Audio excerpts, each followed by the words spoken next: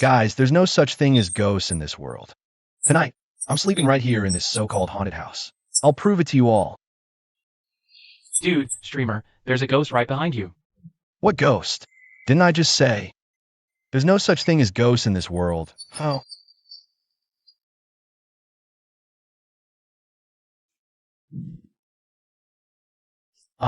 You scare the crap out of me. Good thing I have the starter pack from the app. The Haunted Slugger, a dead baseball player's memento, can knock back and stun spectral entities. Is that how a normal person reacts to seeing a ghost?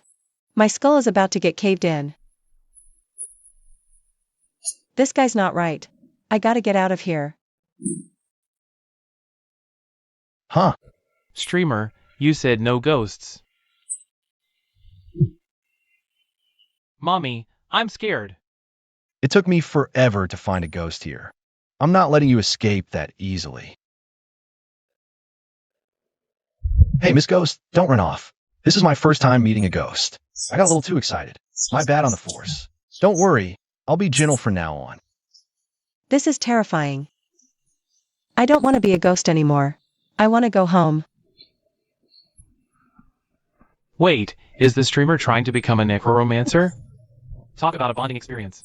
This has got to be staged. Where's a weak specter like that even exist? 1 second of silence for the actress playing the ghost. I'm sorry, man. I was wrong. I won't hurt people anymore. Please, just let me go. You're kinda ugly. Not sure if they'll lowball me on the price. I'll sell you. No second ghost anyway. Price? Sell me? Did I just run into a legendary soul trader? Holding this. What in the world is this? Why do I feel an irresistible pull? Ding. Congrats. You've placed the Tier 1 White Dress Spirit. As a spectral pedicurist to the Phantom Spa, you have been awarded 200 app credits. You have gained 10 favorability points with the spa's owner. Put your back into it. Did you skip breakfast or something? That's right. Ever since I transmigrated here, I've been bound to. This spectral recruiter app lets me capture vengeful spirits and sell them into jobs on the other side. I get all sorts of wild rewards. But for a whole year, I couldn't find a single ghost. Until today when I took on a gig as a haunted house streamer. I got lucky and caught a timid white dress spirit, which finally fully activated the app. Where's the spirit? How did you just vanish? Could this guy actually be some reclusive master? He just purified that spirit on the spot? Alright, chat, listen up. There's no such thing as ghosts or spirits. You gotta trust in science, people. That whole thing was just me performing a magic trick for the stream. This mansion is perfectly safe. Feel free to make an offer. Investors. Alright, I'm signing off for the night. Good night, everyone. First recruitment mission complete. App, open my profile. 200 app credits, just enough to boost my rank by 1 tier. Oh hey, old Wong. You're here early. Not at all, not at all. Just got here myself. Here's your payment. Oh. This is 100,000? That's double the usual rate. The extra 50,000 is a thank you bonus from the client. I'll take the cash. If you got more gigs like this, hit me up. It's not about the money, really. Ever since I was a kid, I've been all about vanquishing evil. Master Hao, you truly are an enlightened one. Where to now, Master? I can give you a lift. Alright, thanks for the ride, Lao Wong. Didn't I just say there's no such thing as holy crap? What an interesting little guy. Director, are you sure you want to recruit this person into the PCB? Do you have a problem with that? I get the feeling this guy's not exactly on the up and up. Bringing him in could seriously tarnish the reputation of our Jiangchang Paranormal Containment Bureau. Haha, Little Hao's character might be a bit questionable. But he's a genuine, bona fide exorcist. Furthermore, his potential is off the charts. We should guide him onto the right path sooner rather than later. Understood. I'll reach out to him immediately.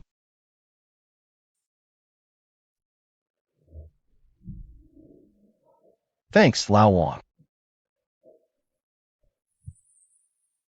Special mission alert. Special mission. Waterworks supply is critically contaminated. Need a drowned spirit to purify it. 3 days. Mission reward, 2,000 app credits. Plus 1 special item. Whoa, the rewards are insane. Only 3 days. Where to find a drowned spirit. Ugh, if only I had something that could automatically pinpoint the location of spectral entities. Find spectral entities? Just come to our PCB office. What's the PCB? The Paranormal Containment Bureau is a state department to combat spectral entities. The PCB has specialized equipment that can detect spectral entity activity. And our job as exorcists is to eliminate malevolent spirits and protect the people. So, you're saying if a spectral entity shows up in Jiangcheng, you guys immediately take it out? Exactly. No wonder I haven't run into a single ghost lately. You exorcists have been taking all the action. Do you have any idea what I've been going through? Exorcists get a base salary of $50K a month, you know? Plus, there are extra bonuses for every spectral entity you take down. I mean, not that I care about the money, of course. And getting to work with a beauty like you? That's the real honor. Not only do I get spectral entity locations, but I also get a nice monthly paycheck for doing nothing. Get free money every month. Only an idiot would say no to a deal like that. This guy's clearly just in it for the cash. I'll get your paperwork at the bureau. Here's my card. Call me if you need anything.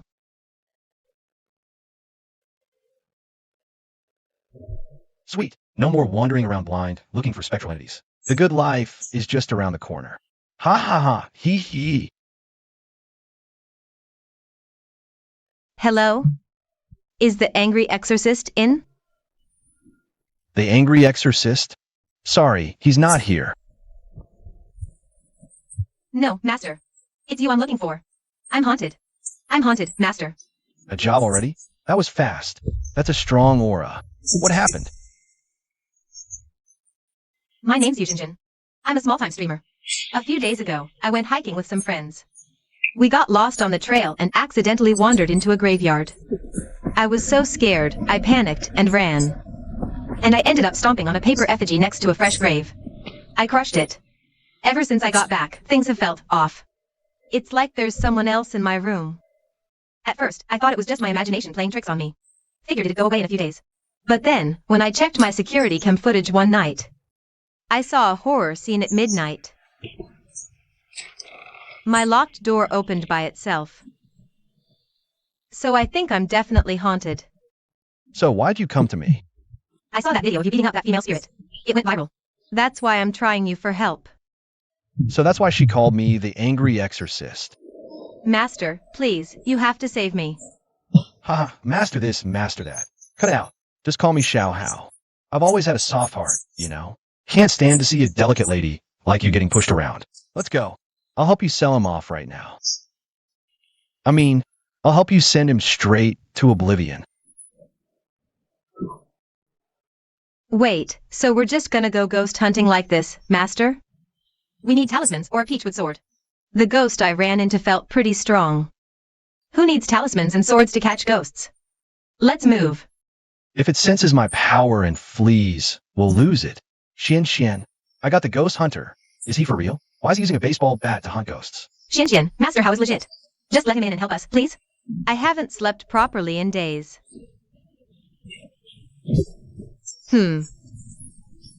Yeah, this place definitely has a vibe. Jinjin, you're live streaming this?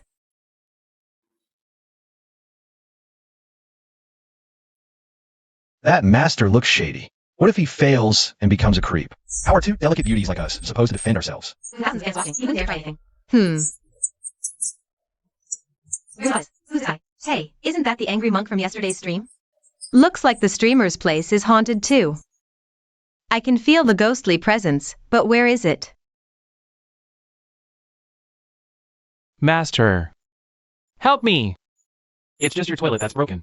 Call a plumber tomorrow. Let me check your bedroom for anything weird. Ha ha ha. Oh, you got some nerve, don't you?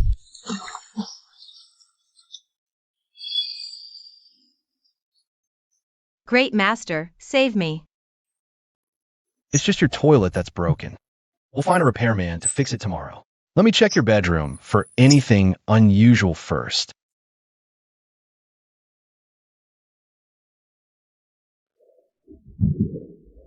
Hee. You really have some nerve, don't you? What the hell is going on? Oh no, it's over. Completely over.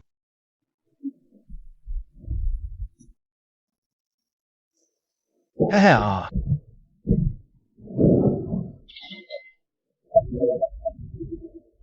You know what I hate the most? Creeps like you, lurking under a young girl's bed, you perverted spectral entity. I'm sorry, man. I swear I know I messed up. Then tell me, what exactly did you do wrong? I underestimated this girl. I actually let her. Ah, Isn't that what you just said? wrong. Dead wrong. Your biggest mistake was only peeping on girls. You didn't peep on any guys. Don't you get the simple concept of gender equality? Or do you just look down on guys? Man. I'm just a regular old pervert ghost. Gender equality, he says. Ha ha ha.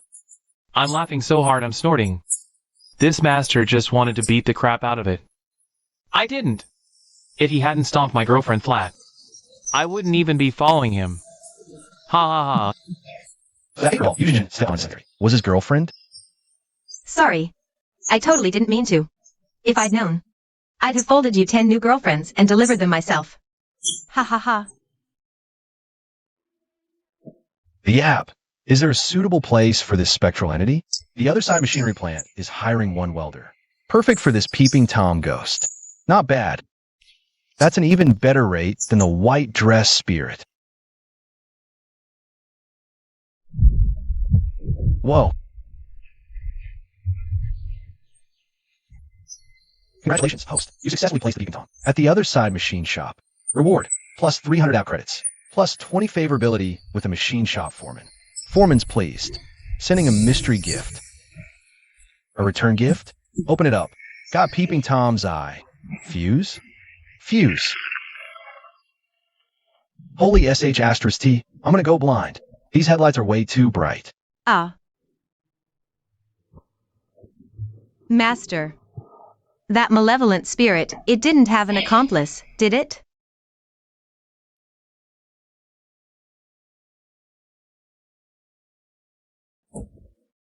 How? How is it you? There were spectral traces here just now. Don't tell me you've already taken care of the ghost? That's right. You're too late. Oomph. You folks don't need to be afraid. I'm Fong Xiao. Jiangcheng Paranormal Bureau. Here for the incident. Xiao Hao is also a member of our PCB. We need to talk. Please leave. That entity was at least a Tier 2 wild specter. I didn't expect him to subdue it so quickly. No wonder Director wanted him. Your credentials and insignia. You're now an official China Paranormal Bureau member. Our team primarily handles incidents in the Eastern District. If a spectral entity is detected, you must get to the scene in the shortest possible time. By the way, what exactly is this exorcist you mentioned? Can use spectral entity to fight malevolent spirits. Is called an exorcist. And to become one, you need to form a symbiotic contract with a spirit. The process is dangerous. One wrong move and you could lose your life. That dangerous, huh? Good thing I'm not some exorcist. Just a cheat who got ice-guyed over here. Right. Recently, near the Golden Dragon Bridge, 3 people have drowned consecutively. After the PCB investigated, faint spectral traces were found on the victims' bodies. This drowned spirit is very cunning and doesn't reveal itself easily. PCB colleagues have been staking out for several nights, and still haven't dealt with it. Not caught. Good. My quest would have been ruined. What did you just say? I said, what a despicable drowned spirit, taking so many innocent lives. I'll go deal with it right now. To the Golden Dragon Bridge, please. They say the bridge is haunted lately. Not safe at all. Several people have drowned there already. Come on, driver, be scientific. There's no such thing as ghosts.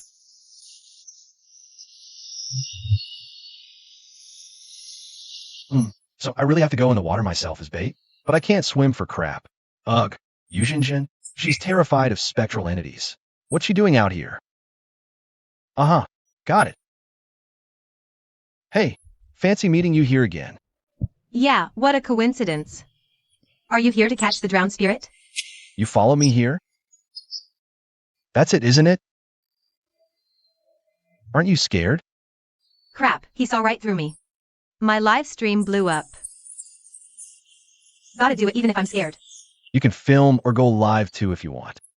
But I have one condition. What condition? If it's too much, I'm not agreeing to it.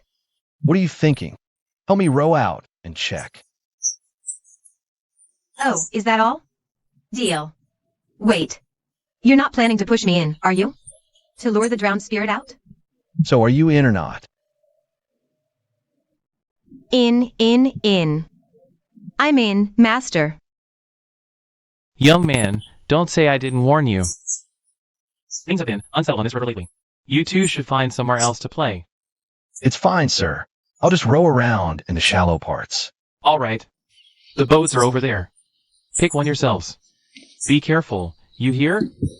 Thanks.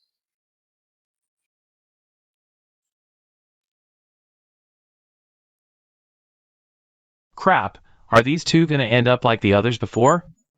Possessed or something?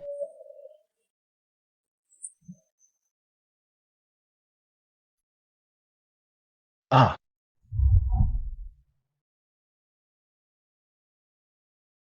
Fog on the river in the middle of summer? Finally making your move, huh? Help. Help. Somebody save me.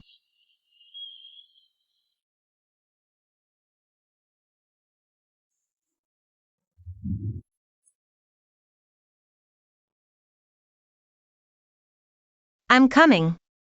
I'm coming to save you. Save me. Hurry, save me. I'll repay you, I swear. I know you're panicking, but just chill for a sec. Paddle faster. I'll save you.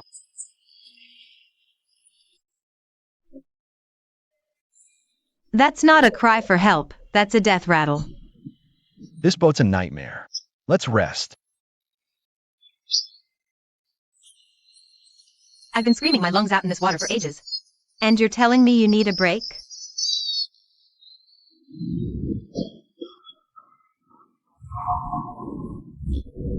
That's the exact spot where the last incident happened. They're definitely being lured by a drowned spirit. Let's move! Whoa. Ah. It's PCB agents. No. We'll scare it off and fail. Aya. I'm here, miss. Grab my hand. No time. Gotta drag one of them under. Me too. Grab my hand. Pull me up. Don't reach for it. That's a drowned spirit. So that's what Spirit Sight can do. Talk about a lucky find. Gotcha. Something feels off. Whatever, just pull him under first. Huh? What the? I can't even budge a human? Miss Drowned Spirit, didn't you want me to save you? Come on up. I went through all this trouble. To row all the way over here for you. Row my ass. I swam over here myself, okay? Miss Drowned Spirit, didn't you just say if I saved you, you'd give yourself to me? I've dreamed since I was a kid of having a ride or die partner. Be a good ghost and come up. Ah. Is this guy a total creep? He actually wants some kind of human ghost romance?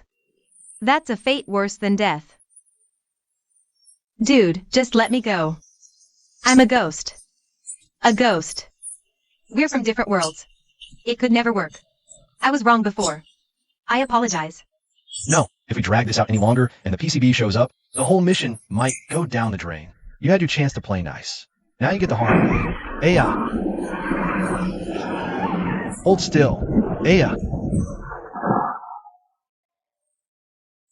Get out here.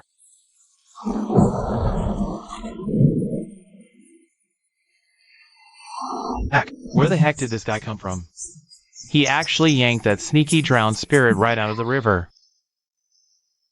Save me, please. I'll do anything you want. Huh. Is this the same cunning, treacherous drowned spirit? How dare you beg for help? Still howling. You made me waste a crucial item. If you don't fetch a good price today, I'll lock you up and give you 100 wax a day as a reward. Yikes. This guy is brutal. He really beats up ghosts. A perfectly good drowned spirit beaten into a pulp.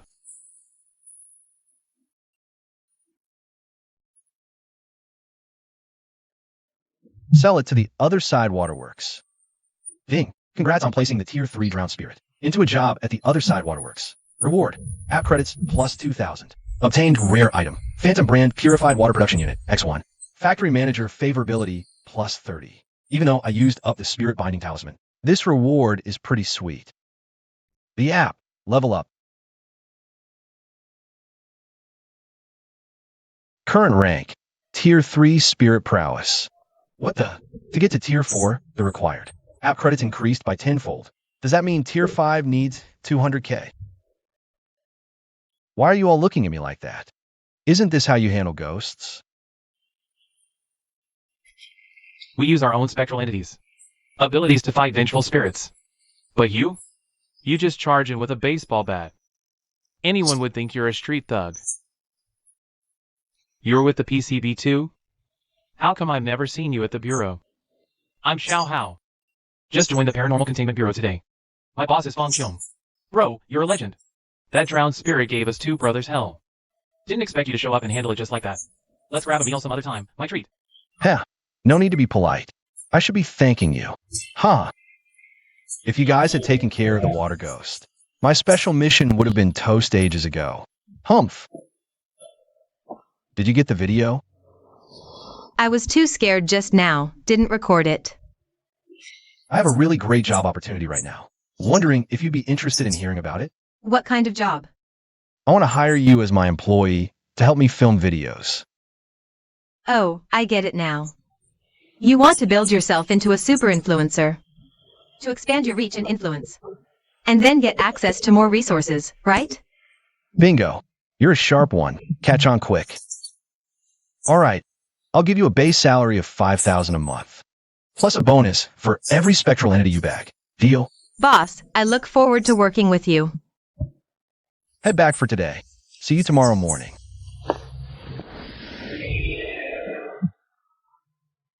The other side brand pure water. Drink it and something totally unexpected might happen. Seriously, the app is so irresponsible. At least tell me what this bottle of water actually does. What if I drink it and just keel over? Whatever, the app probably won't screw me over that bad.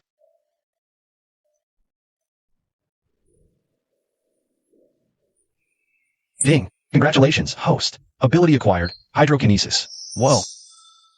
Hydrokinesis. That's an awesome ability. I'll never have to worry about drowning again. You took care of that drowned spirit at Golden Dragon Bridge?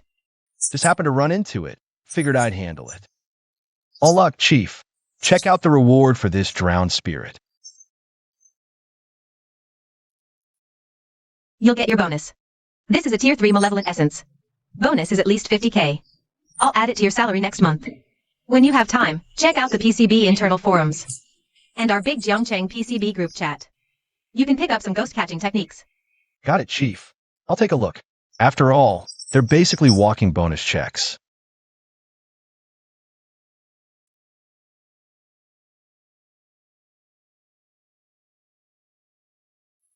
Oh, so my baseball bat is what they call a spectral artifact. I heard the drowned spirit under Jinglong Bridge was taken out by Little Hao. Kid's got some serious natural talent. You better nurture that. Might be a real asset down the line. Little Hao has definitely been a surprise. I suspect the bonded spirit within him has the potential to become a spectral overlord. Otherwise, he couldn't possibly have that kind of power. Here, take this. Spirit Energy Core. Chief, you keep it. You earned it. Jiangcheng is in your hands now. Don't worry, Chief. I'll protect Jiangcheng with everything I've got. Hey. Anomalous energy on United South Road. Go check it out. Now. On my way. Just bagged a drowned spirit today, and another one shows up tonight. Can't help but get rich.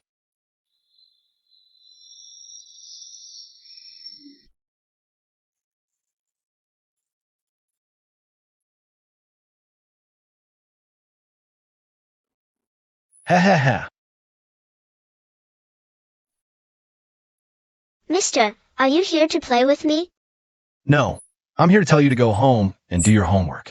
You're so young. You should be studying. All you do is play. That's not right. Think about your classmates. Right now, they're all at home studying hard, and you're out here playing. Is that how you repay your parents and teachers? Mischief Spirit. Tier 2 Wild Ghost. 1 sin point. So this little ghost already has a life on its conscience. Mister, I just want you to play 1 minute of basketball with me.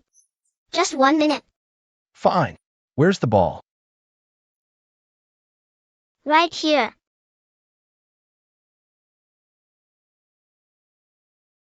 Uncle, let's see who can bounce it the most.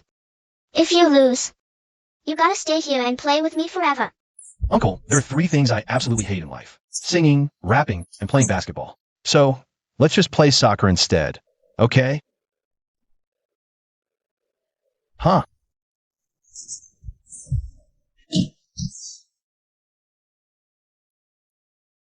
Haha. Hey, don't run off. I'm not done playing yet. This ball's pretty smart, doesn't even need fetching.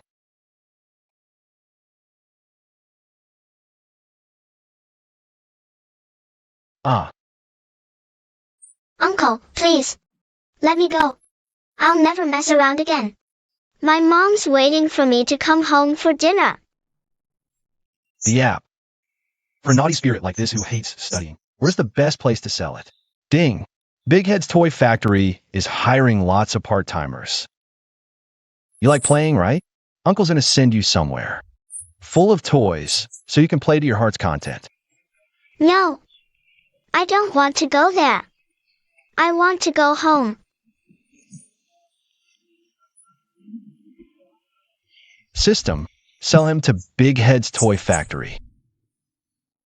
Congrats, host. Referred a Tier 2 naughty spirit to Big Head's Toy Factory. Reward. App credits plus 400. Sigh. Hey, boss. Situation's handled. It was a Tier 2 naughty spirit. I was just about to call you. Emergency at South District 2nd Hospital. If you've still got any juice left, head over there for backup. Backup? I'm on my way right now. Hum. App credits. Here I come. Oh no, we're both being controlled. I'm so pathetic. Why is the universe doing this to me? Tell me, aren't I the most pitiful girl in the whole world? Yes. You're not just the most pitiful person in the world. You're also the most beautiful person in the world. Wow, the will to survive is strong with this one. To stay alive. You'd even throw your dignity out the window. You're lying. You're tricking me. You're just like them. All of you, go slam into the ground. Ah. Brothers watching the stream, think we're gonna make it? Yes. It's the God tier player. We're saved. Are you here for them? Perfect timing. You can join them down there. Three's company. No. Young lady, you got all wrong. I don't know these two at all. I was downstairs and heard someone crying their heart out. I just want to use my boundless love to comfort this poor soul. Holy cow, this guy's got even less shame than I do. Is that really what you think? Exactly. Whatever's got you down, just let it all out. Make me happy. Let me hear it. Ha ha ha. I'm so pitiful. In my past life, I was a college student. My looks were nothing special. But I was a super optimistic and positive person. Tricked into shady surgery loans. I ended up with a mountain of debt. I couldn't take the harassment from the debt collectors anymore. So on one dark and stormy night, I ended it all. Brutal. So brutal. So you were a victim of predatory loans too? We're misery's kindred spirits. You also took out one of those shady loans? Compared to me, you're not even in the same league. Back in the day, I only borrowed $3,000. In just a few months, that turned me into a millionaire. I had to leave my hometown behind and live a life on the run, always hiding. So what's your plan now? Are those loan sharks still after you? It's all good now. I've paid off every last penny of my debt. What? No way, that's impossible. I'm dead serious. I met this recruiter. He hooked me up with a sweet gig, pays $5K a day. Took me just 1 year. And I was completely in the clear. Man, if I'd found a recruiter like that back then, I wouldn't be in this mess. Hey, better late than never, right? Huh, to save other poor souls like us. I've become a recruiter myself now. It's too late for me.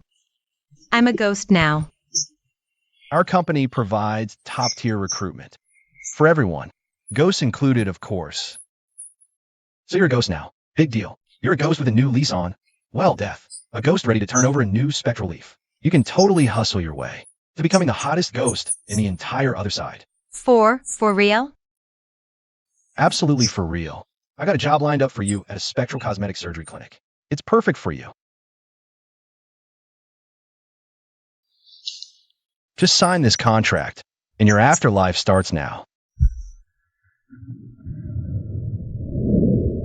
Tier 3 ghost placed at Cosmetic Hospital. Reward, 800 app credits. Due to the ghost's exceptionally positive work, hospital director is pleased.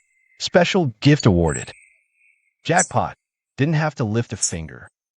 And I scored a fat stack of credits. Whoa, plus a bonus from a director. Haha, this is freaking amazing. Bro, boss how?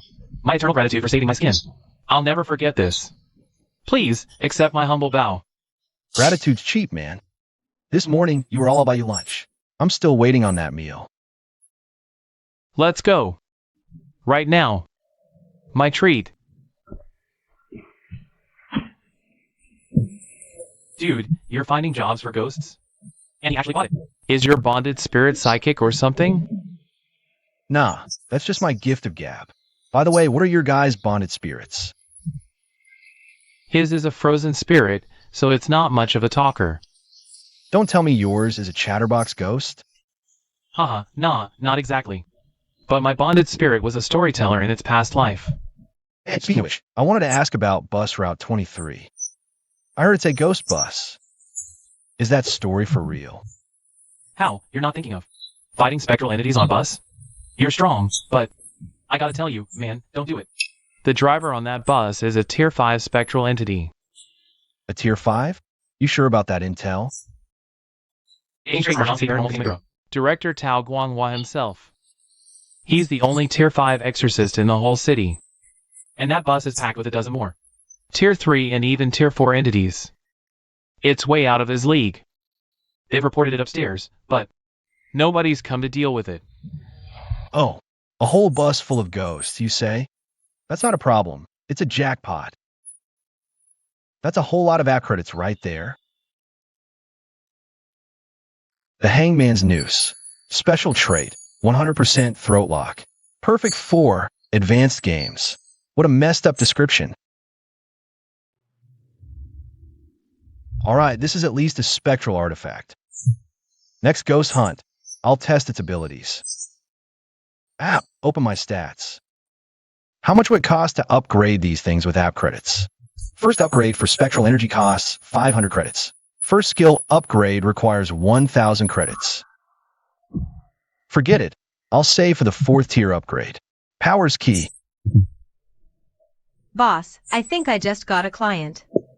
Nice one, Yu Zhenzhen. Where are they? If they're outside of Jiangsheng, they'll need an appointment. They're local to Jiangcheng. I already shared our location with them. The client says they'll be here in 20 minutes.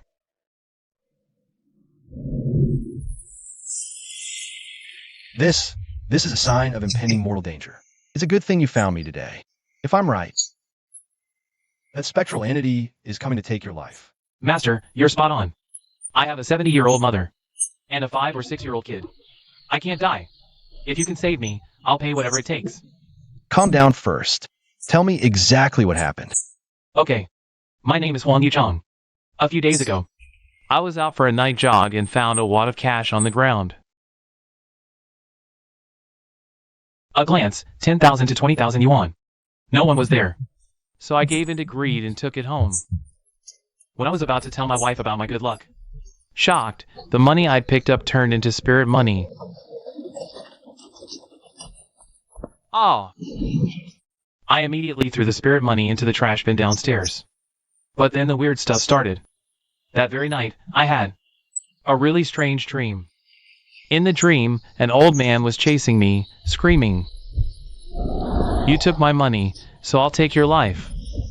Ah! I woke up terrified but sighed in relief. It was just a dream. But when I turned my head, the spirit money from yesterday was right there on my pillow. I've had the same dream every night since. Difference: the old man starts a countdown at dream's end. 7 days, 6 days. Today is the last day of the countdown. Tonight, that Reaper ghost is coming for me. That's the cash I found that night.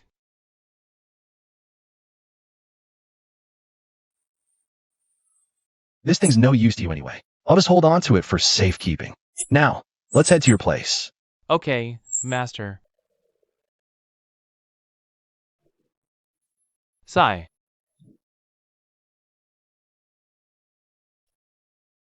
Master, is there anything I need to do right now? Nothing at all. Just sit tight and wait for that spectral entity to come knocking. Got any peanuts or sunflower seeds? Yes, I'll go get them right away.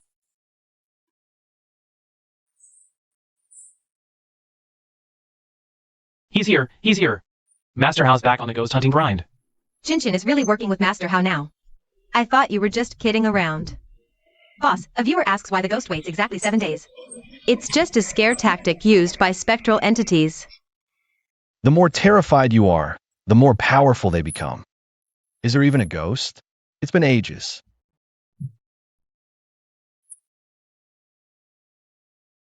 Maybe this ghost is so old it's got spectral dementia. Got lost on the way here and forgot what it came for. Ah! It's here. Ha ha ha. Open up! I've come for you. Holy crap, what the heck is that? Seems way stronger than that last pervert spirit. For sure. The pervert spirit wouldn't leave even when Master came. This old-timer has the guts to deliver itself right to the doorstep. Look! The exorcist's pulling out his bat. Ah.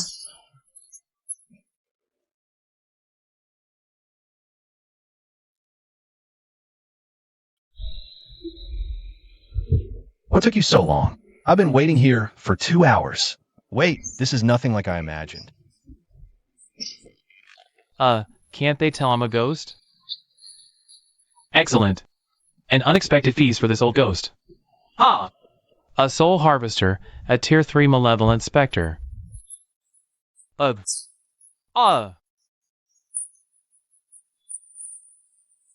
stage, fatal ghost.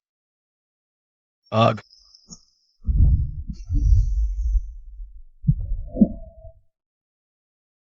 Hey.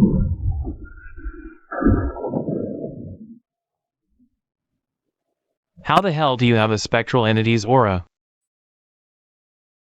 You've got some nerve. You made me wait here for nothing. Over 2 hours wasted is bad enough. But you try to bite me right off the bat? What are you, a rabid dog? Don't think age excuses your behavior. I specialize in dealing with nasty geezers like you. Insolent. Ah. Hey. Yeah. I'll teach you to be late. I'll teach you to lie. A man your age, with a heart so rotten. Is it that hard to just be a decent ghost? Ah. No wonder they call Master How the Rage Mage online. That nickname fits perfectly. That was brutal. He was just an old ghost. Same old recipe, same great taste. Actually, that old ghost was pretty powerful. It's just that his ultimate move had a ridiculously long wind-up. Got his casting interrupted by the Rage Mage. Sigh. Is that old ghost dead? He was a tier 3 malevolent spirit, after all. He can't be that fragile, can he? Process this old ghost, quick. Ding. Host, assign Death Harbinger to which company? Which company are you introducing me to work for? Any company is fine, as long as I get app credits. Just don't let it become my problem. Placed life trainer. Reward, 600 credits. The restroom manager is super unimpressed with the life drainer. His affinity towards you has dropped by 10. Phew, glad I offloaded him. Gotta be gentler next time. Can't sell damaged goods for a good price, Mr. Huang. I've already sent that old ghost to where he belongs. I guarantee he will never, ever appear before you again. Thank you so much, Master. Boss, I was the one who connected this deal. So, do I get a commission or what? Of course you do. You got 50K and give me 500?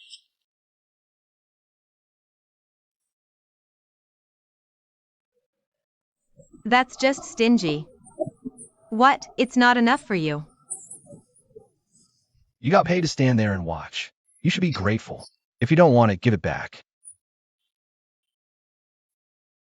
Hey, Boss Fong, got a spectral entity sighting? Spectral energy detected in Tianhe Complex. Deploy for support immediately. Tianhe Complex. Tianhe fluctuations have stopped, right? How did you know? Because I already dealt with the Tiana ghost. Ha! All right then. Got my hopes up for nothing. Ah, the life drainers buy your life coins. Currency carried by a life drainer. Gift this coin to a ghost, and it must grant a wish. It's a good item. Shame it's a single use only. I'll save it for dealing with the ghost bus. After giving this coin to another spectral entity, it must grant you one request. It's a fine item, but can only be used once. Save it for the ghost bus.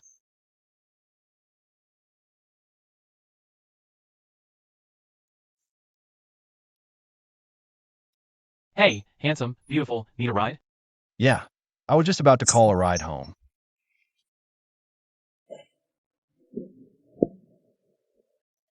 Driver, are you from River City originally? Yep, born and raised in River City. I've been driving a cab since I was a teenager. They call me the walking map of River City. In that case, I'd like to ask you about something. It's something from your taxi driver circles. Ask anything about River City's taxi scene. Seriously, I know it all. I heard from another cabbie before that there's a ghost cab running in our city. It comes out at night to pick up fares. The plate number is something like River A54E88. Is that for real?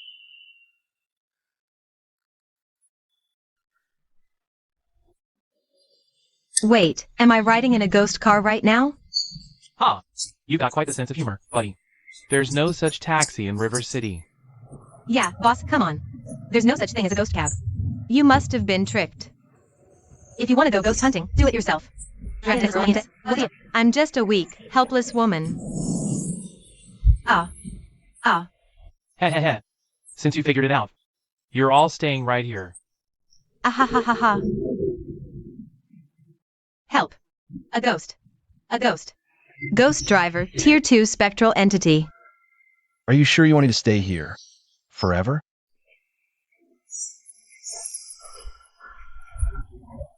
Big bro, it's a misunderstanding. A total misunderstanding. I was just playing a joke on you and that lady. I'm a good ghost. I've never hurt anyone. Never. I've never harmed anyone. You gonna do it yourself? Or you want me to do it for you?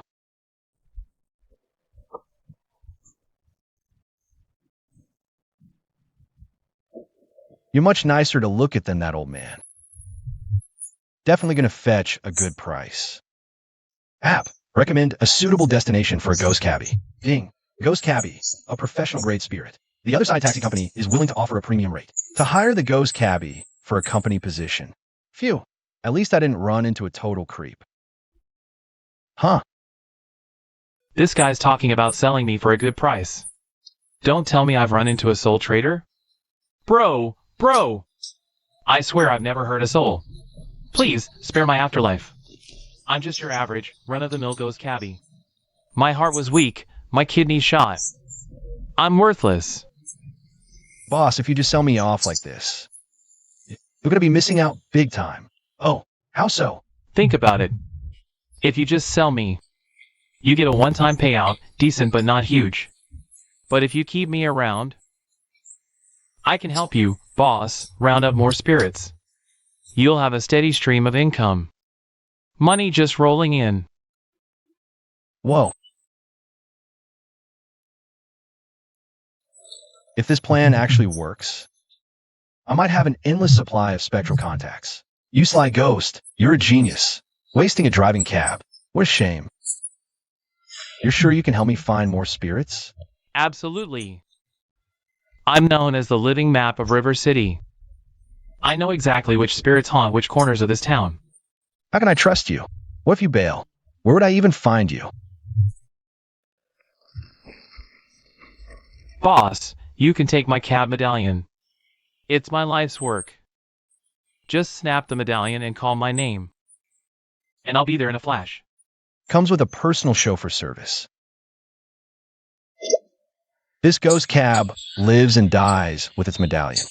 Welcome to the team. Now drive. Go find that girl you just scared off. You got it, boss.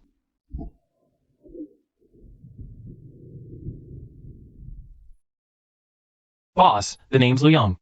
Born and raised in Jiangcheng. Drove a cab for 20 years, honest work, every single day.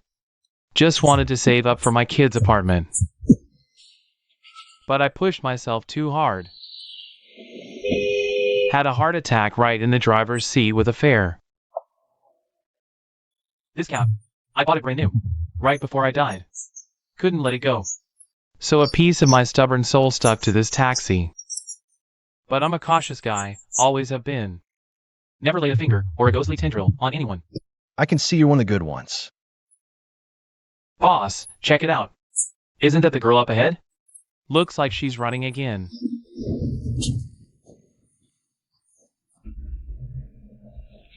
What if the exorcist got ghosted by the cabbie? I gotta go.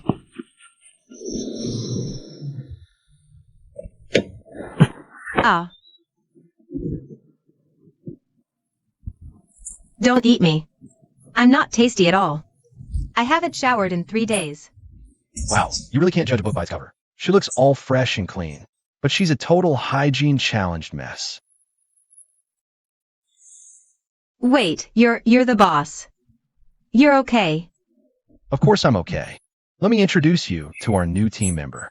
This is Liu Yang. He's our newest recruit at the Spectral Recruitment Agency. Just call me Old Lou, haha. So, let me get this straight. From now on, he lures spectral entities to the agency. And then you take care of them? Isn't that just spectral treason? Are you sure your own kind won't come after you for this? Treason? It's undercover work. Sure, I'm a spectral entity. But I'm a righteous one at heart. I was just too weak to do anything about it. But fate smiled on me. It led me to the boss. He's like a beacon in the dark, lighting the path forward for me.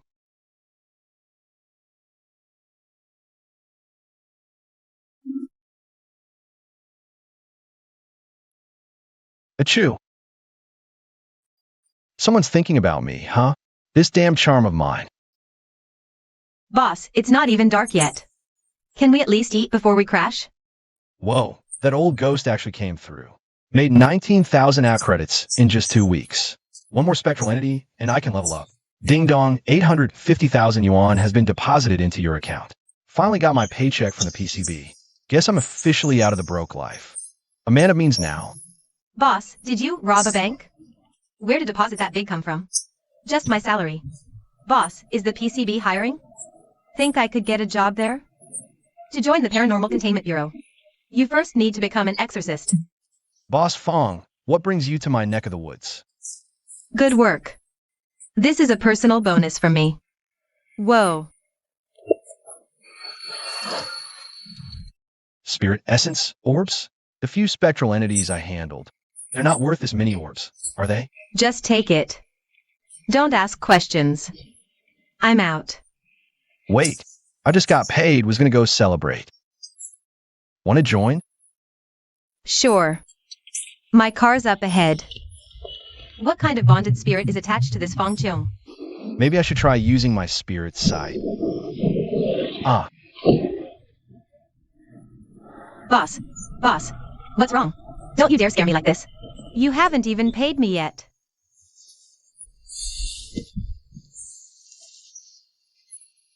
I'm fine, really. Your bonded spirit can actually help you activate your spirit sight. Now that's something new. Consider this a little lesson for you. Learn your lesson well. Spirit sight's no peeking pass. If you run into someone who's not messing around, they might just gouge your eyes out on the spot. I wasn't trying to peek. I just wanted to see your bonded spirit. Boss, you're always giving me this really weird look. You're not using your spirit sight to spy on me, are you?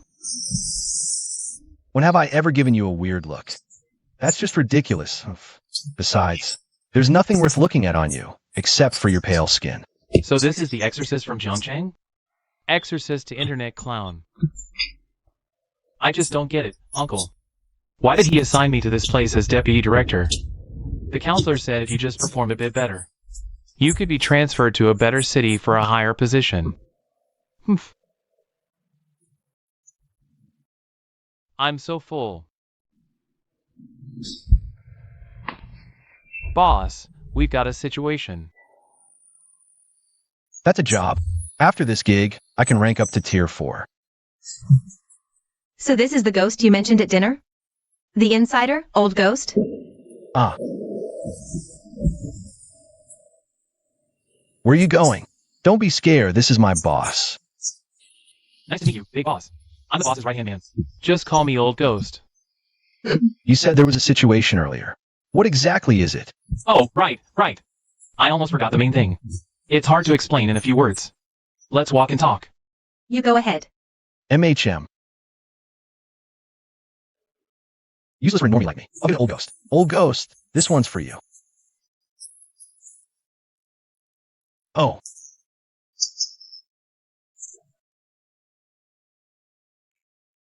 Thanks, boss. You're my savior, my second dad. My admiration for you is like... just drive. You got it, boss. Huh. The spectral entities popping up in River City are all small fry. No need for you to get your hands dirty, shall you? Nah, you should just go home and rest. Now, Director Tao, that's where you're wrong. As Deputy Director of the PCD, I should lead by example. Set a good standard for the junior exorcists. Spectral energy spike detected on Tunghua Road, West District. Director Tao, what's going on? Don't freak out. The spectral entity's already been neutralized. Having a ghost driver on this alt account is so efficient. Gotta find a chance to really show off. Otherwise, how am I gonna give my uncle that promotion? Director Tao, I heard you got a cold case. Why not hand it over to me? What? You want to take on the ghost bus case? That's right. No! You're new to River City. You have no idea how strong the ghost driver is. That thing's practically a half step into tier 6. Director Tao, you can't judge others' strength by your own limits. There's always a bigger fish. I come from the Hu family. In our circle of prodigy exorcists, fighting above your weight class is as easy as breathing. Perfect. Our attack is right. Let's roll. Finally, the last run of the night. The app, Level Up. Hey, congratulations, host. Level upgraded to tier 4 Vengeful Spirit. System level up. Ding. Congratulations. Host level has been upgraded to tier 4 Malevolent Ghost.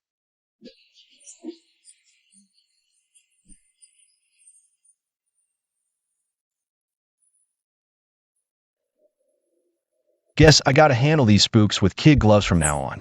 Can't just slap him out of existence in one go. That'd be a total waste. Ding.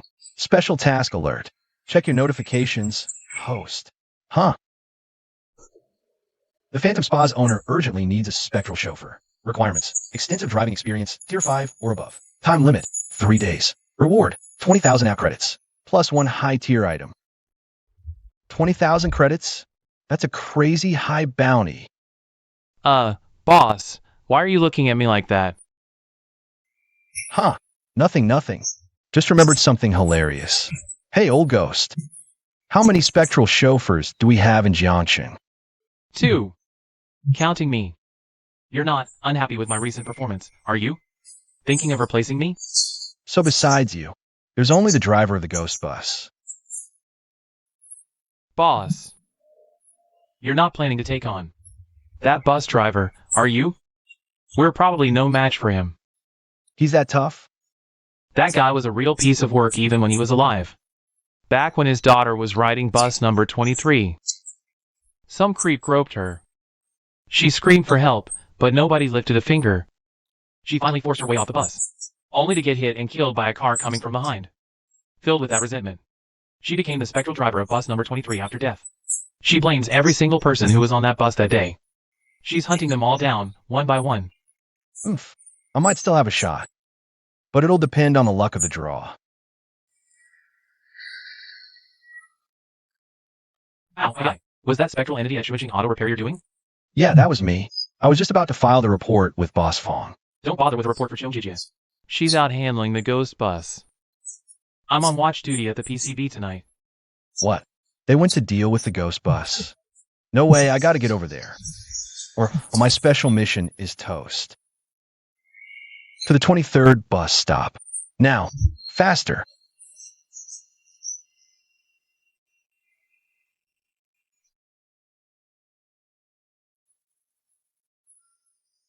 What? They're completely unscathed?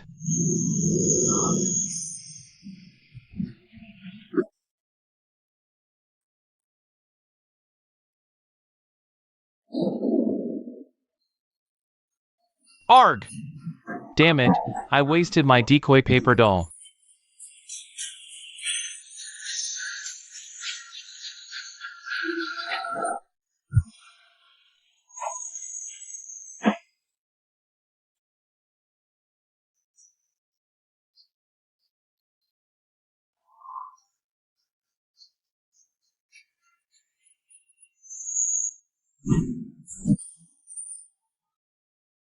How is this even possible?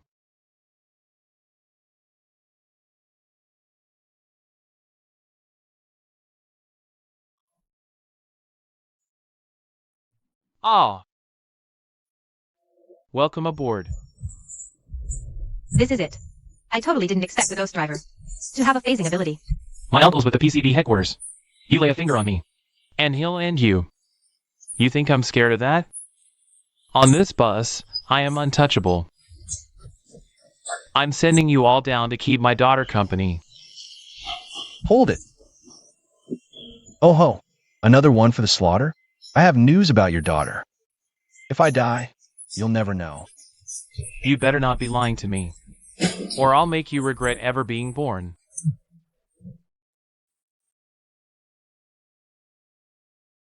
Your daughter asked me to give this to you.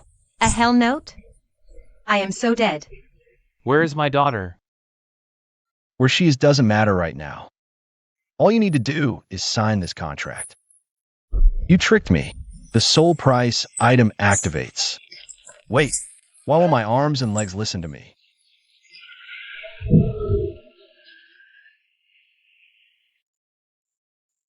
Ding. Congratulations, host, for completing the special task. Introducing the Tier 6 Spectral Entity Driver to the spa owner. Reward, plus 20,000 out credits. Since the host exceeded the task requirements, an extra bonus of plus 5,000 out credits is awarded. Obtained 1 high-level item.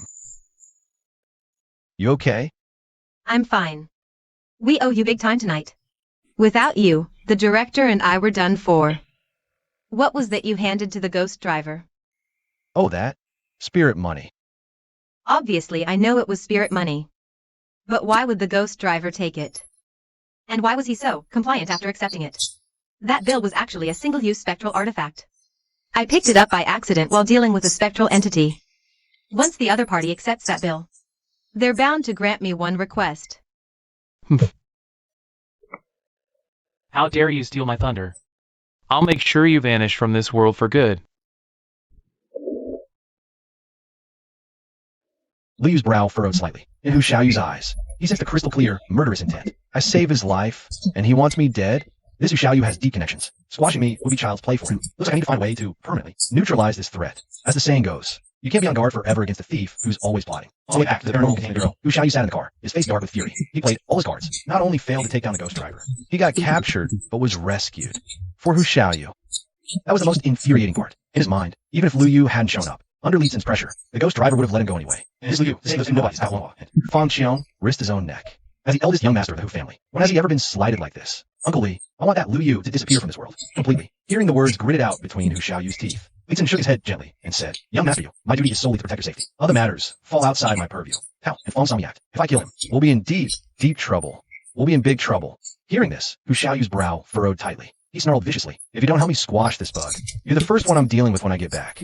Master Yu, let me finish, Lee Tsin said calmly. License said calmly. I truly can't intervene for you, but I know someone. If he makes a move, it's a guaranteed success, untraceable back to you. It just depends if you're willing to pay the price. Hu Xiaoyu let out a light chuckle. As long as this bug is gone, I'll pay any price. But if this guy of yours fails, Master Yu, don't worry.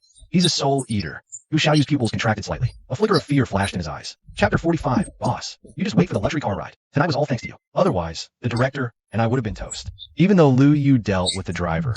Thinking back to the situation moments ago, a wave of lingering fear still washed over him. And that Hu Xiaoyu had been so full of himself, insisting saying, we wouldn't have been in such deep crap. I'll put you in for a special commendation tonight. We definitely owe Liu Yu a proper thank you. I'll put in a special commendation for you tonight. The PCB won't shortchange you. Tao Guanghua also said with a sigh. It'll become a huge problem eventually. Who knew the spectral cab driver was tier 6? Thank goodness we resolved it smoothly. Otherwise, it would have become a massive headache sooner or later. Already made a killing. Hearing Tao Guanghua would put in a commendation for him. Liu Yu's face instantly lit up with a grin. He returned home, eager to... He'd already hit the jackpot on that mission. Who complains about too many perks? After parting ways with them, Liu Yu hopped straight into old Lu's taxi and headed home. He couldn't wait to check out tonight's rewards.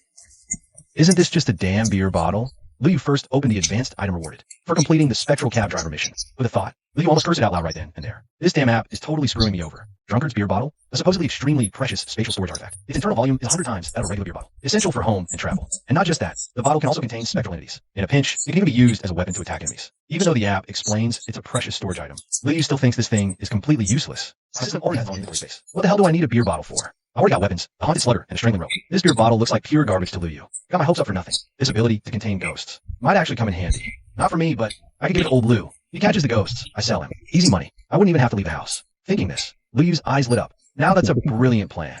Maybe this crappy bottle isn't totally worthless after all. Next, Liu Yu took out a square box. A gift from the owner of the Phantom Spa. Opening these gift boxes always feels like a blind box gamble, but the contents have never let Liu Yu down before. He opened the box. A faint glow faded, and a circular steering wheel appeared before Liu Yu. Spectral luxury car steering wheel. Using this wheel, you can summon a luxury car from the other side. Of course, you'll need to have a skilled ghost driver to go with it. Seeing the steering wheel, Liu Yu was instantly dumbfounded. What the actual hell is this? I'm not exactly ready for transportation. Liu Yu strongly suspects this luxury car steering wheel is just some junk the spa owner was getting rid of, and he just palmed it off on him. This thing is literally worthless to him. Not a single use. It's not even as good as that beer bottle. So disappointing. I mean, come on, the guy just took down was a freaking tier 6 ghost driver. And this is what I get. Taking a deep, calming breath, Liu Yu opened his status screen. Host, Liu Yu. Age, 22. Rank, tier 4, vengeful spirit. App credits, 27,600. Haunted slugger, hangman's rope, drunkard's beer bottle, all upgradable. Spectral car, steering wheel. Spirit sight, upgradable. Spectral luxury car, steering wheel. Skills, spirit sight, can be upgraded. Water, concealment, nether spring. Seeing the 20k plus app credits in the stats panel, Liu Yu finally felt a bit better, but he was still a long way off from 100k. For me, spectral entities below tier 3 just aren't worth the effort anymore. The app credits you get from selling them are peanuts. Gotta figure out how to find more high tier spectrals. Wonder if old Liu knows. Where the high tier spectrals are around Jiangsu North, selling a single tier 3 spectral. Only nets you around 600 to 800 app credits. For Liu Yu right now, that's chump change. If you want more app credits, naturally, you gotta hunt higher level spectrals. Thinking this, Liu Yu didn't want to wait until tomorrow. He pulled out the license plate and started calling old Liu. In under 5 minutes, there was a knock at the door downstairs. The door opened and old Liu walked in. With a big smile, he said, "Boss, it's so late. What can I do for you?" Liu Yu didn't speak. He just pointed the mouth of the beer bottle at old Liu. Then, he channeled his spectral energy. Old Liu felt an irresistible suction force pulling from the bottle's mouth. He didn't even have time to scream before he was sucked into the bottle as a wisp of black smoke. This bottle's power was a bit beyond Liu Yu's expectations. It was surprisingly handy to use. Just like the gourd from Journey to the West. The golden horn sucks in some Yukon. If this spectral artifact didn't look like a beer bottle, Liu Yu might have considered keeping it. Then, Liu Yu pointed the bottle mouth at the floor. A wisp of black smoke drifted out. Old Liu reappeared before Liu Yu.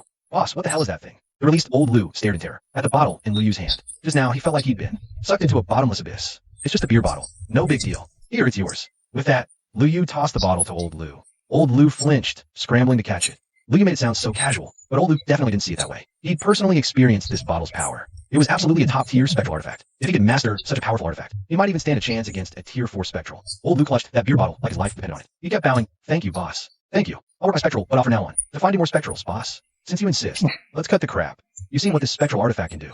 From now on, you use it to bag ghosts for me. Deliver him here. The more you bring, the better swag I'll hook you up with," Liu Yu said with a chuckle. Hearing this, old Lou thumped his chest and declared loudly, "Boss, you have my word. This old ghost ain't got no backstabbing bone in his body. First, you gave me that spirit energy or to level up. Now, this primo artifact. I'm all in. I'll go all out catching spooks for you, boss." He meant every word. Sure, at first, old Lou got strong-armed into being Liu Yu's lackey, but after hanging around for a bit, he realized Liu Yu was actually a decent guy. Sure, the dude could be a total wild card sometimes, but he was solid with his own crew. Liu gave a small laugh, and pulled out that steering wheel. "A buddy gave me this as a gift. It's useless to me. Think you can use it?" The wheel appeared. Old Lou's eyes lit up. "Use it? Absolutely. This is exactly what I need. With this, my cab's getting an upgrade. Soon, I'll be chauffeuring you in style, boss. If it's useful, it's yours."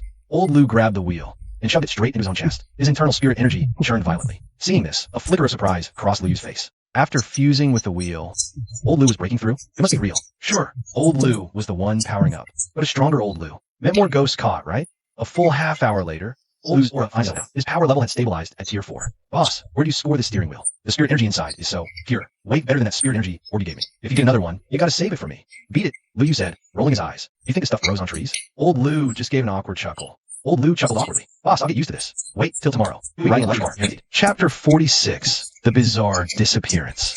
Lin Yuhan arrived at the station entrance bright and early. Ever since she last arrested Liu and learned about the PCB and the existence of spirits, she started attributing every little thing to spectral activity. It had her on edge, giving her the jitters. "Officer, I need to report a case." Before she could even step inside, Lin Yuhan was stopped by a frantic middle-aged man. Hearing he wanted to file a report, Lin Yuhan's expression turned serious immediately. "What kind of case do you need to report?" she asked promptly. "My son is missing." Lin Yuhan led the visibly distressed, middle-aged man into the station. She immediately began gathering detailed information about the case. A little over half an hour later, she finally understood the whole story. The man's son was named Zhang Dong, 26 years old, working in an internet company. 20 days ago, Zhang Dong suddenly messaged him. He said work stress was high, needed a break. Given how grueling a programmer's job can be, the father didn't think much of it. But just a few days ago, a former colleague from Zhang Dong's company contacted him, saying Zhang Dong had actually quit a month ago, and asking him to come collect Zhang Dong's leftover belongings from the office. The man instantly knew something was wrong. That wasn't what his son had told him. He immediately tried calling his son, but couldn't reach him no matter what method he used. The man panicked. Something had definitely happened. After taking down Zhang Dong's contact information and all other relevant details, Lin Yuhan saw the man out. Missing persons cases are always tricky, especially with adults. Sometimes it's just a false alarm. They just wanted to find a quiet place to unwind. But Lin Yuhan didn't see it that way. After recording the info, she went to the chief. She laid out her theory. "This disappearance is related to spectral entities?" Chief Zhou asked, his face full of skepticism. Lin Yuhan nodded. She stated with absolute certainty, "That's right. This is already the third disappearance case in our jurisdiction this month. This is happening way too often, way too close together. And all adult males? Something's definitely off." Hearing Lin Yuhan's resolute tone, Chief Zhou picked up his teacup. He blew on it lightly and said, "Shaolin, whether this case is connected to spectral entities or not, your job is to focus on your own duties. The rest is not your concern, and it's beyond your pay grade. Got it? But Chief, this case is really unusual." Chief Zhou cut him off with a wave of his hand. "Maybe you need some days off," he said, annoyed. "Go home, get some proper rest. Stop seeing ghosts in every shadow. It's affecting your work ethic and efficiency." This wasn't the first time Lin Yuhan had come to him with these reports. It was always a perfectly straightforward case, but he'd somehow link it to spectral entities, making himself jump at every little thing. Leaving the office, an image of Liu Yu suddenly popped into Lin Yuhan's mind. If no one else believed him, why not go straight to a professional? With that thought, he immediately dug out the file from Liu Yu's previous statement. Finding his phone number, he dialed right away. But no one picked up. Left with no choice, Lin Yuhan found Liu Yu's contact address and decided to go in person. After a 40-minute drive, he finally saw the sign for the Liu Family Realty Company listed in the address. But the main door was shut tight, seemingly deserted. Just as Lin Yuhan started asking the neighbors about Liu Yu's whereabouts, a voice came from behind him. "Officer Lin, is it you?" Lin Yuhan turned around to see a girl of average height with a pair of striking, beautiful eyes standing not far behind him. She was holding several disposable takeout containers. He remembered this girl, Yu Jinjin, was with Liu Yu. "It's me. Where's Liu Yu? I need to talk to him about something." "You're not trying to arrest the boss again, are you?" Yu Jinjin asked cautiously. Last time's issue was cleared up.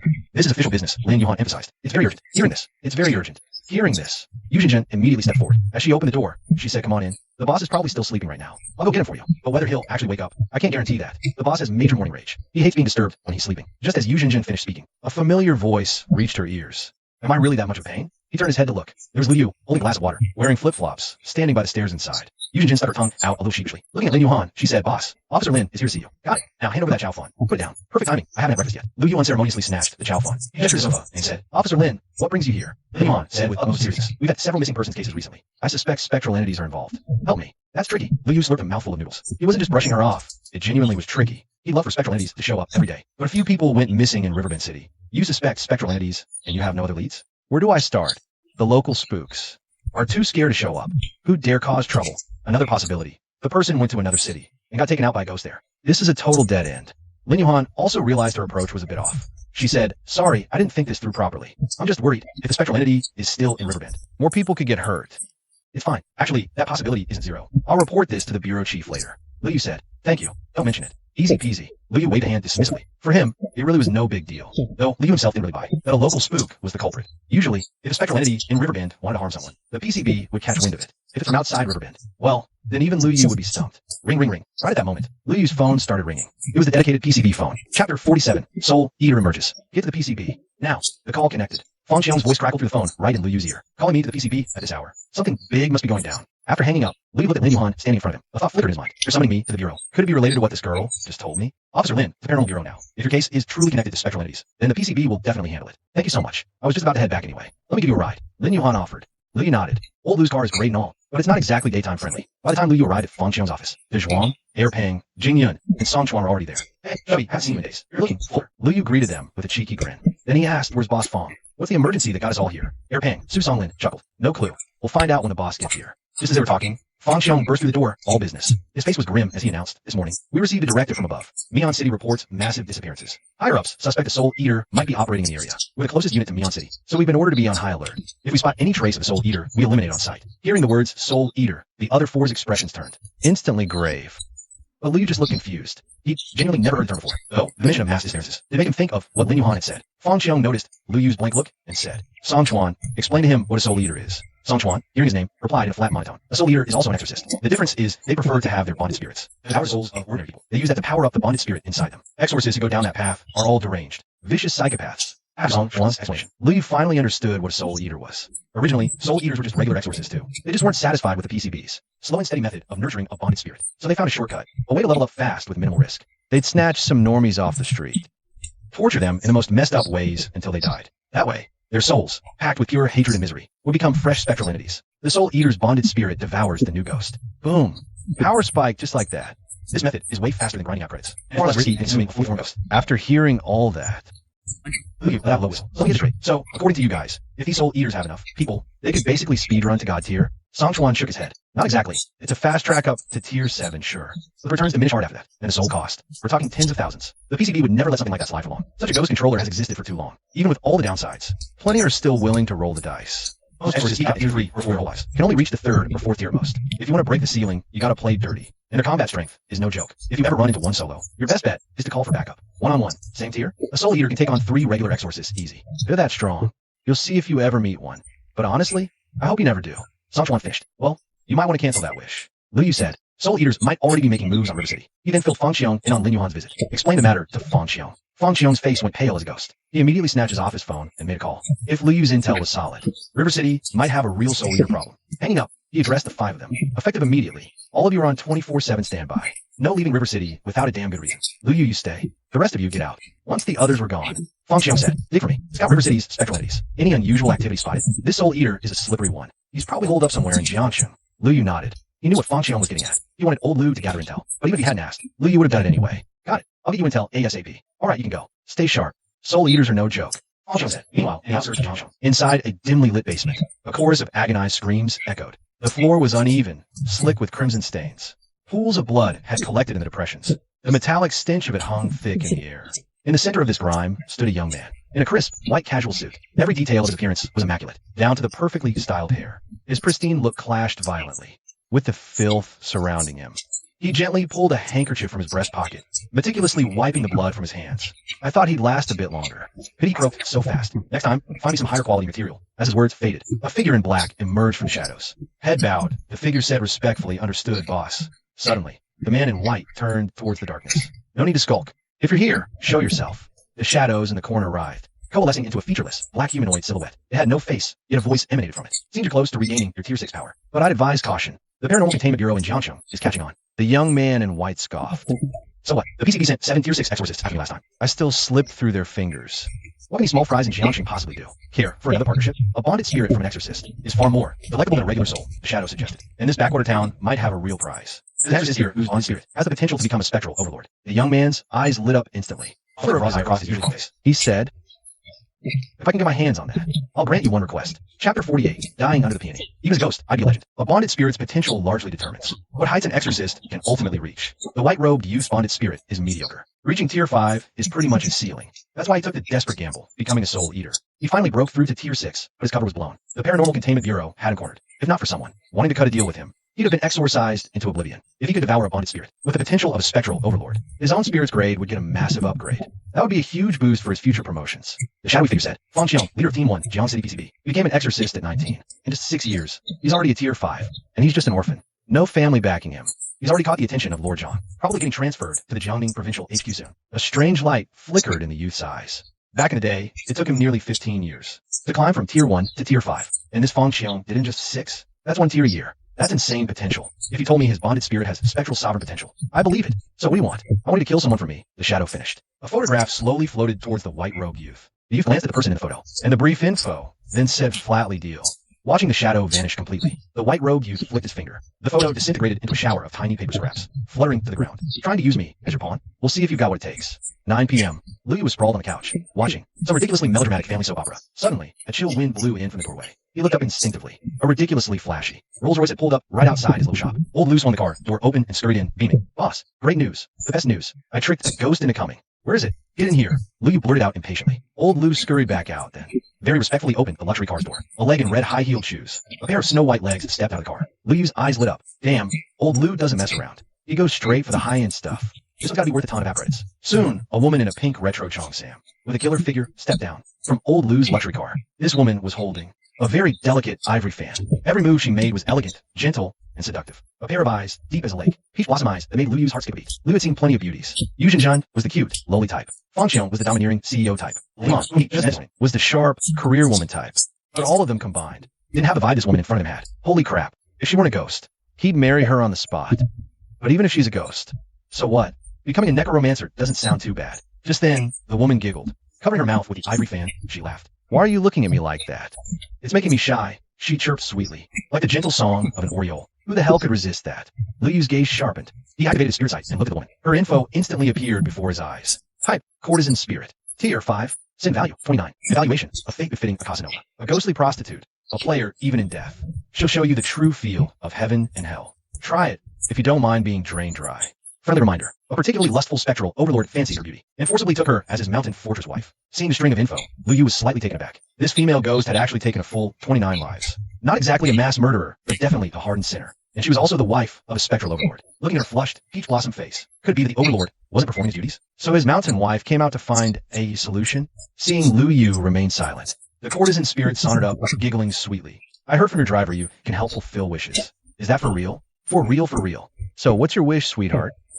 Liu grinned. The courtesan ghost's eyes reddened. With a pitiful pout, she said, my life has been so tragic. I fell into the wrong crowd at a young age. Then I met a man. I thought he was my knight in shining armor. I gave him my all, waiting for him to make an honest woman out of me. But he dumped me like trash for a better catch. Then a bunch of thugs kidnapped me, made me their mountain bride. So my biggest dream in this life is to find someone who truly loves me, who'll never leave my side. Hearing this, Liu grabbed the courtesan ghost's wrist. Easy peasy. He chuckled. No sweat. Come on, let's go inside. I'll grant that wish right now. Seeing Liu practically drag her towards the room, a sneer flickered across the courtesan ghost's face. She'd planned to use a few more tricks, but this guy was so eager. Perfect. Save her some effort.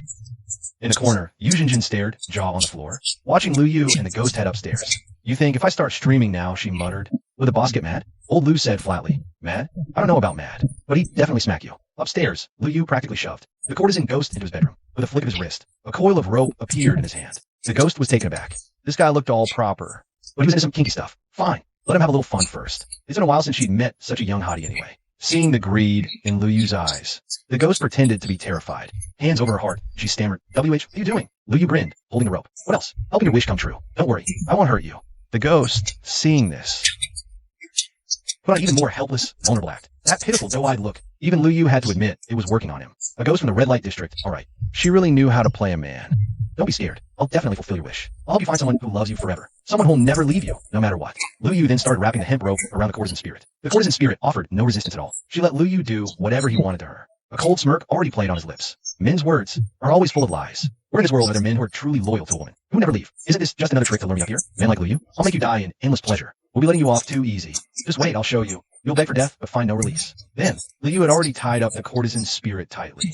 Liu had already tied the courtesan spirit up good and tight. The first tier 5 special entity, Liu's biggest threat since his father. He must take this seriously. If she got away, it would be a huge loss. Courtesan spirit, bound and immobile, let out a soft moan. She feigned weakness, collapsing onto Liu's bed. Her eyes were seductive as she stared at Liu. She knew this eyes so uncomfortable. As she spoke, she deliberately wriggled her curvaceous body a few times, slipped out from open, brilliant hands like this. Seeing this, Liu rushed over.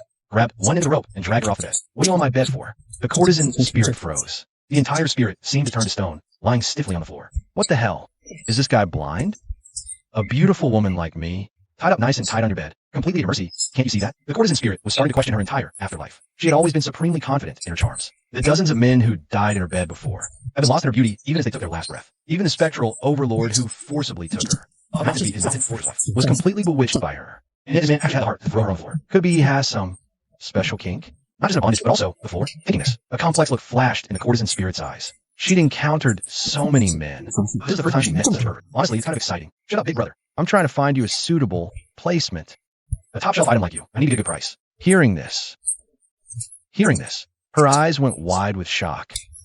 A good price? So all this time, she hadn't run into a pervert. She'd run into a person, a soul trader. In the next second, fury flashed across her face. Rage began to simmer in her expression. She hated people like Lu Yu the most. Back when she was young, she'd been sold into a brothel, torn from her family, lost in a strange place. Her life after that was just misery and suffering, ending in despair. She died young, full of sorrow, and now, even after becoming a spirit, she runs into a soul trader again. The more she thought about it, the hotter her anger burned. A massive wave of spectral energy erupted from her body. Her perfectly styled hair exploded loose in an instant, writhing like a nest of venomous snakes. Her Cheongsam shifted from pink to a deep, bloody crimson. She rose slowly from the floor, hovering in the air. Her icy eyes locked onto Lu Yu. You deserve to die, she hissed, her voice freezing. I'm going to swallow you whole, piece by piece. You'll never find peace. As she spoke, a terrifying blood-red mist billowed from her form. The mist expanded outward, making the hemp rope creak and groan under the strain. It looked ready to snap at any second. Lu Yu's eyes widened. Black tendrils of mist immediately seeped from his hands. The mist traveled along the hemp rope, spreading over the courtesan spirit's entire body. The bloody mist was suddenly suppressed. Nether Spring Entity. This was a technique Lu Yu had developed. After obtaining the Nether Spring Entity, by channeling the Nether Spring Entity's power into the Haunted Slugger or the Choke Rope, he could boost their effectiveness by a whole tier. The courtesan spirit found she couldn't break free from this ordinary-looking rope. Then she saw the Nether Spring Entity energy spreading from Lu Yu and finally understood. This guy was plain dumb, a wolf in sheep's clothing. He was no ordinary human at all. He'd known from the start she wasn't normal. He was probably with that PCB agent all along. They set me up. The bloody mist churned violently, but with the Nether Spring Entity reinforcing it, the rope, though strained and seemingly on the verge of breaking, held firm, not letting her escape. The drowned spirit was freaking out.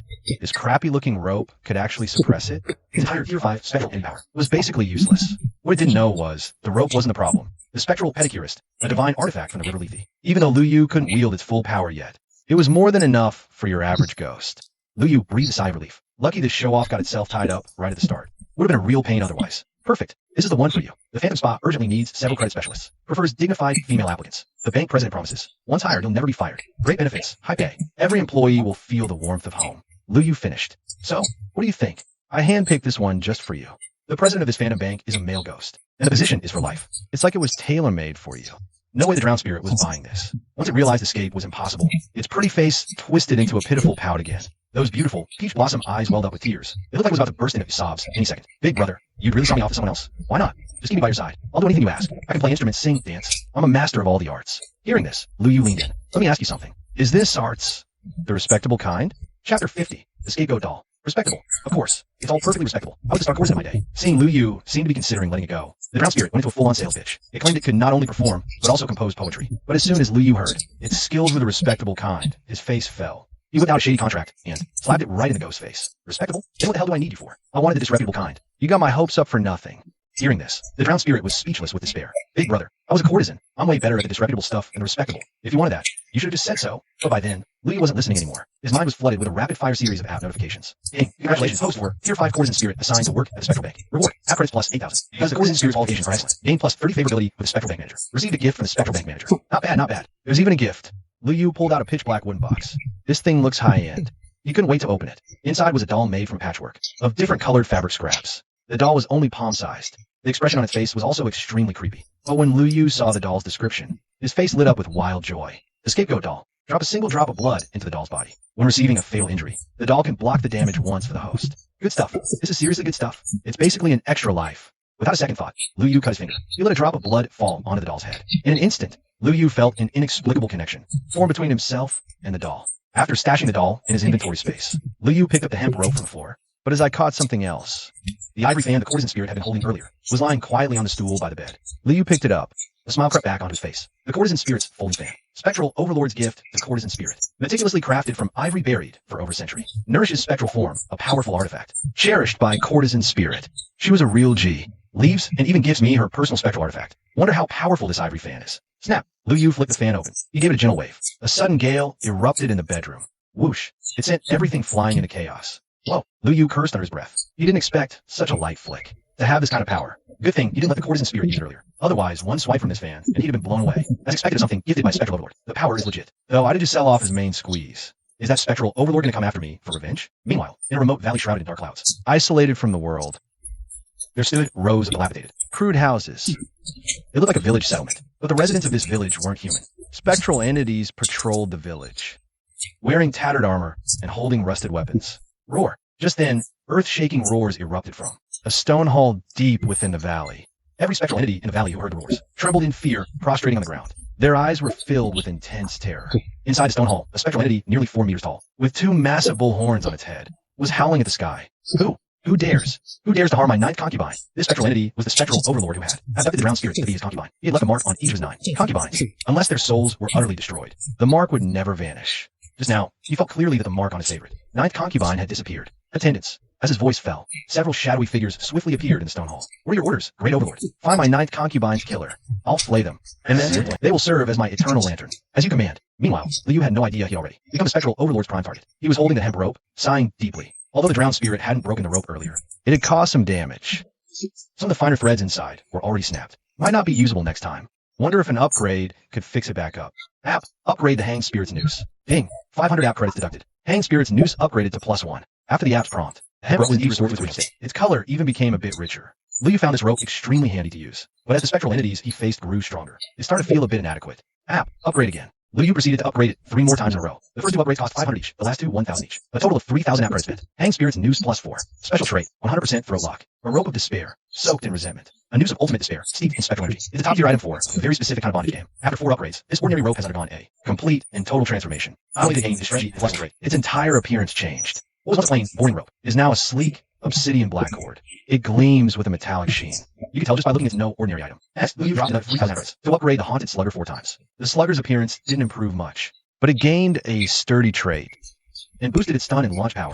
Even though he just blew 6,000 credits in one go, Liu didn't feel a single pang of regret. The appearance of that soul eager lit fire on him. Upgrading these 2 spectral weapons gave Liu's combat power a significant boost. Plus, with a new decoy doll he just scored tonight, Liu's sense of security shot through the roof. His current stats are as follows. Host, Liu, age 22, rank 04 potential spirit, 0 App credits, 29,600. Inventory, the haunted slugger, +4, can be upgraded. The noose, +4, can be upgraded. Courtesan's fan, spirit sight, upgradable. Water manipulation, stealth, nether spring spirit, upgradable. His other skills are good enough for now. He wants to hit tier 5 first, then upgrade everything one by one. Worst case, he could do some on-the-fly upgrades mid-fight. Honestly, it all boils down to him being broke. If he had enough credits, he wouldn't even need to think about this. Only 45 seconds would show up. Chapter 51, absolutely foolproof. Liu walked downstairs and found old Lu and Yu Jinjin staring at him with the weirdest looks on their faces, especially old Lu. He was wearing a sleazy grin. He winked and nudged Lu Yu. So, boss, how is it? Pretty mind-blowing, huh? I've never seen a ghost shake that hot before. Mind-blowing your sister. Lu shot old Lu an annoyed look. I was taking out the trash. Yeah, for society's sake. Old Lu chuckled, pulling out a beer bottle. Old Lu laughed as he pulled out a beer bottle. Boss, I've got a few more minor spooks. Gotta say, these beer bottles are surprisingly effective. These little ghosts didn't even put up a fight. I just grabbed him. Right after he said that, black smoke billowed out of the beer bottle. 3 spectral entities of various forms appeared before Lu Yu. One of them, a tier 3 entity, the moment it hit the ground, turned into a shadowy streak, bolting for the door. Lu Yu just flicked his wrist. A black rope shot out, like a bolt of lightning. The rope flew like a serpent, snagging the entity right around the neck. Gah, the entity was moving so fast. The rope cinched its neck while it was still lunging forward. That nearly snapped the thing's neck clean off. Lu Yu effortlessly dragged the fleeing entity back. The other 2 entities, seeing their buddy getting choked out, eyes rolling back, tongue lolling, immediately dropped to the floor, trembling. Old Lu kicked the runaway entity twice. You dare run? Don't you know who you're dealing with? Lu Yu raised an eyebrow. Old Lu used to be such a pushover. Today he's actually got some swagger. Pulling out 3 Eneon contracts, he dispatched the minor spirits and asked, any weird stuff happening in River City lately? Not just entities. Any strange people or exorcists lurking around the area? Haven't noticed anything weird myself. Can't speak for outside the city. Old Lu mostly sticks to River City proper. He asked cautiously, boss, is something big going down? Lu Yu gave a slight nod and said, a group of extremely vicious exorcists might come to River City. Be careful. Don't get yourself casually snuffed out. Also, are there any entities around River City? Above tier 5? Yeah, there are. But they're a real pain to deal with, old Lu said. How so? Lu Yu asked. Old Lu said, I only know of 3 entities above Tier 5. The Ghost Driver was already taken care of by you, boss. The other 2, one's in the Golden Source River. Civilians can't get down there. The other's even trickier. It's a mirror spirit. No one knows where it is. The mirror spirit dwells in mirrors, rarely emerging. I've only heard the rumors, Old Lu says. Everyone knows about this ghost, because it once wiped out a dozen spectral entities that disturbed it. It's vicious. Hearing this, Lu Yu frowned slightly. The ground spirit engine you wonder. It's not scared. Worst case, he just upgrades his water control ability a few times. That water ghost would be a walk in the park. But this mirror ghost living inside mirrors, that's tricky. He doesn't have a single lead on that. Though the high-level spectral entities in the city are way too few. Not even enough to be a decent snack for Lu Yu. Then, Lu Yu suddenly thinks of the function ghost. She's a spectral overlord's named Squeeze. That overlord must have tons of underlings. If he can find a spectral overlord's lair, he might just hit the jackpot with ghosts. Where did you trick her from? Old Lu gives an awkward chuckle. Wasn't me tricking her. I caught a few entities today. I was on my way to bring her to you, boss. Begged me to take her somewhere with hot guys. When I heard hot guys, I brought her straight to you. Yu Jinjin's mouth twitches hearing this. Old Lu is getting more shameless by the day. Even that kind of blatant, insincere flattery can roll off his tongue. Lu Yu feels secondhand cringe and waves dismissively. Enough with the brown nosing. Nothing else tonight. You take Yu Jinjin home. You got it, boss. Old Lu grins, heading for the door then. Suddenly turns back. Hey boss, you want to test drive my newly upgraded luxury wheels? The feeling is absolutely insane. Nah, plenty of time for that later, Lu Yu says. Meanwhile, Yu Jinjin shuffles her feet, edging closer to Lu Yu. Boss, when are you going to help me become an exorcist? Then I can help you catch ghosts too. Just like Old Lu. She's like, you'll actually want this and watch him wield this spectral artifact. You gave him to unleash some serious power. Her envy is practically eating her alive inside. We're both your employees. How can the gap be this huge? Lu didn't realize the girl was still so hung up on becoming an exorcist. He tells Old Lu, keep an eye out. If we find a suitable bonded spirit, we'll snag it for Jinjin. If she could become a ghost tamer, that would be a good thing. Hearing that, Yu Jinjin's face immediately broke into a sweet, beaming smile. Boss, you're literally the coolest boss in the world. Meanwhile, in a luxury apartment complex in Jiangcheng, Yu Xiaoyu sat on a leather sofa in the living room, gently swirling a glass of red wine. Is everything foolproof? Absolutely foolproof. Bai Zishan was a peak Tier 6 exorcist in his prime. Even weakened, he's no pushover for the average Joe. Besides, he's not alone. Li Xin, standing in the shadows, said we just wait. Jiangcheng and Mianqing crews wearing each other down. Then we swoop in and clean up the mess. By then, young master you can leverage the credit for wiping out this soul eater. To get the hell out of this backwater town, Jiangcheng, Yu Xiaoyu threw back the entire glass of wine. He gritted his teeth. I don't give a damn about credit. All right now is for Tao Guanhua and Feng Qiu, and that Lu Yu to die in front of me. Vaporized, no trace. After that last incident, Lu Yu in front of Tao Guanhua and Feng Qiu. He had never been so thoroughly embarrassed in his entire life. He had never been so disgraced since childhood. That night's events were like a stain, a smear on Hu Xiaoyu's face that he couldn't scrub off. He needed everyone who saw it to be dead to wash away the shame. Crack. Just thinking about that night, a vicious sneer twisted Hu Xiaoyu's face. The wine glass shattered in his grip. This is Lu Yu. I'll save myself. I'll rip his bonded spirit right out of him and burn it to ash, inch by inch. Chapter 52. Please don't jinx it. Over the next few days, Lu Yu had fully embraced the slacker life, sleeping in, binge-watching shows all day, waiting for Old Lu to deliver captured spectral entities at night. It was the life, but this leisurely ghost hunting style wasn't sitting well with his fans. Back in the day, Lu Yu's hunts were raw, fist-to-fist action. Now it's like watching a retiree in his golden years. Who wants to see that? However, as Lu Yu's live streaming ghost hatching blew up online, a bunch of other ghost hunting streamers popped up, but their viewership was nowhere near Lu Yu's, because these other streamers struggled hard during their hunts. They're stiff, not chill like Lu Yu. Zero entertainment value. Noon, 12 p.m. Lu Yu shows up at the Paranormal Containment Bureau right after lunch. He heads straight for Feng Qiong's office. Seeing him arrive, Feng Qiong gets straight to the point. We've got a lead on the Soul Eater. Meet at the Bureau tonight at 8. It's not and branch. You in or out? Lu Yu is shocked. The Bureau had no intel on the Soul Eater. How'd they get a location so fast? That's insane. The efficiency is off the charts. Sensing his confusion, Feng Qiong explains. It wasn't us. The Jiangcheng branch didn't find it. Our colleagues in Mianqing stumbled on some clues. They picked up a trail by accident. Followed the breadcrumbs right to the Soul Eater's lair. Gotta admit, there was a bit of luck involved. Lu Yu nods. Got it. But for something like this, a phone call would have been enough. Why make me come all the way down here? Walls have ears. Phones are secure. Feng Qiong says, pulling a box from his desk drawer. Your reward for handling the Ghost Driver case. Lu Yu opens the box. Inside are 10 spectral essence orbs, neatly lined up. Useless to him, but perfect for paying Old Lu. That guy's working his butt off lately. Thanks, Chief. Thanks, Team Leader. He's been really going all out lately. You earned it. And if tonight's mission goes smoothly, the reward will be even bigger. Feng Qiong adds with a smile. But remember, don't be a hero. The Soul Eater is no joke. Got it. I'll be right behind you, Chief. Playing the perfect support. Lu Yu grins. He means it. He hasn't seen the Soul Eater in action, but from what Airpang and Sanjuan said, it's serious business. A tough nut. Can't even farm app credits. Lu Yu has zero interest in a fight. 8 p.m. Lu Yu looks at the handful of people around him. He asks, confused. Chief, what are the others getting here? Don't tell me it's just us. Standing with him are only director Tao Guanhua and deputy director Hu Xiaoyu and Li Sun, who's been sticking to him like glue. So it's just Feng Qiong, Team 5's leader Li Sun. You're saying the Soul Eater isn't just one person, and they're super vicious? Is this handful of people really enough? Feng Qiong rolled her eyes at Lu Yu and said, quality over quantity. The rest are too weak. They wouldn't just be useless in a fight. They'd be a liability. But I'm pretty weak too. Lu Yu muttered under his breath. You? Weak? Feng Qiong stared at Lu Yu, her voice dropping low. 4 nights ago, you took down a very unique spectral entity. You didn't forget about that, did you? Hearing this, Lu Yu's face froze. Damn it, of all the things to slip my mind, how could I forget that?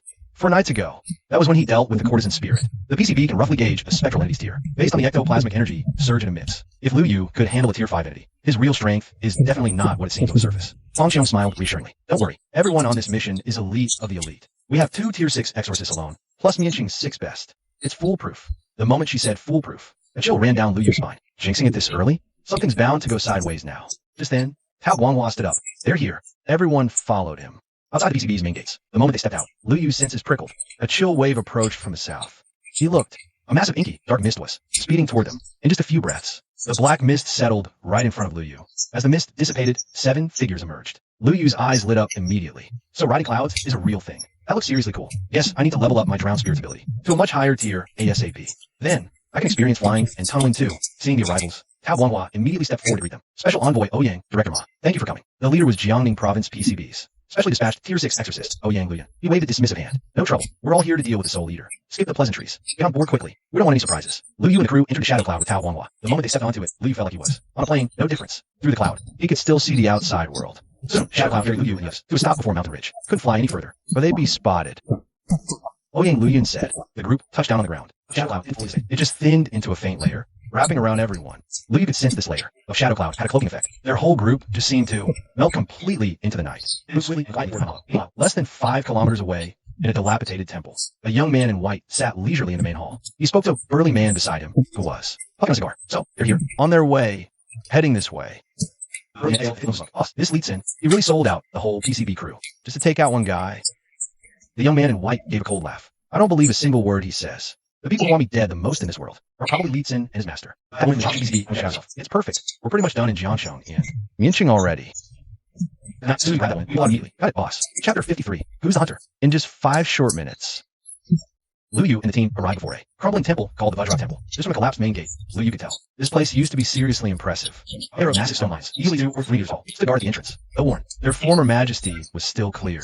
Behind the gate lay a grandly built, imposing main hall and some side buildings. Clusters of structures piled together, forming the sizable Vajra Temple complex. But nobody was here to admire the architecture. The moment the group got close to the temple, they were hit by an overwhelmingly thick smell of blood. A strong, pungent smell of blood hit their nostrils. Lu Yu's brow furrowed instantly. How many people had to die to create a stench this thick? This reek of blood was overwhelming. Tao Guanghua's face darkened. He pulled a black, chipped bowl from his robes. It was covered in nicks and dents. He tossed the black bowl into the air. In the next second, a hemispherical dome of dark energy descended from the bowl. The black light fell, encasing the entire Vajra temple within it. Lu Yu activated his spirit sight, but he couldn't see a thing outside the dome. A flicker of surprise crossed his eyes. Fang Xiong whispered an explanation. The Black Bowl is the Paranormal Bureau's treasure for Jiangxi. It's on the same level as Mianqing PCB's Gloom. The Black Dome can defend against attacks, and also trap enemies, preventing escape. It's incredibly powerful. Enemy attack. Right then, an angry roar came from the main hall. Instantly, 5 or 6 figures shot out. Leading them was the young man in white robes. His face was grim as he spoke. Old dog Ouyang, you just can't let it go, can you? Ouyang Lian stared daggers at the man in white. He said coldly, by Zishang. So it is you. You got lucky and slipped away last time. This time, I'm going to scatter your soul to the winds. You and what army? By Zishang scoffed. He ordered, fall back.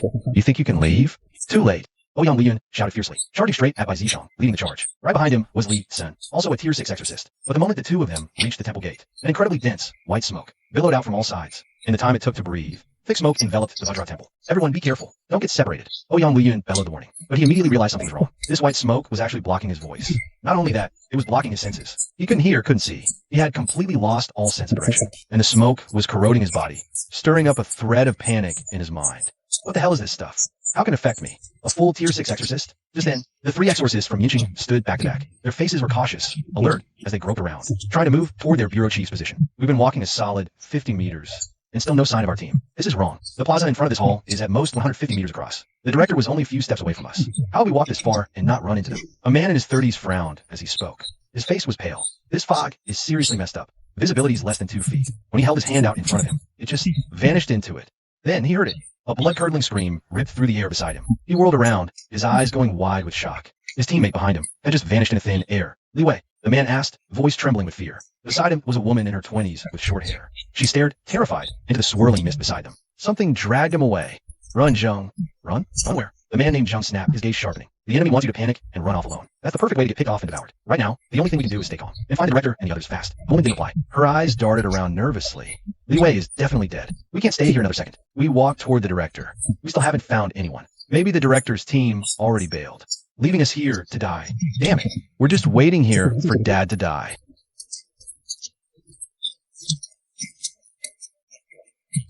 Eaters watched, dumbfounded, as the short went, sprinted straight for the temple's main entrance. That place is the Soul Eater's lair. Charging in like that is a death wish. Meanwhile, in a side hall of the Golden Temple, Bai Zishang lounged casually in an antique armchair. Facing him was none other than Ouyang Liyun himself. Sinister, with his smile on Bai Zishang's lips, a very sinister smile. Gazing at the fog outside the window, he remarked, "This mist doesn't just block their senses. It even corrodes an exorcist's bonded spirit. Given time, they'll get jumpy, paranoid. Given enough time, they'll be as fragile as." A house of cards. Ouyang Liyun's brow furrowed deeply. His eyes were locked on Bai Zishang with lethal intensity.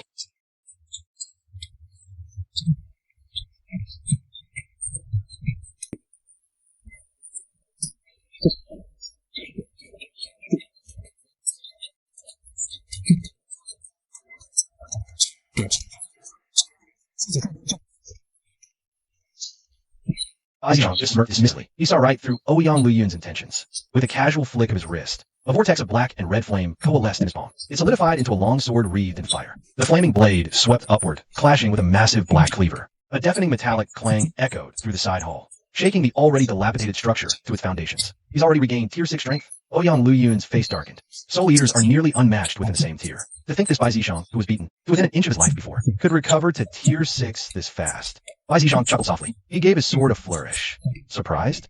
I'd save your energy if I were you. No one's saving you today. Chapter 54. Don't run. My lovely little morsels. At the same time, Lu Yu and Fang Xiao were inching their way out. Careful, this fog's toxic. Don't breathe it in. Use your spectral energy to shield yourself. Fang Xiao whispered the warning to Lu Yu. As they moved slowly, Lu Yu was scanning their surroundings. He had his spirit sight active. Even though the thick fog heavily suppressed it, he could still make out details about a meter away. Hearing the warning, Lu Yu immediately activated his nether spring miasma. A thin, dark aura instantly enveloped his body.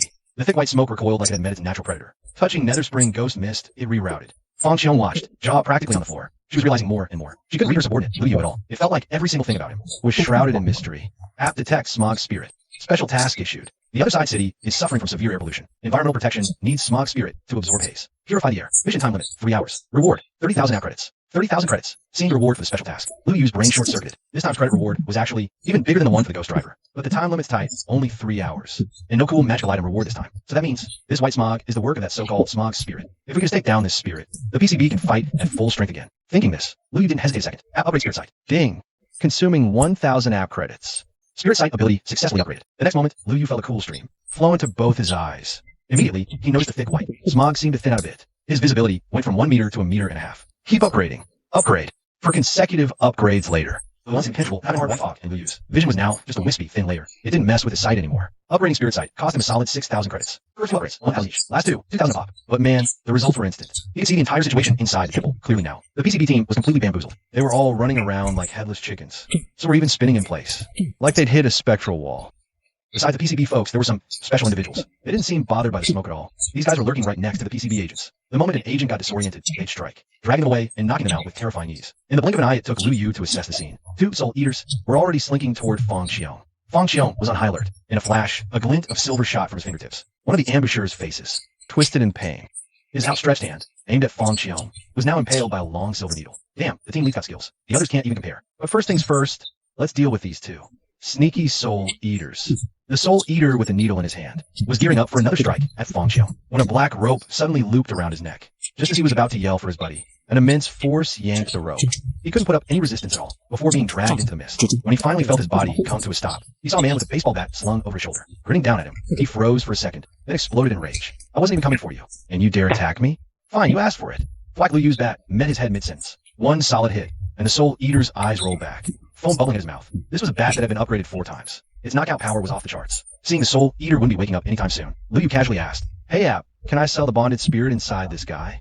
Affirmative. Lu Yu was stunned. It was just a wild thought. Since the app could broker any spectral entity into the other side, then a bonded spirit inside an exorcist is still a spirit, right? Might as well try to sell it. And it actually worked. Without a second thought, Lu Yu whipped out a spectral contract and tossed it onto the Soul Eater. A dark red spectral energy erupted from the man's body. A spectral entity with blood-red eyes. Its gaze, utterly savage, floated out from within him. It and the contract quickly burned to ashes. Ding! Congrats, host. You brokered a Tier 4 debt collector to work in a miser's black market coal mine. Reward, plus 6,000 credits. Hearing the app's notification, Lu Yu couldn't stop grinning. He'd sold a Tier 5 courtesan spirit before, and only got 8,000 credits. This Soul Eater's bonded spirit was only Tier 4, and it was worth 6,000? That's insane money. Lu Yu's eyes immediately lit up with eyes. His eyes lit up, fixed on the Soul Eaters. App credits. These are walking out credits. At that moment, the only remaining Soul Eater by Fang Xiong's side looked around, utterly bewildered. 1 second, his buddy was right there. The next, the guy vanished without a trace. Where'd he go?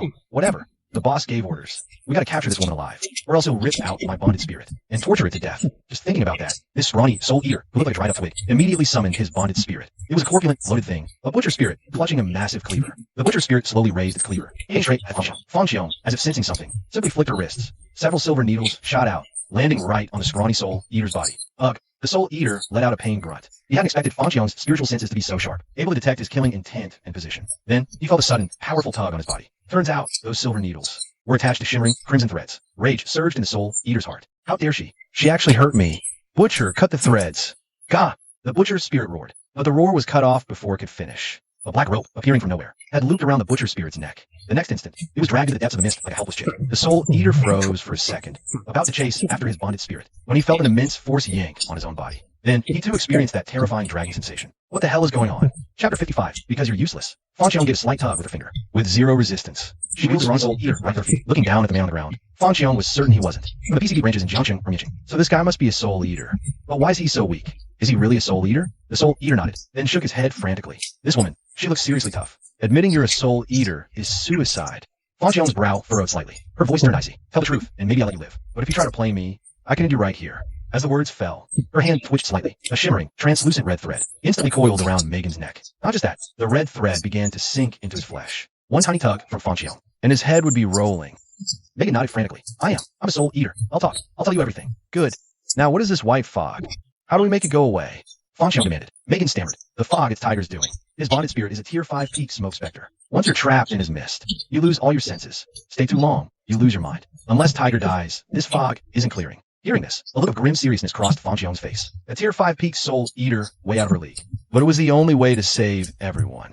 Where's this tiger? Tell me.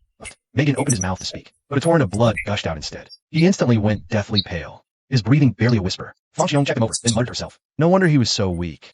There's no bonded spirit inside him at all. What the hell is going on? Meanwhile, elsewhere, Liu had already taken care of Megan's bonded spirit. Another 7,000 out credits in the back. This place was hell for everyone else. But for Liu Yu, it was paradise. Right at that moment, in the most hidden room of the Golden Temple, a man with a cigar clenched between his teeth raised an eyebrow. Hovering above his head was a spectral entity composed entirely of swirling smoke. From his body, a continuous stream of thick, white mist was pouring out. This was the tiger Megan had spoken of. His real name was Wang Hu. His smoke specter's ability was incredibly rare and nasty. Anywhere his smoke reached, he could perceive everything with perfect clarity. Just moments ago, 2 of his lackeys had vanished without a trace. Their aura's gone, which meant they've been taken out.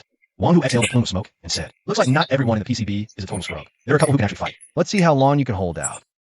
Soon, the bonded spirits inside you will all become fuel for my promotion to tier 6. Outside the main hall of the Golden Temple, License's luck had run out completely. He was originally standing with Tao Wanghua, but they were just ambushed by a Soul Eater from within the fog. They barely managed to dodge, but he and Tao Wanghua got separated. Alone, he was an even easier target. License gripped his dagger tightly, inching backward cautiously. Suddenly, a black shadow lunged from behind him, as if he had eyes in the back of his head.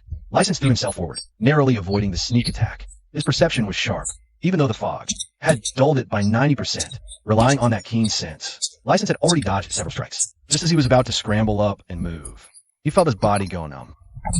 His limbs were paralyzed. He couldn't tell when it started. He couldn't move a muscle. A pair of feet stopped in front of License. He strained to lift his head and look up. A man with a huge, round belly was leering down at him with a vicious grin. The man held a long whip and sneered. What's the matter, kid? Not so slippery now, huh? Try dodging this. If the boss hadn't ordered us to keep you alive, I'd have poisoned you already. Hearing this, a flicker of despair crossed License's eyes. He knew how cruel the Soul Eaters could be. He'd rather die from poison right now than be tortured to death by them. License gritted his teeth and spat. You coward. If you got the guts, kill me now. Otherwise, the second I get up, the first thing I'll do is tear you to pieces, you piece of SH*T. Hearing the furious words, a hint of a triumphant smile touched License's lips. He was deliberately goading the man, hoping for a quick, clean death. He refused to die without dignity. But after waiting, that fatso was not making a move either. License's heart sank.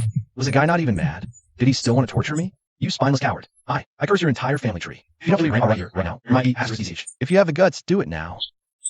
He kept hurling himself for a while, but still, nothing. License's heart plummeted straight to the bottom of the abyss. Just then, a pair of boots appeared right in front of him. License looked up and froze. Fang Xiong, you pathetic loser. Don't think you can fool me just by disguising yourself as one of us. If you got the guts, give your grandpa a clean death. Fang Xiong's mouth twitched slightly. License, take a look. It's really me, Fang Xiong. Wolsh*T. I'm not falling for that. Last year, when we handled that female spirit in Zhou Village, you got seduced. You were already naked in bed. But at the very last moment, you snapped out of it, because you couldn't get up. Fang Xiong looked at License with an amused smile. Okay, stop. I know it's you, Fang Xiong. Give me the antidote. This was License's darkest secret. In the entire PCB, only Fang Xiong knew about it, because that mission was the one they completed together.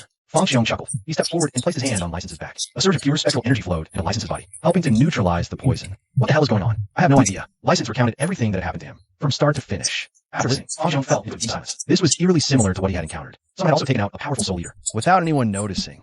Thinking of Lu Yu, who had vanished without trace, Fang Xiong muttered to himself. It couldn't be him, could it? He immediately dismissed the absurd thought. An exorcist with that kind of power would be at least tier 6. If it really was Lu Yu, why would he be stuck in a backwater town like Riverbend? But then, who the hell is this guy? Chapter 56. Holy crap. This hall is insane. I'm absolutely killing it. This feels too good. Lu Yu moved like a ghost through the Diamond Temple grounds. In just a few dozen minutes, he had taken down 7 soul eaters. The 4 tier 4 ones alone contributed 25,000 app credits. 3 tier 5 soul eaters contributed 33,000 app credits. This total. His app credits have now smashed past 70,000. All he needs is to catch the smog demon, and he'll be promoted to tier 5. This was totally worth it. Lu Yu hummed a little tune to himself, while hunting for the smog demon's hideout. During his search, Lu Yu noticed something really weird. Most of the PCB agents from Jiangcheng and Yinqing were gathered around the main hall of the temple. Even the ones who had been ambushed and knocked out by soldiers had been dumped near the main hall. But Ouyang Lu Yun, Li Sun, and Hu Xiaoyu were missing. Those 2 tier 6 exorcists were supposed to be the heavy hitters for this whole raid. They probably went after that boss in white. But Hu Xiaoyu, a tier 6 fight, is way out of his league. Just then, Lu Yu saw the direction the mist was flowing from. It was seeping out from a spot at the very back of the temple. Whatever, deal with the smog demon first. Once this fog clears completely, no matter what freaks are hiding, they'll all be exposed in the light of day. Meanwhile, in a hidden room where the smog demon was holed up, Wang Hu's face was deathly pale. A cold sweat beaded on his forehead, because just now the last of his underlings' presence had vanished without a trace. Now, in the entire temple, just him and the boss left. In the original plan, once the PCB agents arrived, he'd use his mist ability to trap them all, then send his crew for a sneak attack. That way, they'd wipe out the exorcists in one go. The bonded spirits of the exorcists would become the fuel for his promotion to tier 6. But now, in such a short time, the exorcists are completely fine, but his entire crew has been wiped out. And whoever killed all his guys is heading straight for his hiding spot. He can't have found me already, can he? Why isn't he affected by the mist? That's impossible. Even a tier 6 spectral sovereign level soul eater like the boss is heavily affected by it. How come this guy shows 0 reaction? Is he a tier 7 exorcist? Is his bonded spirit a spectral overlord? The more Wang Hu thought, the more terrified he became. No, I can't just sit here and wait to die. Gotta get out of here now. Wang Hu shot up from his chair. He bolted for the door. The moment he cleared the doorway, he ran smack into Lu Yu, rounding the corner. They locked eyes for a second. Lu Yu's lit up. Finally found you, he said, a grin in his voice. Wang Hu shuddered. This was the mist walk. How could this guy see right through it? He is the PCB's hidden ace. Thud.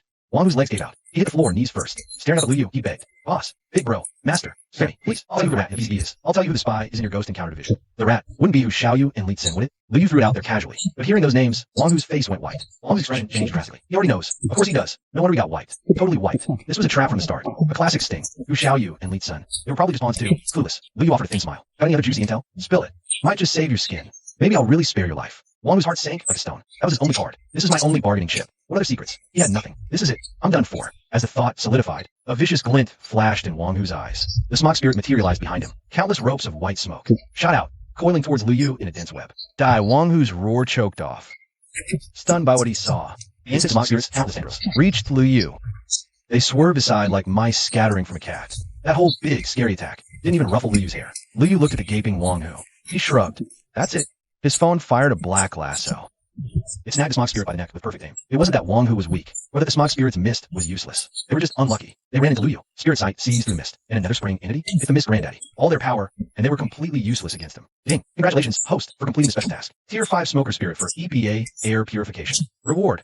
App credits plus 30,000. Host, Lu Yu. Age, 22. Level, tier 4 wraith, 0, 100s, 000. App credits, 109,600. Items. A haunted slugger plus 4 enhanceable. Hang spirits rope plus 4 enhanceable. Fallen spirits folding fan enhanceable. Skills. Spirit sight plus 4. Water manipulation. Concealment enhanceable. Nether spring spectral entity enhanceable. Finally hit 100k credits. The app. Level me up. Meanwhile, in the side hall, Ouyang Lu Yun's face was as ugly as spoiled liver. He figured it out. Bai Zishang was just stalling for time. His goal was to let his minions quickly wipe out the entire PCB squad. Boom. Bai Zishang blocked Ouyang Lu Yun's attack once more. He laughed.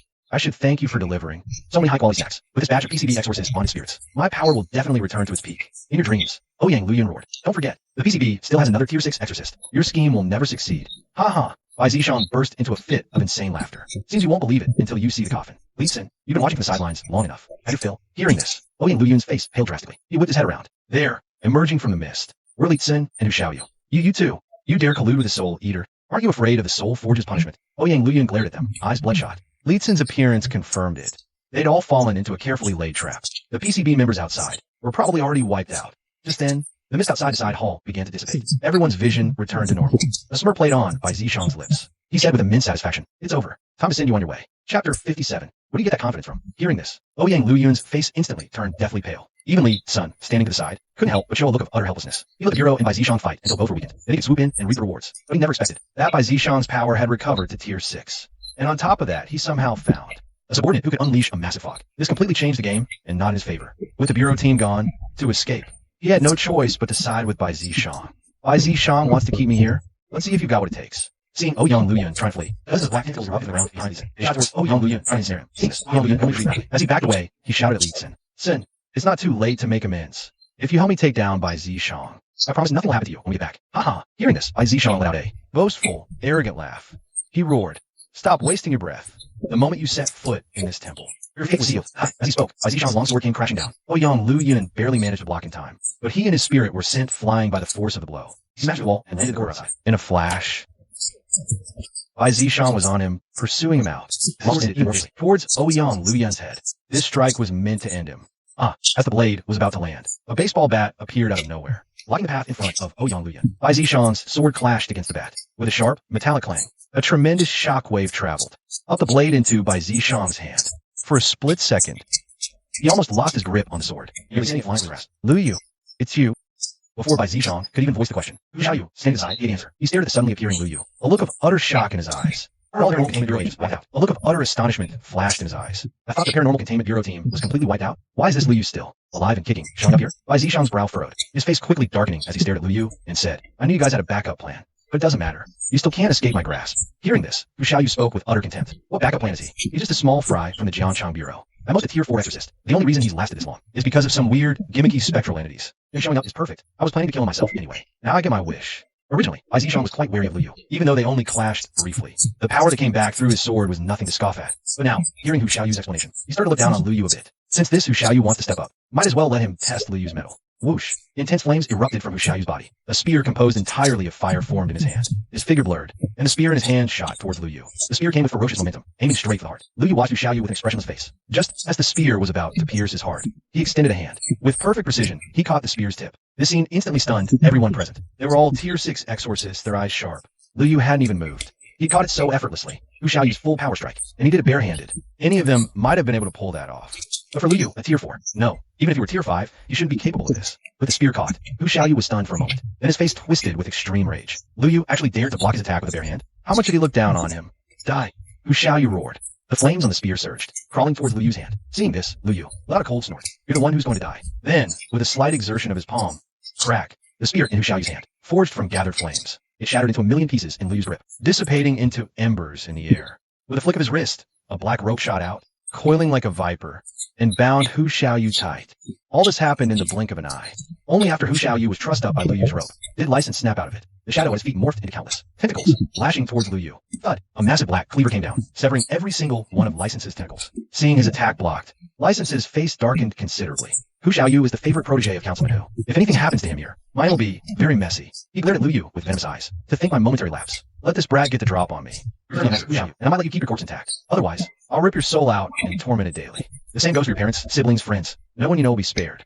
Hearing this, Lu Yu laughed a furious, bitter sound. What a joke. Hu Xiaoyu is in my hands right now. Shouldn't you be on your knees begging me to let him go? And you dare threaten me with that crap? I'm afraid I'll just squeeze hard and accidentally pop this guy's head off. License was left speechless. His eyes were practically shooting flames. If looks could kill, Lu Yu would already be Swiss cheese.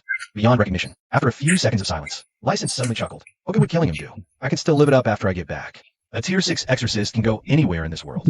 But you, so young, do you really want to die here? Hardball wasn't working, so License switched to soft. He had to guarantee Hashayu's safety. His leash is held by the Hu family. If anything happens to Hu Xiaoyu, there's no escape for him.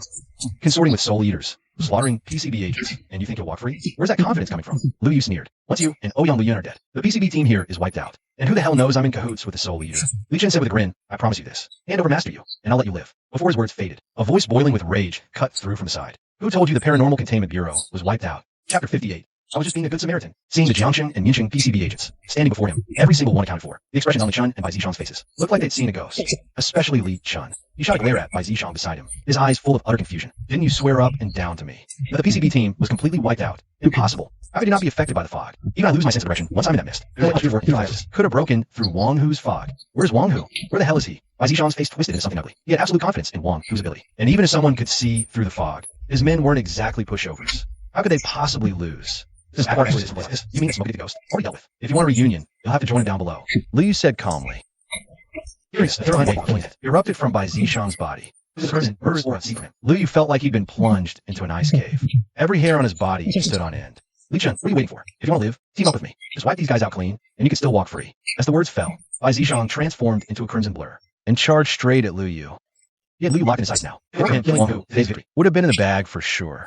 Li Chen didn't hesitate for a second. Wow, he easily expanded 7 times. Black tentacles surged toward Tao Guanghua and the others, even though he also hated Lu Yu to the bone. He wasn't about to risk his neck, just because Bai Zishang said so. Right now, Ouyang Yuyun's full attention was fixed on Bai Zishang, all on Bai Zishang's body. Perfect chance to make a run for it. Lu Yu swung up the haunted slugger, blocking Bai Zishang's strike. The impact sent him skidding back a good 15 feet. Bai Zishang was forced back a step 2. Ever since his spirit sight got boosted 4 times, his vision had reached a terrifying level of clarity. Bai Zishang's speed just now would have seemed insane, but to Lu Yu's eyes, 眼中却是十分的清晰。他甚至能看出白子上下一步的动作是什么。一击未果，白子上的神色更是难看。从陆羽爆发的鬼气来看，他只是一个5阶的御鬼者，但是他为什么会有这么大的力量？而且这根棒球棍也不一般，每一次撞击的时候，上面都会传来非常巨大的反震之力。欧阳流云此刻的心情却是大好，御鬼司的人不仅没有事情，还冒出了陆羽这么一个厉害的御鬼者。他大笑了一声，说道：“白子上，这一次我看你往哪里逃。”话音落下，只见欧阳流云身后那只巨大的鬼物往他的身上一扑，欧阳流云整个人就状态大变，和自己的本命灵鬼融合之后，欧阳流云身上的气势大涨，他整个人化作3米高的小巨人，手持巨刃朝着白子上冲去。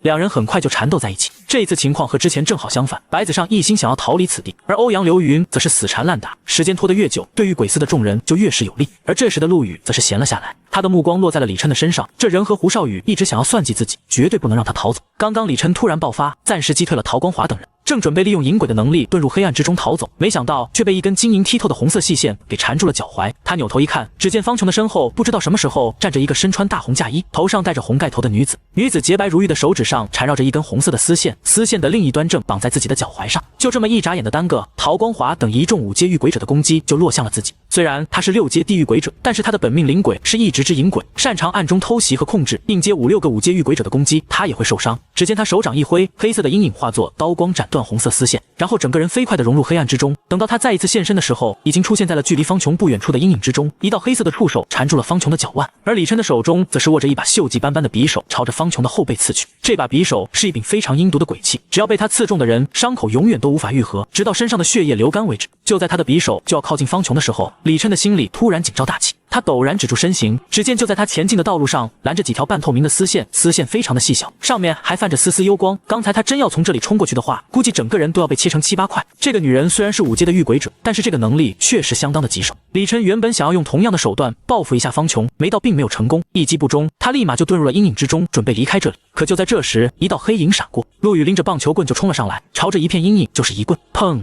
一声闷响传来，隐藏在阴影之中的李琛竟然陆羽一棍子给打飞了出来。李琛在地上翻滚了几圈之后，一脸惊愕地看着陆羽，满脸难以置信地说道：“怎么可能？你怎么可能看出来我的藏身之处？你又怎么可能打得中？”说完，李琛再一次消失在众人的眼前，而陆羽也是一步迈了出去，他的速度奇快无比，手上的棒球棍也是不含糊，对着墙角的阴影处就是一顿抡。墙角里的阴影一阵扭动，陆羽的身上顿时就爬满了黑色的触手。起开！陆羽一声大喝，身上的黑色触手顿时就被动他全部挣断。我他妈是不是给脸了？之前我他妈还救了你，跟你那狗少爷一命，现在你他妈竟然想要我死！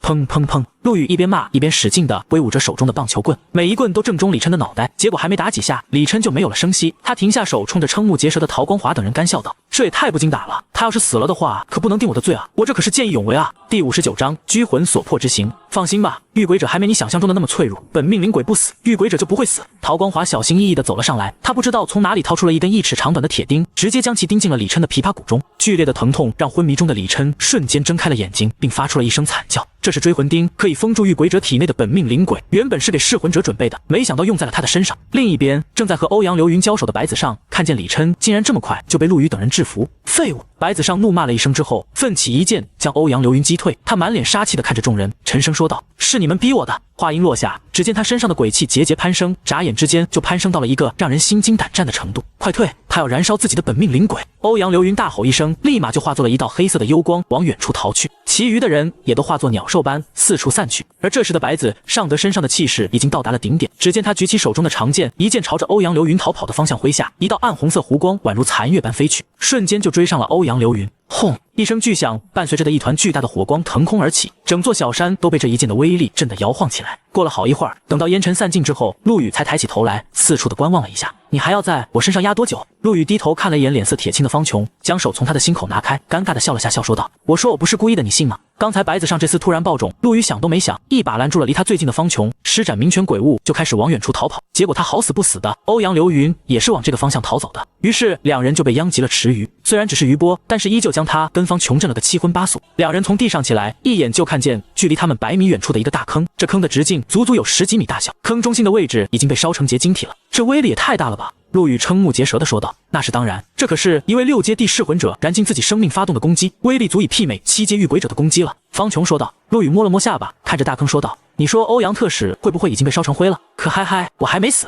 就在这时，一个虚弱的声音从不远处的灌木丛中传了出来，陆羽吓了一跳，赶紧跑了过去。只见欧阳流云浑身焦黑的躺在草堆里，气息极为地的微弱。虽然他躲过了一劫，但是身上的伤势却是极为的凄惨。他的一条右手自肩而断，浑身上下全是烧伤，有些地方甚至已经被烧焦碳化，样子极为的凄惨。这时，陶光华和免城御鬼司的司长也赶到了大坑边缘，两人赶紧将欧阳流云搬上了那朵黑色的阴云，准备将他送回去进行救治。现场留下方琼、陆羽以及免城御鬼司的两人在这里守着。陆羽说道：“我刚才查看了一下，现场没有发现白子上的尸体，他不会是逃走了吧？他应该是灰飞烟灭了。”方琼说道：“这世上还从来没有哪一个御鬼者在燃尽鬼力之后还能活着的，哪怕他是7阶也不行。”说完，他盯着陆羽说道：“你老实告诉我，之前在迷雾中击杀噬魂者的人是不是你？你的鬼眼是不是可以看穿迷雾？我就知道瞒不过族长，我的鬼眼确实是克制迷雾。”陆羽笑嘻嘻地说道：“与其遮遮掩掩的，不如大大方方的承认。再说了，这事情也没什么好瞒的，大家事后一聊，他就暴露了。”见他承认，方琼一时间竟不知道说什么好。最后，他的目光落到了被制服的胡少宇和李琛的身上，皱眉说道：“我真是没有想到，他们两人竟然会勾结噬魂者来残害御鬼司的同僚。还好这一次大家都没事，不然我们江城御鬼司可就成了罪人了。”除开刚刚白子上爆种时有一个免城的御鬼者比较倒霉，被直接烧成了焦炭之外，其余的人一点事情都没有。这已经比大家预想的情况要好上很多了。御鬼司准备怎么处置这两人？陆羽问道。最少也是拘魂锁魄的刑罚。方琼说道。拘魂锁魄是御鬼司对付那种罪大恶极的御鬼者才会使用的刑罚，他们会将御鬼者的魂魄抽离出来，使用特殊的鬼气将魂魄锁住，再使用明火慢慢的烧14天才能让他彻底的死去。这是一种极为残忍的刑罚，同时也是悬在每一位御鬼者头顶上的一柄利刃，时刻鞭策着御鬼者的行为举止。你们不能这样对我，我舅舅是华夏御鬼司的议长，他一定不会放过你们的。这时被捆在一旁的胡少宇在听见了两人的对话之后，突然发疯似的吼叫道。陆羽和方琼两人只淡淡的扫了他一眼，便转过了头，似乎再多看他一眼就会觉得污染了自己的眼睛。而在这时，一处阴暗的山洞之中，白子上面色苍白的躺在一块石头上，他的气息十分的虚弱，就像是一个快要死去的人一般。过了良久，他才睁开了眼睛，十分艰难的从石头上坐了起来，一双眼睛充满了仇恨的眼光。他深吸了几口气之后，喃喃说道：幸好的本命灵鬼是双生鬼，要不然这一次可能真的就要交代在这里了。双生鬼是一种极为罕见的鬼物，必须是同年同月同日生的双胞胎，又在同年同月的死去，他们即是一只鬼，也是两只鬼。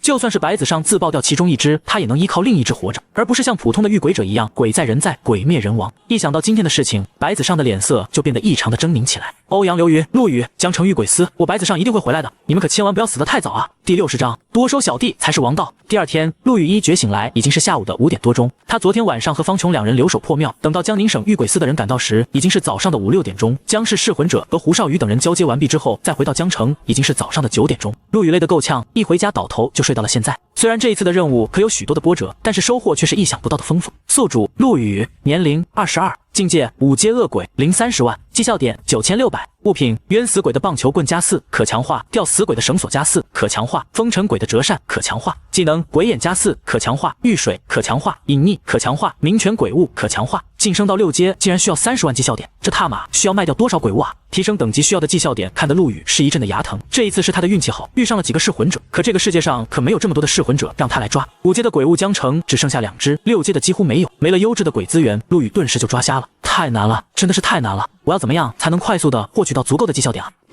温馨提示：宿主已经晋级5阶鬼中介，可以发展下线员工。人多力量大，当你得麾下拥有上万员工的时候，绩效点的多少对于你来说只是一个数字而已。发展下线，听见脑海中的系统提示，陆羽愣了片刻，随即他立马就开始询问起下线的发展方法。足足半个小时之后，陆羽的脸上就露出了一丝狂喜之色。系统的意思就是让陆羽找到更多的人成为猛鬼中介，让他们成为猛鬼中介公司的员工，他们每卖出去一只鬼，陆羽就能获得相应的提成。员工卖出去的鬼物越多，陆羽的提成也就越多。相应的，员工每卖出去一只鬼，他们就能获得一缕精纯的鬼气，这和使用鬼气珠修炼差不多。有这种好事情，是个人都会答应的吧？最好还是先找一个人试验一下，万一出现了什么岔子，被遇鬼司的人给抓起来，那可就麻烦了。想了好一会，现在唯一符合要求的人只有老刘，晚上了，把他给叫过来试试。帝都，一个衣着十分靓丽的中年女子正坐一栋十分豪华的别墅客厅之中，小声的哭泣。她的眼神时不时的往大门口看去，似乎在等什么人过来。不一会儿，客厅的大门打开，一个身穿黑色西装的中年男子阴沉着一张脸走了进来。女子见状，连忙飞奔了上去，抓住男子的胳膊，就大声的哭喊道：“大哥，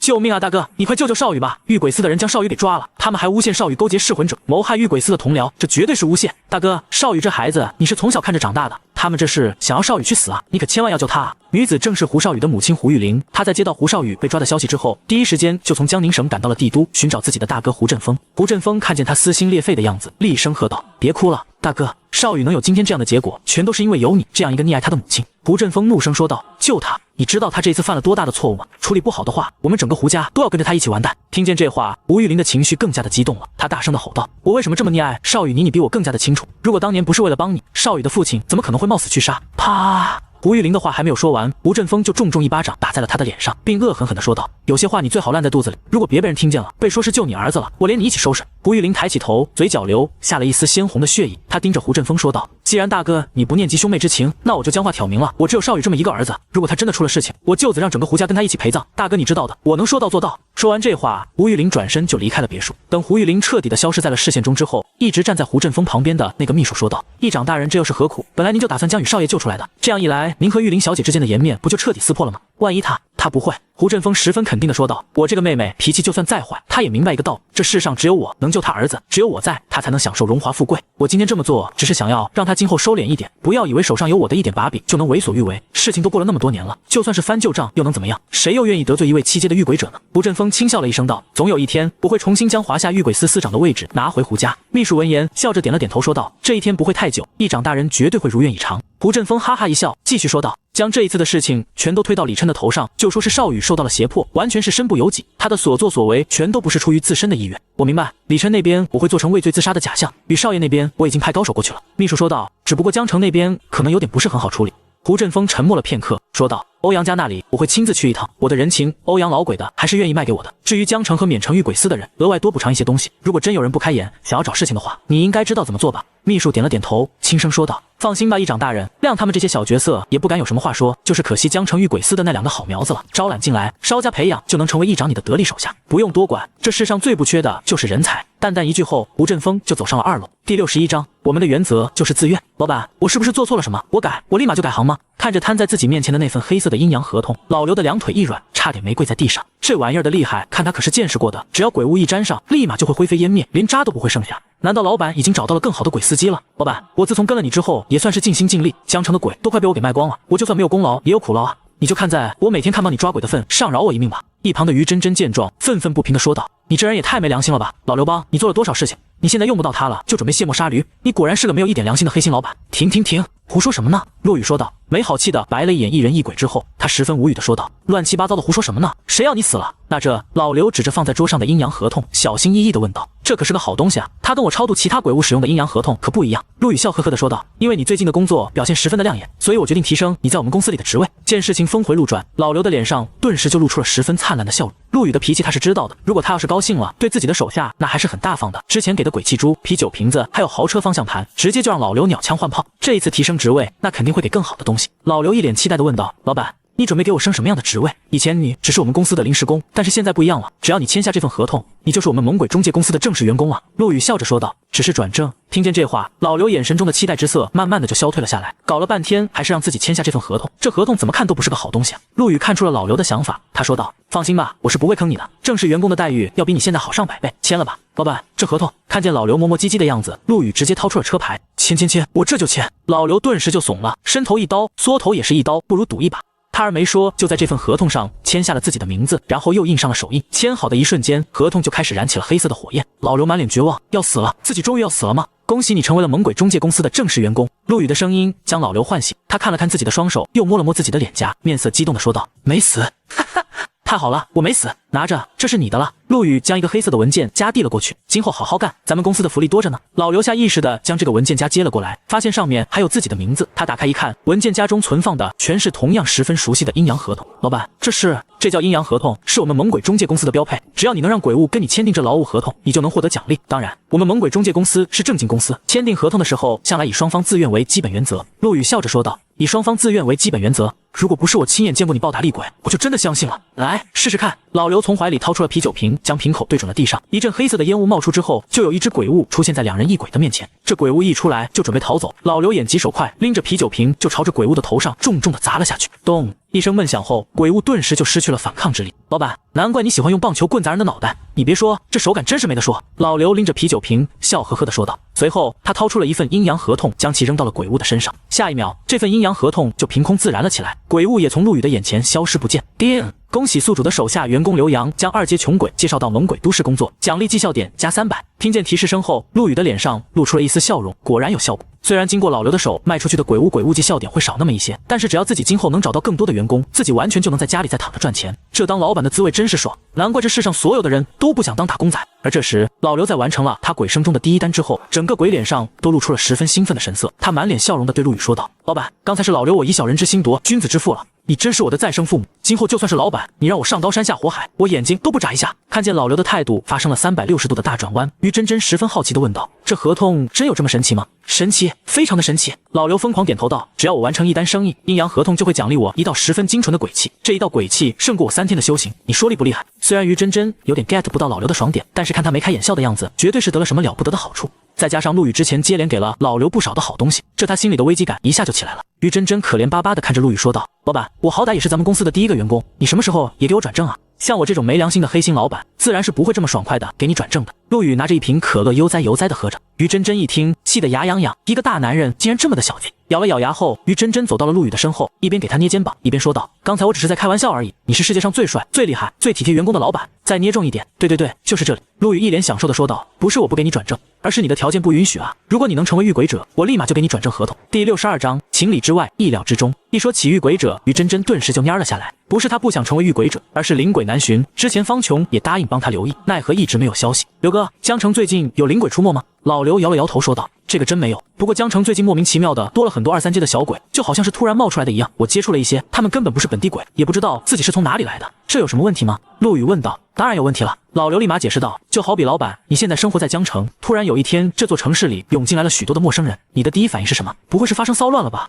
于真真下意识地说道。老刘点了点头，对着于真真竖起了大拇指。没错，这也是同样的道理。莫名其妙出现了这么多陌生的鬼物，说明鬼界可能出现了什么问题。万一鬼物的数量不受控制的话，那江城是不是就要变成鬼域了？闻言，陆羽陷入了沉思之中。连老刘都能看出问题来，那就说明这个世界真的出现大问题了。看来自己必须要将发展下线的事情赶紧落实下去，尽快的提升自己的实力。虽然自己现在已经5阶，再加上一些杂七杂八的道具，也能和6阶的遇鬼者掰掰手腕，但是万一遇上7阶的鬼王，那自己肯定只有逃命的份。老刘，成为正式员工之后还有更多的奖励，如果你每个月的业绩达到一定的标准，我这里还有额外的奖励。老板，我能问问是啥奖励吗？最次的也是鬼气珠。说着，陆羽就掏出了一个盒子，里面装着的正是之前方琼给自己的奖励。看见这个，老刘的脸上立马就露出了一丝兴奋之色。解决掉一只鬼物，不仅能帮助自己提升实力，还能拿到老板的额外奖励，这样的事情简直比天上掉馅儿饼还要难得。老刘也没再耽搁，开着豪车飞快的就离开了这里。现在他心里只有一件事：抓鬼，抓鬼，抓更多的鬼。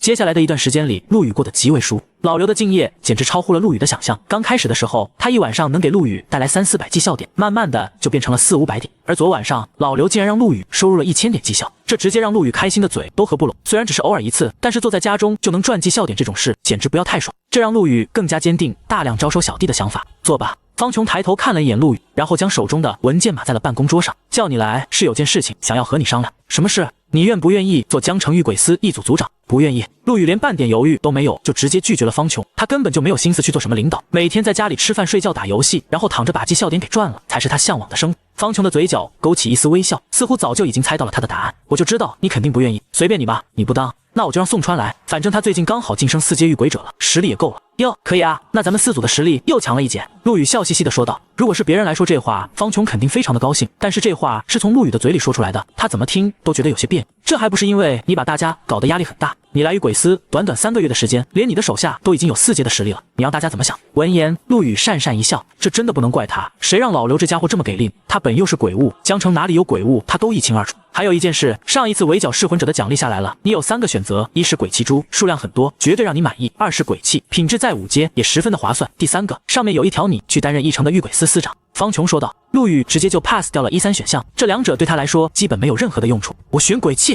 就知道你会选这个，我已经帮你挑好了。方琼的手在桌子上一挥，一个长方形的木盒子就出现在了陆羽的面前。木盒打开，里面是一块有着青、红、黄3种颜色的玉佩，鬼书生的无事牌，一块埋藏在地底数百年之久的玉佩，吸收了大量的阴气之后，具备了相当神奇的效果。注入鬼力之后，可以形成一个能量罩，足以抵挡6阶御鬼者全力一击。我看你不缺攻击性的鬼气，就擅自帮你做主，挑了这个防御性的鬼气。方琼说道。很好，这个很适合我。陆羽确实很中意这块玉佩，这可是能够保命的东西。迄今为止，他自己也就只有一个替死娃娃，而且还是一次性的。这块玉佩可是能够长期使用的，绝对是个好东西。对了，那胡少宇和李琛怎么样了？听见这话之后，方琼沉默了几秒钟之后，轻轻地叹了一口气，说道。李琛已经死了，他将所有的罪名全都揽在了自己的身上，说胡少宇是受了他的控制才跟噬魂者出现在一起。胡少宇暂时只是被关押，后面大概率会被放出来。不过你放心，他不敢来找你的麻烦。如果再出什么事情的话，就算他舅舅是议长也保不住他。陆羽听完之后，久久没有说话。这样的结果在他的情理之外，不过又在意料之中。上一世有关富二代、官二代出了事情，依旧安然无恙的新闻，他听多了。更不用说这样一个实力为尊的世界众了，拳头大，谁也不敢惹你。我就想问问，吴少宇的舅舅是什么级别的御鬼者？陆羽，你可千万不要冲动，他舅舅可是华夏御鬼者13议长之一，整个江宁省的御鬼司都是属于他管辖，而且他本身是7阶的御鬼者，整个华夏最顶尖的强者。方琼急忙说道，他生怕陆羽会做出一些不明智的举动。这件事他刚刚得知消息的时候，也是同样的一份甜音。万一陆羽一个没忍住做了什么傻事，那后果不用想也知道是什么。陆羽笑了笑说道，放心，我还没那么傻，只是想打听一下他的实力，算一算他还能在这个世上活多久。第63章，你身上颇有陆羽的几分风采。轻飘飘的一句话里却蕴含着十足的杀气。陆羽的性格虽然十分的咸鱼，但是这并不代表着他是一个好说话的人。他对胡少宇的态度只有一个，那就是必杀之。既然御鬼司的规矩都没有办法处置他，那就自己动手。现在自己打不过，并不代表永远打不过，毕竟陆羽可是拥有金手指的人，什么天才在他面前都不好使。方琼苦笑着摇了摇头说道，既然你都将话说到这个份上了，我也没有什么好劝的，只能希望你能早点晋升7阶，吊打胡振锋。放心，不会太久的。看着陆羽转身离开的背影，方琼的眼神中露出了一丝复杂的神色。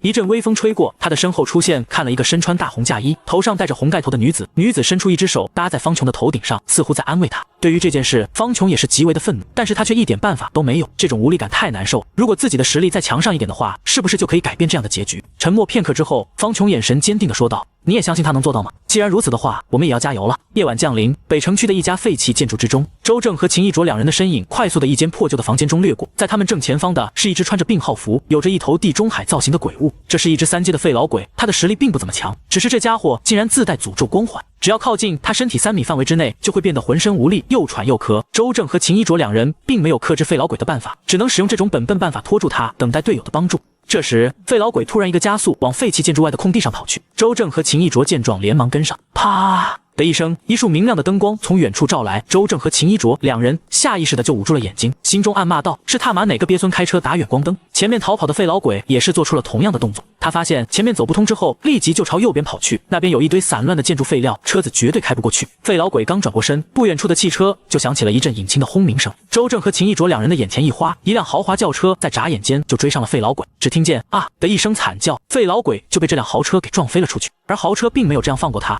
而是一脚油门就冲了上去，前轮直接就压在了废老鬼的双腿上。哈哈！一阵撕心裂肺的惨叫声响彻了夜空。周正和秦一卓两人看的是双腿一凉，这他妈是谁啊？开车这么的残暴！老刘打开车门，咧嘴对两人一笑，然后拎着一个啤酒瓶子就走了上去。他用啤酒瓶子在废老鬼的头上咣咣敲了2下，说道：你小子不是挺能跑的吗？现在怎么不跑了？乖乖的站在原地，让刘哥来帮你实现愿望不好吗？说着，他掏出了一份阴阳合同，直接甩在了不停惨叫的废老鬼身上。解决完之后，老刘笑呵呵的走到了周正和秦一卓的身前，说道：是你们俩请求支援的吧？我奉我们老板的命令过来帮你们。对了，我老板是陆羽。听见陆羽2个字，两人轻轻的松了一口气，原来真的是友军。刚开始两人看见突然冒出来的4阶鬼物，差点没将魂都给吓出来。只不过这陆羽的路子也太野了，竟然连鬼都敢收。周正的脸上挤出了一丝笑容，干笑道：原来是陆兄的人，我就说你刚才对付鬼物的样子怎么这么的眼熟呢？你还真是将你们老板的精髓给学到了。哈哈，好，那是当然。老刘一脸得瑟地拍了拍手中的黑色文件夹，说道：“看见没？这是优秀员工才能拥有的好东西。”周正看得十分地清楚，刚刚老刘就是从这里面掏出了一份合同，将那鬼物给解决了。这样的方式，他在陆羽的身上也见识过，非常的神奇。他一直以为这是陆羽的独门绝技，但是听这4阶鬼物的意思，这玩意儿只要是优秀员工都可以拥有。周正顿时就来了兴趣，他连忙问道：“大哥，你手上拿的这里是什么啊？”这叫阴阳合同。随后，老刘巴拉巴拉的将这阴阳合同的功效给两人讲述了一遍。虽然里面有些许夸大的成分，比如说自己自从拥有了阴阳合同，短短1个多月的时间就从2阶晋升到了4阶，升级的速度堪比坐火箭。这一顿吹，直接将周正和秦一卓两人给听麻了。不说是1个月连升2阶，就是1个月升1阶，他们睡觉都能笑醒。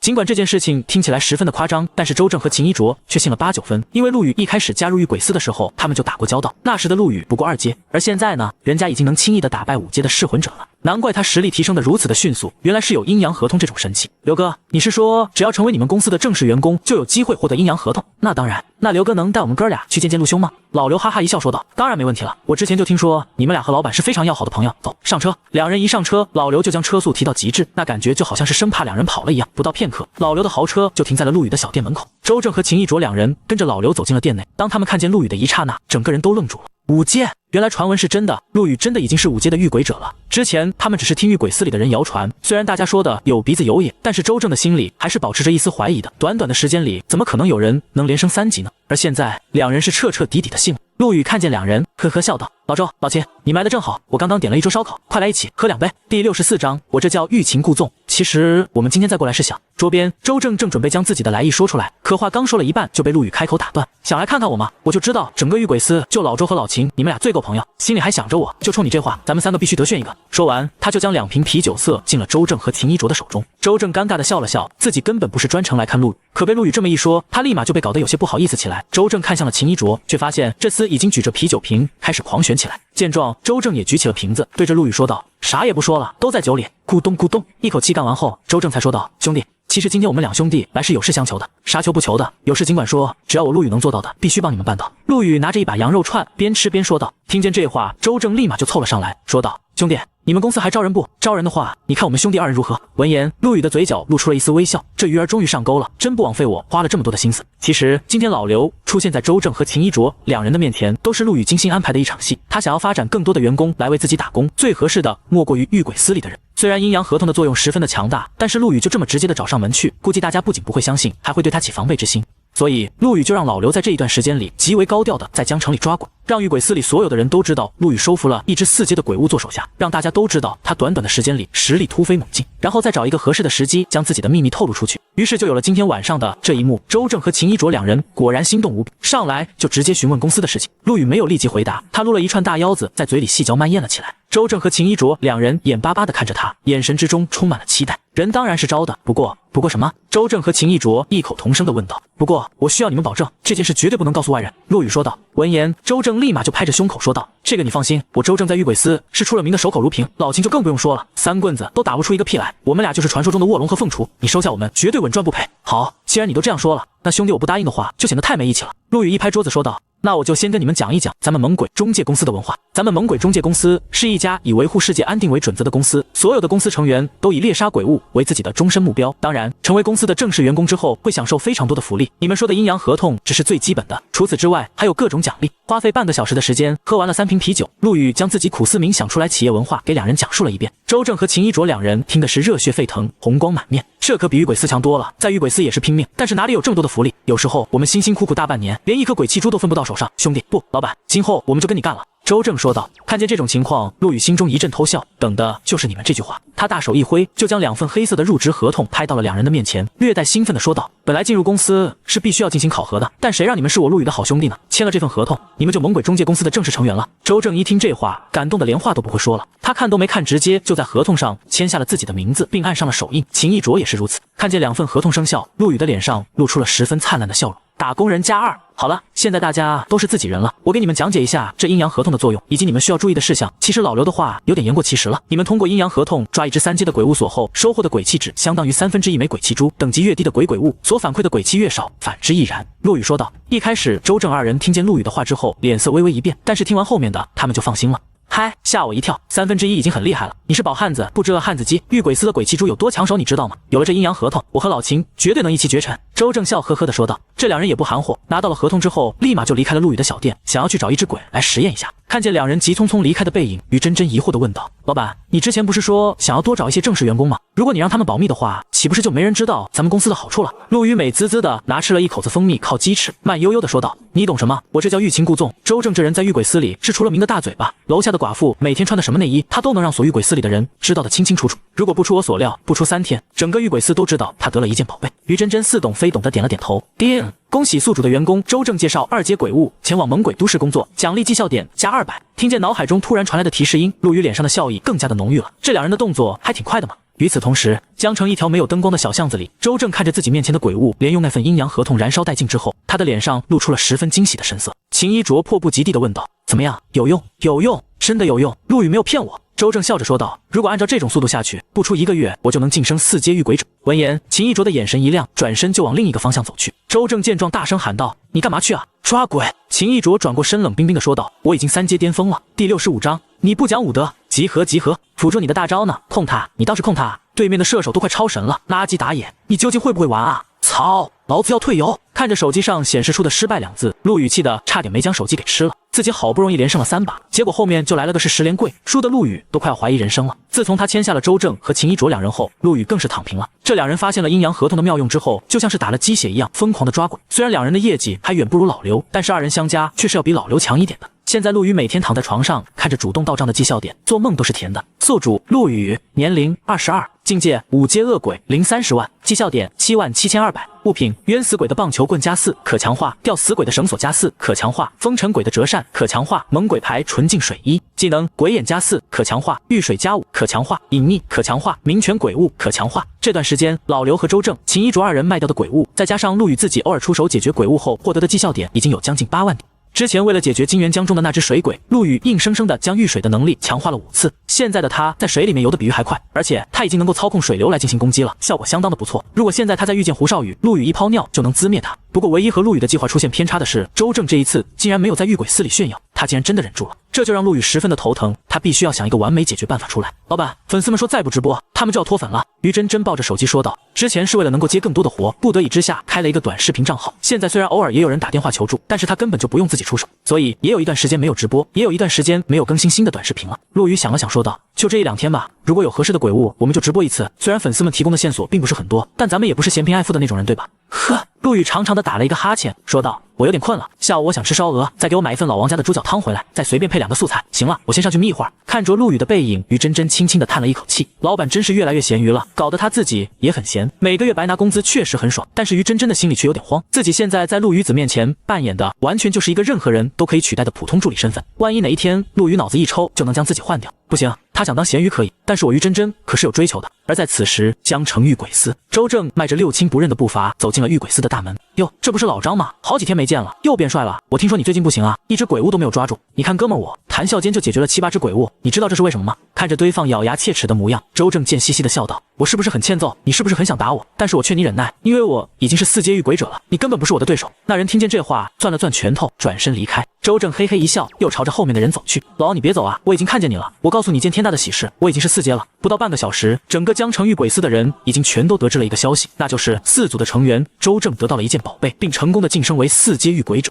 休息间中，几个御鬼者聚在一起，正在闲聊着什么。周正这厮竟然能够晋升4阶，真是没有天理啊！不只是周正，我听说跟他一组的秦一卓，在1周前就已经成为了4阶的御鬼者。真的假的？他们2人的资质在咱们江城御鬼司里只能算是中上吧？你说秦一卓，我相信，毕竟人家的努力在御鬼司是人尽皆知的。这周正何德何能？你们有所不知，好像是这2人得了一件可以帮助修行的宝贝，所以才能如此快速的晋升。而给他们宝贝的人是一组的陆羽，假的吧？有这样的宝贝，陆羽自己不留着，还能送给别人？是真是假我是不知道，但是这话是出自于周正的口中。其实一开始的时候，大家并不相信这个传闻，只不过传的人多了，所有人都相信陆羽手里有一件可以帮助修炼的宝贝。办公室中，陶光华看着目光不断闪烁的周正，说道：“说吧，究竟是怎么回事？”此时的周正心里懊悔不已，早知道自己就不这么嘴欠了，悄悄的猥琐发育就好了，跑来嘚瑟个什么劲啊？自自己可是答应了陆羽要对这件事情保密的。结果这才多久的时间，就将陆羽交代的事情忘得一干二净了。万一他将自己给开除了，没收了阴阳合同，那自己真是哭都找不到地方。司长，我只是在吹牛逼而已，你可千万不要当真啊！什么吹牛逼？我已经问过陆羽了，他都承认了，你还在这里跟我装？陶光华笑盈盈地说道：“我找你来，只是想问问，真的有这么好用吗？”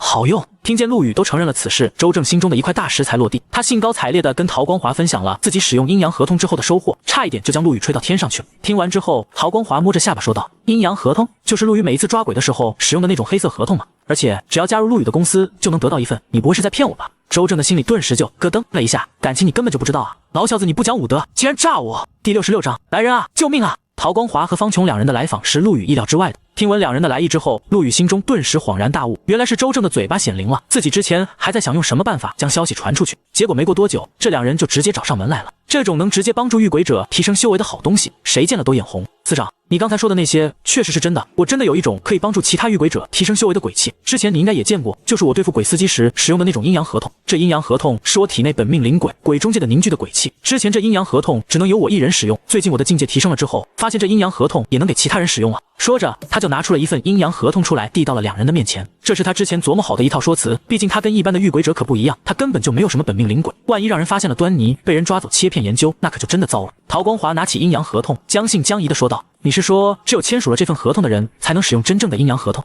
没错。陶光华顿时就迟疑了起来，这玩意可不敢随便乱签啊！他以前就将遇到过了一只非常厉害的鬼物，如果有人将自己的名字留在了他的笔记本上，他只需要将这个人的名字给擦掉，那么这个人就会彻底的消失在这个世界上。如果这合同也具有相同的特质，那么就相当于是将自己的小命交到了陆羽的手上。阴阳合同确实是能帮助自己修行，但是小命都没有了，修行还有什么意义？这时，一直没有开口说话的方琼突然问道：“我来试试，不过我有一个问题，这种好东西你该不会白白的给其他人使用吧？”那是当然了，陆羽笑道。你们拿走的都是阴阳合同的副册，正册在我自己的手上。如果我愿意的话，随时都可以将副册收回来。还有一点，拿副册消灭鬼物也能帮助我修行。陶光华说道。原来如此，那按照你这样来说，如果让成千上万的人获得阴阳合同，那你岂不是分分钟天下无敌？当然不可能，我只能分出20份副册。陆羽说道。陶光华点了点头，不过20份副册就相当于有20个人在帮助陆羽修炼。这么一想的话，阴阳合同的效果还是非常的逆天啊。不过他没想到的是，陆羽还是留有所隐瞒，他现在最多可以拿出50份合同出来。方琼没有犹豫，径直就在合同上写下了自己的名字。他对陆羽还是比较信任的。陆羽，那你剩下的那些阴阳合同准备如何处置？当然是给合适的人了，毕竟这多余的合同留在我的手上也没有什么用处。陆羽说道。如果可以的话，我希望你能优先考虑咱们遇鬼司里面的人。方琼说道。不瞒你说，最近的鬼物出现的越发频繁，上面猜测江城附近很有可能会形成大规模的鬼域。在未知的危险来临之前，我想让大家的实力尽可能的再提升一些。这当然没问题，不过拿到了合同的人每个月必须要完成相应的业绩，不然我会立马收回他的使用权。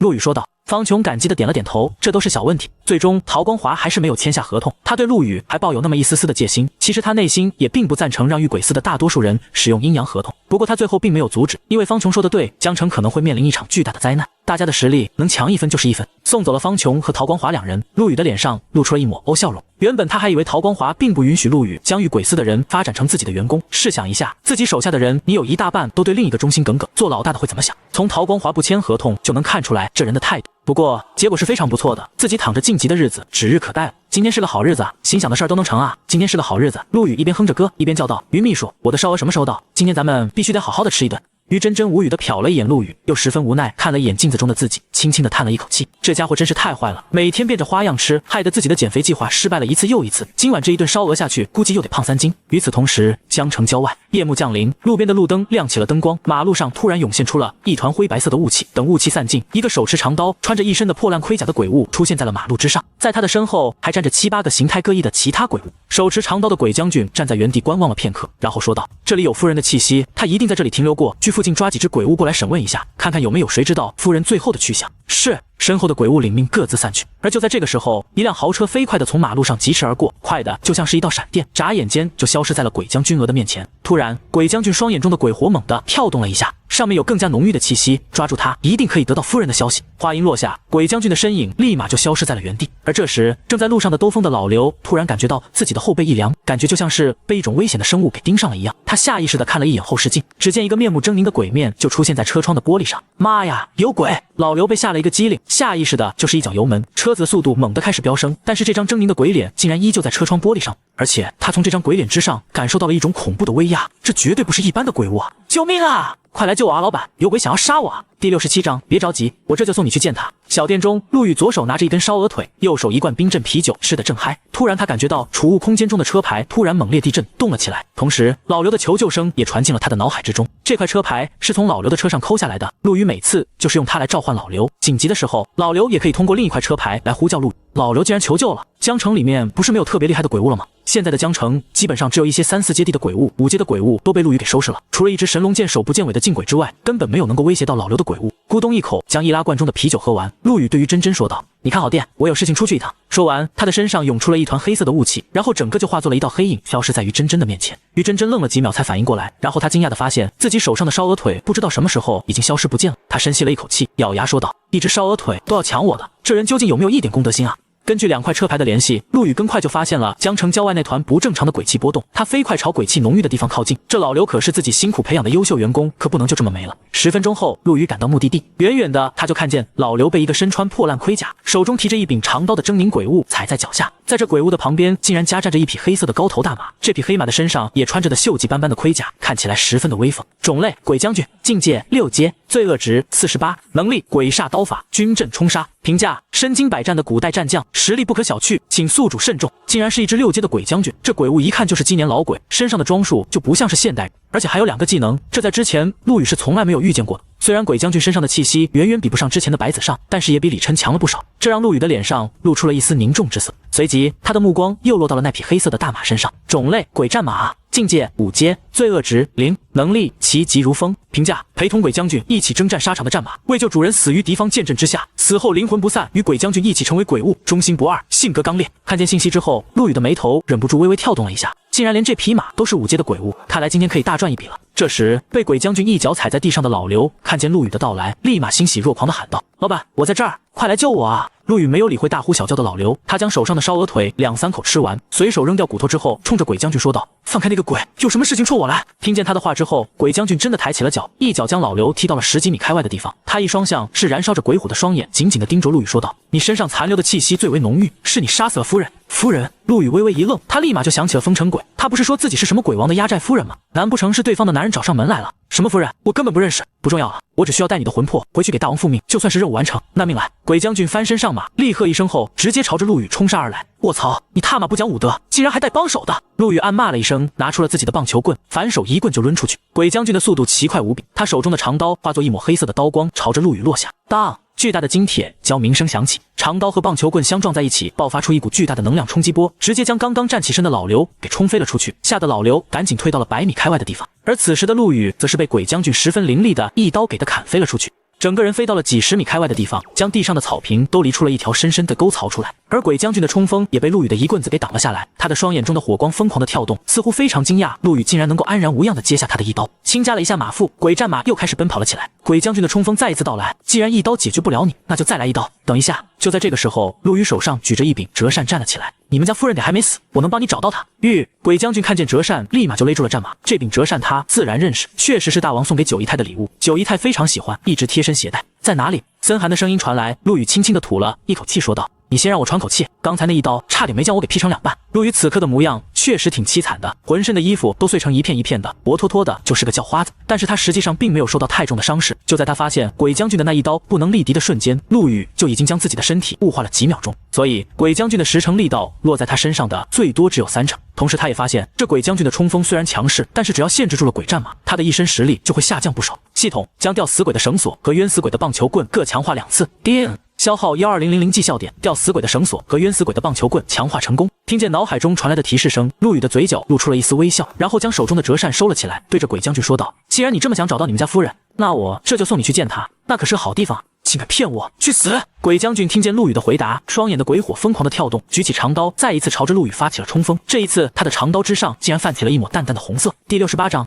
你管这叫忠心不二？嗖！陆羽手一扬，一根黑色的绳索就如闪电般飞了出去，绳索十分精准地命中了鬼战马的马蹄，然后又像是灵蛇一般将鬼战马的4蹄统统捆了起来。这一系列的变故都发生在火光电石之间，鬼战马还在全速冲锋，猛然被捆住了4蹄之后，顿时就朝前方栽倒，而骑在马背上的鬼将军自然也无法避。他直接就被甩飞了出去。不过鬼将军好歹也是6阶鬼物，还在空中的时候就稳住了身形，然后稳稳地落在了地上。落地后的第一件事就是提刀砍向了将鬼战马捆得结结实实的绳索。战马是他实力的一部分，两者相结合能发挥出1+1大于3的效果。就在这时，一阵凌厉的风声从他的脑后传来，鬼将军看也不看，提刀就向身后撩去。当，又是一声刺耳的金铁交鸣之声传来。长刀和陆羽的棒球棍相撞，一个人影就像是一枚炮弹一般被击飞了出去，轰的一下就砸在远处的空地上，激起了一蓬尘土。和上次不一样，这一次被击飞出去的是鬼将军。陆羽瞟了一眼手中的棒球棍，脸上露出了一丝满意之色，不愧是被强化了6次的鬼气，这威力确实强大。此时的棒球棍连外观都发生了一些变化，原本的棒球魂只是一根看起来很普通棍子，而现在这根棒球棍已经变成了某种似金非金、似玉非玉的材质，还多了一个重击的特性，使用这根棍子攻击敌人的时候会产生双倍的力量，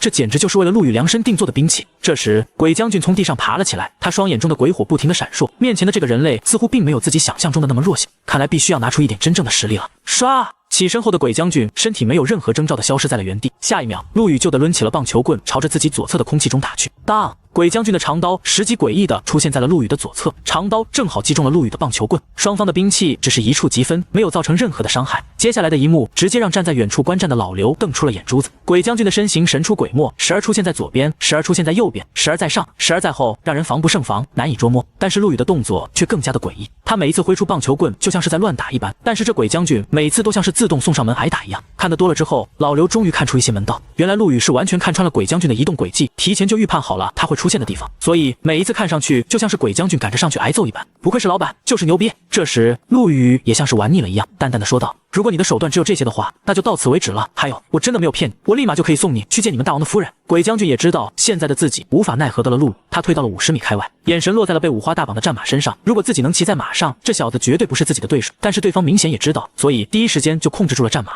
挣扎了片刻后，鬼将军突然转身就跑，陆羽微微一愣，立马就化作了一道黑烟追了上去。他是真没想到这鬼将军会临阵脱逃，没了战马，这鬼将军哪里是陆羽的对手？不过几个的呼吸就被陆羽追上，当当砰！只用了2棍子，陆羽就破开了鬼将军的防御，第3棍子直接落在了鬼将军的头上，长刀磕飞，头盔碎裂，鬼将军顿时就被砸懵了过去。为了防止鬼将军逃跑，陆羽又补了1棍子，直接将鬼将军砸得深深地陷进了泥土之中才算完。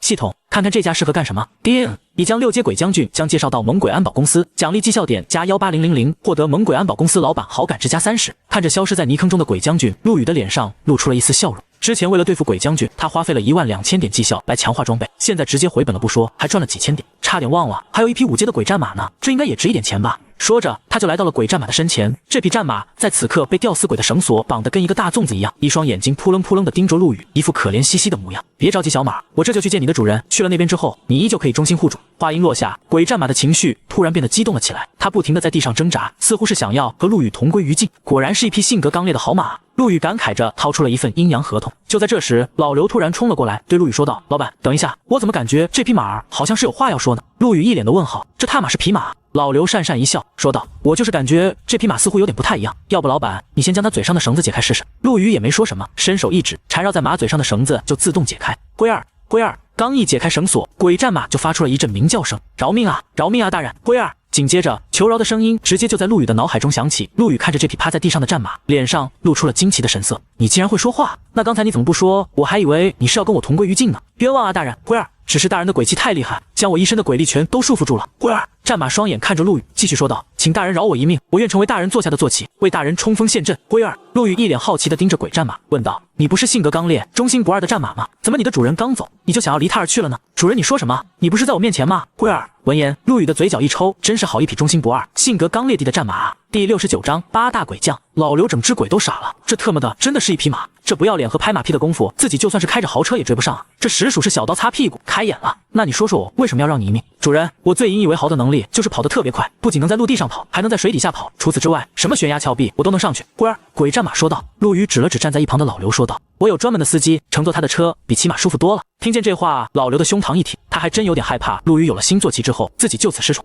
鬼战马的眼珠子转了一圈之后，又说道：“主人，我知道鬼王的消息，他派了好几个鬼将前来找你，目的就是想要杀死你，我能帮你避开他们的袭击。”闻言，陆羽沉默了下来，这确实是个理由。7阶的鬼王自己暂时哈级应付不了，提前知晓一些有用的信息，做一些防备也是好的。如果你真的能为我提供鬼王的消息，那我倒是可以饶你一命，但是你怎么能保证对我忠心不二？我可不想被人从后面捅刀子。话音刚落，鬼战马就从嘴里吐出了一根马鞭。主人，这根鞭子就是承载我魂魄的东西，有了这个，你随时都可以掌控我的生死。龟儿，陆羽捡起了马鞭，这东西跟老刘的车牌是一样性质的，他手指轻轻一勾，缠在鬼战马身上的绳索就自动解开。行吧，看在你还有几分作用的份上，我就暂且留你一命，以后我就叫你老马吧。感谢主人，感谢主人。鬼战马腾的一下就从地上爬了起来，撒开蹄子一溜烟的跑了出去，然后在不远处的草丛中一阵摸索之后，叼着一柄长刀跑了回来。这是鬼将军手中的那把刀，没想到竟然没有随着鬼将军消失。陆羽接过长刀比划了2下，这柄刀有点像是陌刀，刀长5尺左右，入手极为的沉重，不过以爹陆羽的力量使用起来还是极为轻松的。他老早就发现，每一次提升境界之后，自己的身体强度都会得到极大的增强，好像这系统认定了他是一个莽夫一样。玄影，古代名将打造的长刀，吹毛断发，乃刀中精品，伴随鬼将军征战一生，刀身之上凝结血煞之气，又长眠于地下上百年，吸收大量阴气之后，威力更甚。这玄影长刀还是陆羽获得的武器之中唯一一个有正儿八经名字的，也算是极为难得。不过玄影刀虽然不错，但是陆羽并不会刀法，拿在手中也只会胡乱的砍劈，完全比不上他的棒球棍实用。他走的是一力降实惠的路子，拎着棍子上去一顿抡就完事，不讲究那么多花里胡哨的东西。不错不错，看来你还是有点作用的。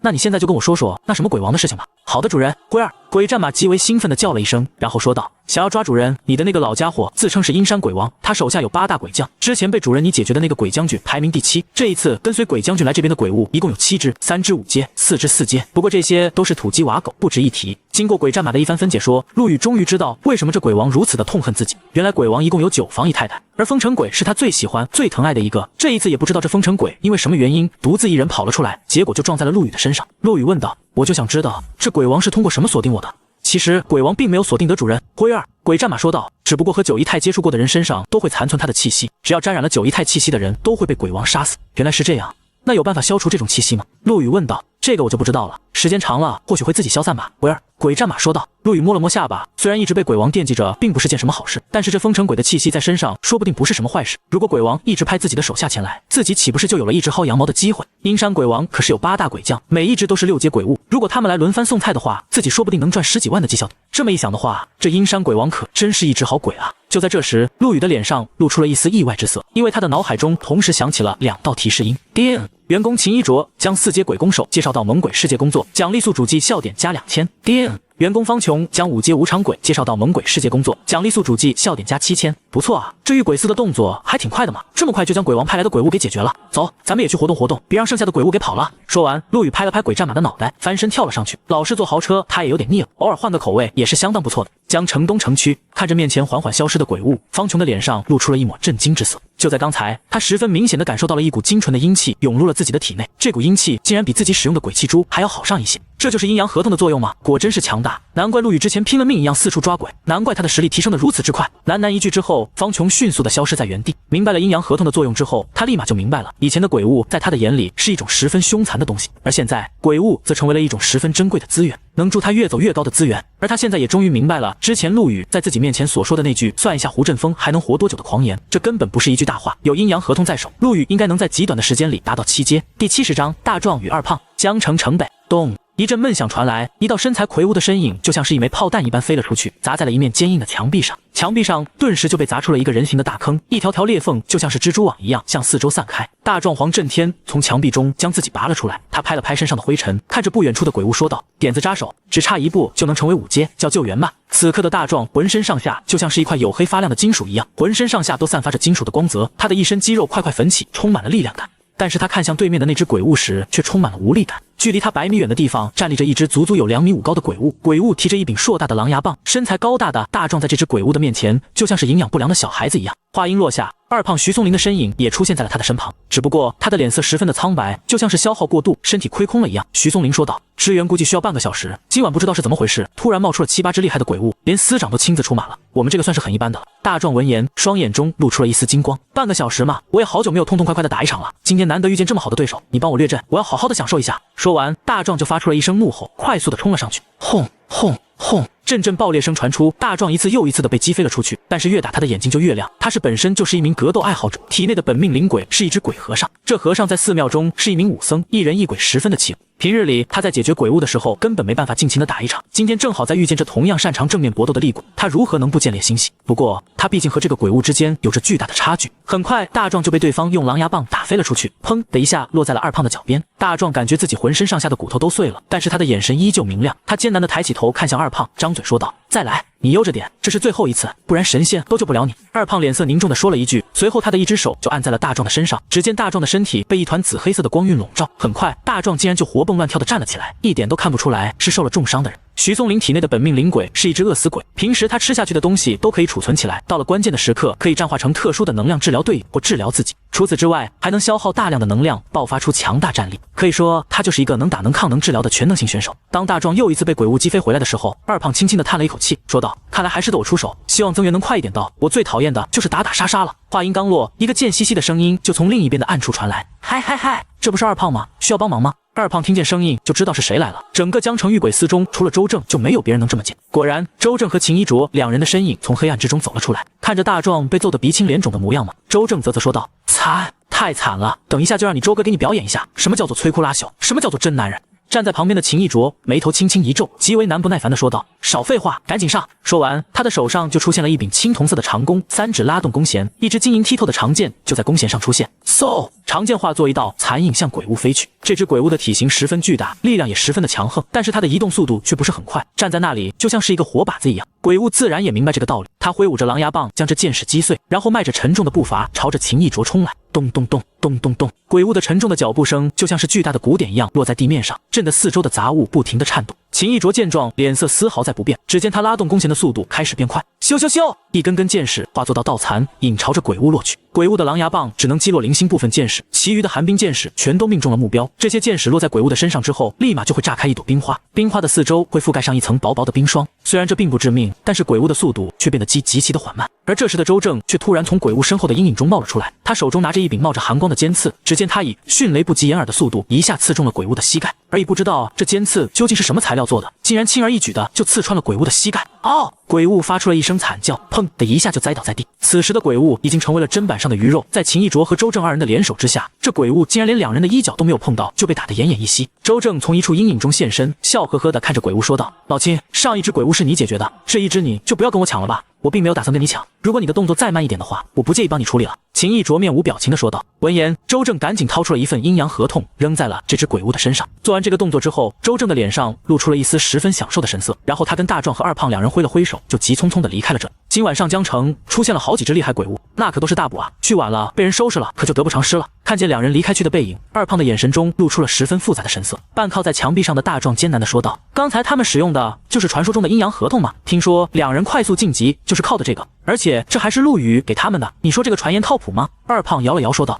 不知道，不过我们亲自去问问陆羽不就知道了吗？”第71章，简直欺鬼太甚。晚上11点，陆羽骑着鬼战马返回了自己家的小店，突然接到老刘的求救信号，匆匆忙忙的就离开了，自己的烧鹅还没吃完呢。讲真的，陆羽对鬼战马十分的满意，这家伙真没夸张，他不仅能在平地上快速的奔跑，还能在垂直90度的高楼大厦的墙壁上行走如风，而且落地之时轻如鸿毛，连一丁点的声音都没有。这让他想起了上一世中一部名为《魔戒》的电影之中戒灵所乘骑的战马一样。听见门外传来的动静，于真真推开门走了出来，他目瞪口呆地看着鬼战马，问道：“你这是从哪里偷来的马？什么偷来的？他叫老马，以后就是咱们公司的一员了，你们好好相处啊。”陆羽没好气地回了一句。于真真一脸惊奇地盯着老马，这跟他以前见过的马有很大的区别，现在的马身上可没有这种金属制成的盔甲。就在他看得正入神的时候，脑海中突然传来了一个声音：“嗨，美女，有没有兴趣骑上来试一试？”龟儿，你竟然会说话！于真真倒退了几步，一脸不可思议地看着老马，确切地说，我不是会说话，而是在用精神力和你交流。龟儿，老马说道。于真真摇了摇头，转身回到了屋内。他根本就不会骑马，再说了，他只是一个普通人，不适合跟鬼物接触的时间过长，不然会折寿。老马见状也跟了上去，走到门口的时候，他的身体突然开始慢慢的缩小，最后他变成了一只哈士奇大小的迷你小马驹，走进店内。还没等于真真露出砸惊讶的表情，他就感觉到店里的温度下降了几度。他转过头，看见陆羽盯着桌子边上的垃圾桶，恶狠狠地说道：“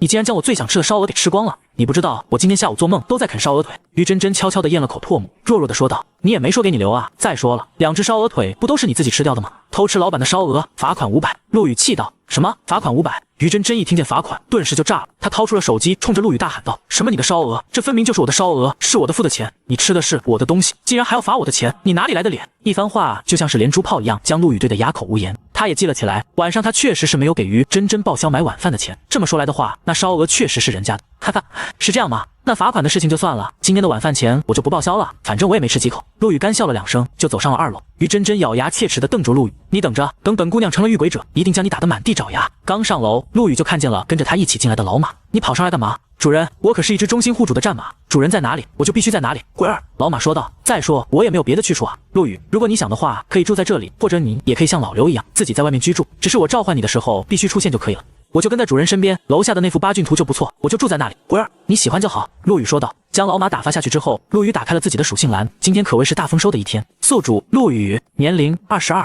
境界5阶恶鬼，零30万，绩效点89200。物品：冤死鬼的棒球棍+6，可强化；吊死鬼的绳索+6，可强化；风尘鬼的折扇，可强化；猛鬼牌纯净水衣，替死鬼的娃娃，鬼书生的玉佩，可强化；玄影可强化。技能：鬼眼+4，可强化；遇水+5，可强化；隐匿可强化；明拳鬼物可强化。除过之前他强化兵器消耗的12000点绩效，陆羽还收获了将近3万点。虽然这一次阴山鬼王派来的鬼物没有全落在自己的手上，但是陆羽已经非常的知足了。毕竟今晚上他除了跟鬼将军干了一架之外，基本没有怎么处理，绩效点全都来自于手底下的员工，简直不要太爽。老马说，阴山鬼王的鬼域之中，除了有8大鬼将之外，还有数百名5阶的鬼物以及上万低阶的鬼族。要是能将这鬼域给荡平的话，是不是直接就可以升到7阶了？想到这里，陆羽失笑的摇了摇头。鬼将军排老7就已经拥有了这么强的战力，1对1还好说，万一这帮老鬼不讲武德，一拥而上，自己肯定不是对手。还是慢慢积攒绩效点，升到6阶再说。而在此时，一处常年笼罩在阴云之下的山谷中，阴山鬼王猛地从石椅上站了起来，一身恐怖的鬼气在周身上下翻腾，吓得坐在他身边的一只女鬼浑身瑟瑟发抖。是谁？究竟是谁？先杀我爱妾，又杀我鬼将，我必要将此人魂飞魄散。我阴山久居山中，当真以为我是这么好说话的？来人，传逐风鬼将！威严浩荡的声音从石殿中传出。不一会儿，就有一个身穿黑色披风的鬼物飞快地飘了进来。此鬼正是阴山鬼王麾下排名第8的逐风鬼将，他的战力排名最后，但是逐风擅长侦查和逃遁，在同阶之下无人能及。大王有何吩咐？阴山鬼王怒声说道。玄影已死，你立马前去查看情况，找出凶手之后，我阴山大军即刻开拔。我要让这些凡人付出应有的代价，我要让他们的鲜血来救我阴山鬼域的威名。遵命，大王。看着逐风鬼将化作一道黑风飞出大殿，阴山鬼王的双眼中燃烧起了熊熊的怒。爱妾与猛将接连被杀，这已经触碰到他的逆鳞。原本他还有点忌惮人类国度的几位强者，但是现在看来，自己阴山鬼王的名字似乎被人看清了。好久没有尝过新鲜血食的味道了，真是有点怀念啊。第72章谋划与秘密。江城一栋十分普通的小区之中，你确定这样真的有用吗？放心好了，这件事情能成的话，就可以帮你报那一箭之仇；不能成的话，对你也没有任何的影响。到时候我仍然会配合你解决掉那个让你恨之入骨的遇鬼者。既然是这样的话，需要我做什么你直说就行了。如果陆羽在场的话，他一定能够认出来正在对话的2人，其中一个他非常的熟悉，这人正是之前噬魂者的头领白子上。上一次的围剿中，因为他的本命灵鬼乃是双生之鬼，所以让他逃了一命。而现在他竟然又一次神不知鬼不觉地出现在了江城。和白子上对话的是一个身材中等、长相也很一般的中年男子，这人只是穿着一件很寻常的灰色休闲装，扔在人群里不会引起任何人的注意。可是听2人之间的对话，白子上竟然是以灰衣男子为主。灰衣男子听见白子上的话之后，掏出了一颗拳头大小、漆黑如墨的珠子，这珠子之中似乎有无尽的深渊，让人看上一眼，整个人就像是要被吸进去了一样。这是在无意中获得的一颗蕴含着空间之力的破戒珠，只要我们将这枚破戒珠放置在江城外的节点处，到时候鬼界之门大开，整个江城瞬间就会被无数的鬼物淹没。说到这里的时候，男子的嘴角露出了一丝残忍的冷笑。白子上看见他的样子，眉头轻轻一皱，自己的手段也能算得上是残忍血腥，手上也沾染过数千条的人命，但是跟这人一比，简直就是小巫见大巫。江城虽小，但是人口加起来也40-50万，一旦这鬼界之门洞开，全城的百姓十不存一，这才是真正的杀人如麻。灰衣男子名叫贾云才，跟他的人一样，一个没有任何特色的名字。之前白子上遭受重创，贾云才找到了他，并亲自抓住了一名6阶的遇鬼者，将其体内的本命灵鬼抽取了出来，让白子上吞噬，所以白子上才能在短短的时间里恢复伤势，并且实力还有所提升。其余的我就不过问了，我只想知道鬼界之门打开之后对你究竟有什么好处，千万不要拿让世间生灵涂炭，自己好浑水摸鱼的话来糊弄。白子上说道。贾云才呵呵一笑说道，本来也没想要瞒着你，你我同样是人人喊打的噬魂者。那你知道我们噬魂者现在为什么没有7阶强者吗？遇鬼司的打压，白子上说道，这只是其中一个原因，遇鬼司再怎么打压，噬魂者都不会断绝。贾云才淡淡的说道：“不管是遇鬼者还是我们噬魂者，晋升7阶都是一个质的蜕变，而这个世界内的阴气是不足够我们完成这种蜕变的。”听见这话，白子上顿时瞪大了眼睛。以前他以为只需要不断的吞噬就一定能够成长为7强者，那些一直不能晋升7阶的人，全都是因为资质有限，潜力已尽。原来这其中还有这样的原因，也就是说，你打开鬼界之门的原因就是想要接引纯正的鬼界阴气，然后助你完成7阶的晋升。没错，正是这样。贾云才说道：“届时你也可以吸收这纯正的鬼界阴气，这虽然不能让你直接晋级，但却对你的本命灵鬼有莫大的好处。”白子上沉默了片刻之后，继续问道：“那御鬼司呢？他们的7阶强者是如何晋级的？难不成他们也要打开鬼界的通道才能完成晋级？”他们不一样，御鬼司13亿丈，每一家都掌控着一条通往鬼界的缝隙，这条缝隙中会散发出纯的鬼界气息，他们正是通过这种方式，日积月累之下才能晋升为7阶。贾云才说道：“所以这13家族的人才是御鬼司真正的核心。虽然表面上御鬼司只有司长是7阶强者，但是实际上几乎每一家都有一个老不死在成长。”听见这话之后，白子上不禁倒吸了一口凉气。之前他狂妄自大的认为，在华夏除了御鬼司的司长之外，谁也奈何不了自己。现在再一看，自己在这些高层的眼里，估计只是一只跳梁小丑。似乎是看穿了白子上心中所想，贾云才笑了笑说道：“你也不必气馁，如果这一次我能成功晋升7阶，届时我就全力助你。这华夏御鬼界中也该有我们噬魂者的一席之地了。”白子上点了点头之后，又问道：“听你这么说来，通往鬼界的裂缝应该是非常珍贵的一种资源。难道御鬼司的人就不会管吗？他们当然会出面。事实上，华夏任何地方出现类似的裂缝，他们都会非常的紧张。如果裂缝持续扩大，就会让强大的鬼物降临，生灵涂炭；如果裂缝稳定，那就可能会成就全新的7阶强者。”贾云才说道：“13家绝对不会允许这样的事情发生，他们会在第一时间里封印裂缝。出现在江城的裂缝非常的细小，不会让鬼界的鬼物降临，只会吸引一些其他地方的鬼物前来吸食阴气。过不了多久，这条裂缝就会自行愈合。不过有了这颗破戒珠，我就能将裂缝扩大，从而彻底的让它变成鬼界之门。我知道你想问我为什么会知道的如此清楚。”贾云才脸上露出了一丝自嘲般的笑容，他深深的吸了一口气后说道：“御鬼司原本可不止13家，我们贾家原本也是御鬼司的核心成员之一，只不过贾家的族长意外陨落，其余的家族不仅将我贾家排除到核心圈子之外，还将我贾家的人赶尽杀绝。我贾云才从小就立下了重视，必要让13家血债血偿。”这一番话说的是声泪俱下，但是白子上并不在意，他在意的是原来御鬼者之间竟然还有在这么多的秘密，原来晋升7阶还需要用到这样的方法。这一次就算是没有成功，也没有抓住那个名叫陆羽的御鬼者，也值了。贾大哥，你放心，我一定会帮你打开鬼界之门，帮你完成复仇。第73章禁鬼，你们确定已经想好了？想好了，琼姐已经跟我解释得非常清楚了，我们全都愿意跟你签合同。没错，陆老弟。陆羽看着面前的4人，嘴角露出了一丝不易察觉的微笑，他将4份阴阳合同掏了出来，放在了桌子上。既然是这样，那你们在这里签下自己的名字，再按下手印就可以了。宋川、景云、徐松林和黄震天4人也没有任何的犹豫，各自签下了自己的名字，正式成为了猛鬼中介公司的一员。他们4人来找陆羽，有很大一部分原因是因为方琼。原本方琼就是几人的上司，现在他又是江城御鬼司的副司长，有他给陆羽背书，4人自然也没有什么好顾的。陆羽将4个文件夹依次发给4人，然后说道：“现在你们已经正式加入了咱们猛鬼中介公司，我们公司没有什么规章制度，唯一的要求就是完成每个月的业绩，不然的话就要收回你们手中的阴阳合同。其次，在非必要的情况下，不要告知其他人自己的身份。如果你们想要引进新人进来，自己必须要做担保人，新人出现问题，担保人要负起相应的责任，明白了吗？”4人点了点头，这些他们基本已经知晓。二胖徐松林笑呵呵地说道：“我说陆老弟，你这也太不够意思了，咱们好歹也是同一组的成员，有这么好的事情，你不应该先想到咱们这些兄弟们吗？你是不知道啊，最近整个御鬼司都被周正那个憨货气得够呛。哈哈，我怎么可能会忘记你们呢？这不是刚刚开发出来的新功能吗？就先让周正来当一次小白鼠，如果出了什么意外，也不至于伤了咱们的感情，不是？”陆羽笑呵呵地说道。二胖笑着拍了拍陆羽的肩膀，说道：“原来如此，是老哥我小肚鸡肠了，为了给你赔罪，今天我请大家上馆子，好好的吃一顿。那感情好，走着。”陆羽也说道。二胖这人在御鬼司是出了名的会做人，谁也不得罪，谁跟他的关系都不错。在他的带领之下，6人来到了一家非常不起眼的小餐馆。这家馆子在一条老街里面，墙上的墙皮都快掉了，摆上桌的餐具上也满是活口。跟着来蹭饭的于真真一脸狐疑地问道：“老板，这地方做的菜真的好吃吗？我怎么感觉这么的不靠谱啊？”“我也不知道，不过你胖哥可是有名的美食家，他能来的地方绝对错不了。你等会只管闷头吃饭就行了。”陆羽说道。不一会儿，一对老两口就鸡砸端着一个木质的4方盘走了过来，一连给陆羽等人上了10几道菜。二胖立马起身给众人一一介绍道：“罐罐肉、鸡丝黄瓜、爆炒田鸡、红油鸭子，还有这个我个人最喜欢的猪肺汤。你们别看这些都是很家常的一些菜式，但是味道特别的正宗，用料也十分的上心，快趁热吃。”陆羽也不客气，拿起筷子就直接开干。真不是二胖在吹嘘，这家店里的菜确实格外的好吃，虽不及5星级酒店中做的精致，但是味道却一点都不差。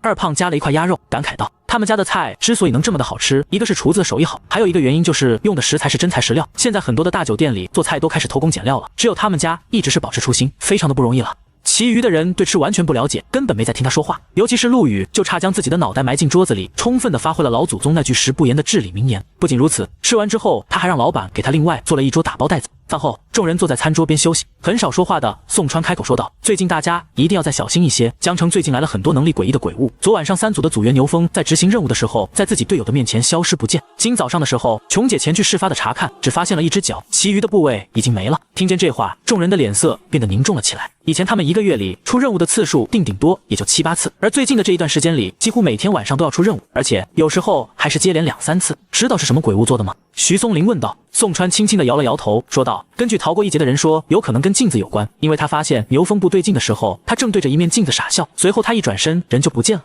镜子。陆羽听见这2个字，脑海中不由得就想起了老刘给自己说的镜鬼。据说这镜鬼神出鬼没，很多的鬼物连他长什么样子都没有见过，但是大家都知道有这么一只厉害的鬼物存在，因为很多想要去招惹镜鬼的鬼物全都消失不见，这跟那个牛峰消失的情况很相似啊。晚上了跟老刘打听一下，看看能不能找到这镜鬼的踪迹，也是时候会一会他了。镜鬼。老刘听见陆羽的询问之后，脸上明显露出了一丝意外之色，他说道：“老板，你怎么知道我最近打听到了镜鬼的消息？”一听这话，陆羽顿时就来了兴趣，他连忙说道：“这要巧，快说来听听。”是这样的，老板你也知道，江城最近来了不少外来鬼。俗话说得好，有鬼的地方就有江湖，各种摩擦不断。但是有一个地方却很奇怪，只要敢靠近那里的鬼物，统统会消失不见。老刘说道：“有一只眼镜鬼说他亲眼看见了这些鬼，是被一只手给拽进一面镜子里了，所以我猜测镜鬼一定在这里。”闻言，陆羽摸了摸下巴，说道：“既然如此，今晚上咱们就去会一会这只传说中的镜鬼。老板，要不还是算了吧，看这样子，镜鬼应该是住在镜子里的，咱们要是陷进去了，那可就出不来了。”老刘一脸忐忑地说道。陆羽轻哼了一声道：“怕什么？一面破镜子而已，一棍子敲碎就是了。”第74章是幻是真。老板，能不能到带上我一起去？就陆羽正准备出门的时候，于真真突然站了起来，他对陆羽说道：“咱们的短视频账户好久都没有更新了，粉丝们已经催了很多次了。”想了想后，陆羽点头说道：“好吧，那你一定要跟紧一点啊。”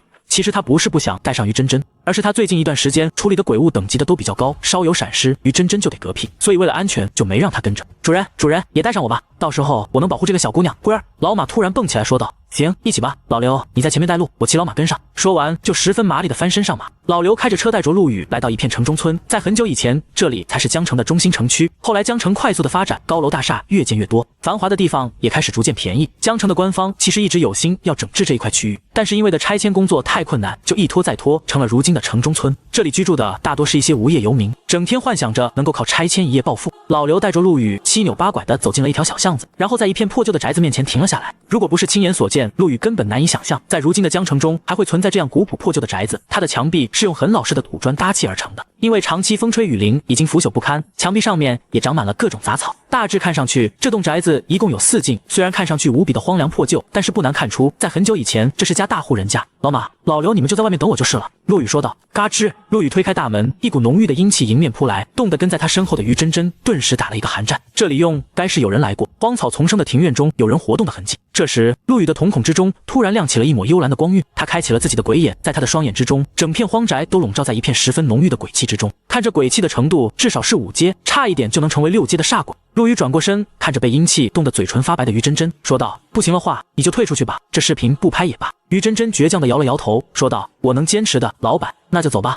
话音落下，陆羽急进直就朝整栋荒宅中阴气最浓郁的地方走去。按照他的经验，一般来说，这个地方就是鬼物盘踞的地方。穿过中门，两人来到了一间屋子的门口。看格局，这里应该是主人家的卧室。陆羽拿出了自己的棒球棍，砰的一脚将房间门给他踹开。可嗨嗨，于真真直接被迎面扑来的灰尘呛得咳嗽了起来，而陆羽则是眉头紧皱，因为他的鬼眼根本就没有在这屋内看见人任何鬼物藏身。可这里明明就是阴气最重的地方。这是一间很老式卧室，满是重演的木质家具上全是厚厚的灰尘和蜘蛛网，里面一目了然，根本没有什么鬼物。老板，不对劲！于真真突然在指着房间中的摆设说道：“你看，其余的家具上面全是厚厚的灰尘，但唯独这个木质的大衣柜上的穿衣镜是的光洁如新的，好像经常有人擦拭一样。”其实陆羽走进这间卧室的第一眼看的就是这面镜子，但是他已经用自己的鬼眼看过了，这只是一面非常普通的镜子，上面甚至连一丝的阴气都没有。不是这里，我们去别的地方看看。好，说完，陆羽转身就走出了房间。他没有注意到的是，于真真并没有立马离开，而是双眼呆滞的看了一眼那面穿衣镜之后，才缓慢的转过身跟了上去。陆羽的脸上露出了些许凝重的神色。刚刚在那间卧室之中，他一直感觉有一道目光在注视着自己，但是他就是找不到来源。抓了这么多的鬼物，他还是第一次遇见这样的情况。就在这个时候，一阵隐隐约约的歌谣声顿时吸引了陆羽的注意力，他的眼神中露出了一抹十分惊讶的神色，然后快速的朝着荒宅的后院走去。刚一踏入后院，陆羽整个人都呆住了。黑黑的天空低垂，亮亮的繁星相随。虫儿飞，虫儿飞，你在思念谁？轻缓柔美的歌声传来，一个身穿淡黄色连衣裙、扎着双马尾的女生正坐在葡萄藤下的秋千上，脚上的小白鞋一荡一荡的，很是养眼。陆羽就站在原地，静静地看着眼前的一幕，他生怕自己突然进来，破坏了这一幅美好的画卷。就在这时，坐在秋千上的女生似乎是感觉到了陆羽的到来，她停止了唱歌，回过头看着陆羽，脸上露出了十分明媚的笑容，白净的小脸上露出了一个浅浅的梨窝，很是可爱。这一刻，陆羽的心脏不争气地抽动了一下，脸上的神色也开始变得紧张起来。陆羽，你怎么才来？我都在这等了你好久了。女子从秋千上跳了下来，几步跑到了陆羽的跟前，一把抓住了他的手，将他拉到了一棵大树下的石凳上坐下。我听张阿姨说，你前天在家里把脑子给摔了，昏迷了好几个小时才醒，我都快吓死了。现在你没有什么事情了吧？摔了脑子？没错，自己确实是不小心摔了一下，但是我不是穿越了吗？难不成那只是我的一个梦？其实我没穿越，我还在原来的世界里。这时，女生又说道：“马上咱们就要高考了，你可千万不能有事情。咱们之前可是约好了的，要一起去上同一所大学呢。到时候咱们就能天天见面了。”听到这里，陆羽微微愣了一下。对啊，我现在才17岁，马上就要面临高考了，什么穿越，什么遇鬼者，全都是我摔伤了脑子之后的幻想而已。自己现在只是一个高3的学生而已。第75章画皮鬼。虽然我从小的梦想就是去帝都大学，但是我的成绩差的太多了。不过我也想通了，不大也不错。一到春天，校园全是粉色的樱花，特别的漂亮。如果能在那里谈一场恋爱的话，一定非常的浪漫，对不对？女生一对圆溜溜的大眼睛中闪烁着别样的光彩，陆羽一时间竟然看呆了。两人从小一起在村里长大，小时候总有男孩子喜欢欺负他，陆羽总是会站在他的前面保护他。他也喜欢跟在陆羽的身后做一个跟屁虫。后来他的父母为了让他接受更好的教育，将他接到了县城之中。陆羽记得非常的清楚，那一天的雨下得非常大，他冒着大雨跑到自己的家中躲了起来，哭着说不想离开，想要永远留在这里。但是现实是很残忍的，他最终还是离开了。只有每年的寒暑假时，他会回来看望自己的爷爷奶奶，两人会见上一面。后来陆羽努力的学习，考上县城最好的高中，学校的操场上，两人再一次重逢。那一刻，陆羽感觉整个世界都是温暖的。两人约定一起考上心仪的学校，然后永远在一起。陆羽看着面前的女生，眼眶微微有些泛红，他牵起了她的一只手，深吸了一口气，说道：“湖大的樱花真的特别的漂亮，落英缤纷的样子特别的梦幻，和你想象中的一模一样。我们不仅要在漂亮的樱花树下恋爱，还要在那里拍摄毕业照，甚至结婚照。今后还要带上孩子一起，等他长大了之后，也让他来这里上学。”女生的嘴角向上勾起，露出了一个十分甜美的笑容。笑起来的时候，她的一双眼睛弯成了一对月牙，十分的可爱。真的吗，陆羽哥哥？那咱们一定要一起去看。说着，女生一脸欢欣雀跃地朝着陆羽的怀里扑来。只不过距离陆羽还有30公分的时候，她感觉到了一根坚硬的东西顶住了自己的肚子。女生的脸上露出了一阵愕然之色，她低头一看，只见陆羽的手中拎着一根硕大的棒球棍，棒球棍的一头正戳着自己的肚子，防止自己向前靠近。女生缓缓地向后退去，脸上的笑容迅速消失，她的眼神依然残留着一丝惊愕之色，似乎并不相信陆羽竟然会做出这样的事情。怎么会？你怎么会这样？说起来，我得谢谢你。陆羽神色复杂地看着面前的女子，淡淡地说道：“谢谢你让我再一次想起了我脑海中最珍贵的记忆，见到了这辈子我最喜欢的人。”听见这话，女生非常疑惑地问道：“既然如此，你为什么会如此狠心地将他推开？难道你已经变心了？”变心？怎么可能？陆羽轻笑一声道：“虽然你的变化非常的真实，甚至某一刻我真的以为自己只是做了一场梦，但是你终究不是他。不可能，我是按照你内心中最美好的执念幻化出来的，我就是他。”女生大声地说道。陆羽轻轻地摇了摇头，笑道：“没错。你的样子是按照我心中最美好的执念幻化出来的，但现实中的他却完全不是这样。他怎么可能会叫我哥哥，只会冲上来给我一巴掌，叫我一声老陆。他也不喜欢安静，总是咋咋呼呼的，似乎每一刻都不能闲着，吵得我没有一刻是安宁的。最重要的是，他已经永远的离开了我。虽然我一直期盼这个世界上存在奇迹，但那都是不切实际的妄想而已。”说完这一番话之后，陆羽轻轻地闭上了眼睛，长长的吐出了一口气。看在你让我找回来一些美好记忆的份上，我就不对你动粗了，你自己了断吧。说完，陆羽将一份阴阳合同扔在了石桌上。女生听见这话之后，顿时就愣在了原地，随即她的脸上就浮现出了一丝怒容。就凭你也想让我自行了断？原本的我还想让你无声无息的死去，既然让你识破了，那我就好好的将你炮制一番，充满绝望的血肉最是鲜美了。砰！话音未落，女生的脸庞就被一道黑影击中，整个人顿时就倒飞了出去。敬酒不吃罚酒。陆羽拎着棒球棍，阴沉着一张脸看着倒地不起的女鬼。种类：画皮鬼，境界5阶，罪恶值116，能力：画皮魅惑。看见画皮鬼的信息之后，陆羽的脸色更是阴沉，竟然有100多条人命葬身在他的手上，简直就是恶贯满盈。而这时，画皮鬼也从地上站了起来，他的手中多了一柄泛着寒光的尖刀，身上的鬼气就像是快要沸腾了一样。他抬起了头，一双泛着红光的眼睛死死地盯着陆羽。此时的他模样已经发生了改变，不再是陆羽心中熟悉的那个身影，而是一个20来岁、长相十分美艳的女子。画皮鬼用刀尖指着陆羽，恶狠狠地说道：“我改变主意了，我将你的整张皮都剥下来，再将你的魂魄封进去，让你永世不得超生。”话音未落，画皮鬼就猛地消失在陆羽的眼前。叮！清脆的声音响起，一柄锋利的短刀出现在陆羽的心口。不过，这奇怪诡异的一刀却刺中了一根硕大的棒球棍，没有对陆羽造成任何的伤害。画皮鬼的脸上露出了一丝惊愕之色，一击不中，顿时就消失在了陆羽的身前。当他再一次出现在陆羽的视线中时，已经在50米开外的地方。难怪这么嚣张，看来确实有几分手段。不过，你今天注定逃不出我的手掌心。砰！陆羽面对着正在说话的画皮鬼，手中的棒球棍却毫无征兆地往身后挥去。只听见砰一声，棒球似乎击中了什么无形之物。下一刻，陆羽正面的画皮鬼消失得无影无踪，而他的身后，画皮鬼却十分狼狈地倒在地上，他的半边脸似乎被什么钝器击中，直接凹陷了进去。不可能！你怎么可能看穿我的魅惑之术？画皮鬼双眼中露出了不敢置信之色，自己的魅惑之术屡试不爽，今天竟然接连失败了2次。不行，这个男人太诡异了，不能力敌。想到这里，画皮鬼立马就化作了一道黑影，朝着院门的方向逃去。刚刚的逃了10来米的距离，画皮鬼就感觉自己的脖子一紧，好像是有什么东西将自己的脖子勒住了一样，在巨大的冲力之下，差点没将自己的舌头给勒出来。看着被绳索勒住脖子的画皮鬼，陆羽轻轻一扯，画皮鬼就被拉到了他的脚底下。我的同伴呢？你将他藏到哪里去了？第76章，凭空消失的于真真。陆羽只是失神了片刻，于真真就不见了。虽然他自己不害怕这画皮鬼的魅惑能力，但是于真真只是一个普通人，想来肯定是中招了。然而画皮鬼在听见陆羽的话之后，立马就摇头说道：“我没有藏你的同伴，你从始至终都只有一个人进来这小院，哪里有什么同伴？一个人？”陆羽的眉头一皱，于真真分明是一直跟在自己身后寸步不离的，怎么可能只有自己一个人呢？但是看这画皮鬼的模样，也不像是在说谎。那于真真究竟去哪里了？既然你不知道，那我留你有何用？听见这话，画皮鬼浑身一个哆嗦嘛，他立马就哀求道：“我知道，虽然你同伴并不是我藏起来的，但是我知道是谁抓走了你的同伴。”哦，说来听听。陆羽的眉头一挑，说道：“我劝你最好老实一点，不然的话，下场绝对会很惨。”画皮鬼连连点头道：“明白。其实这栋荒宅中，除了我之外，还有一只十分厉害的鬼物，只不过他很少会出来。我来这里之后，跟他打了一架，不分胜负。原来画皮鬼是新来到江城的鬼物，他看中了这栋荒宅，想要在这里藏身，但是没想到这里已经有了另外一只鬼物，2只鬼一见面就干了一架，只不过互相都奈何不了对方。画皮鬼不想就这么放弃，于是赖在了这里。这是一只什么鬼？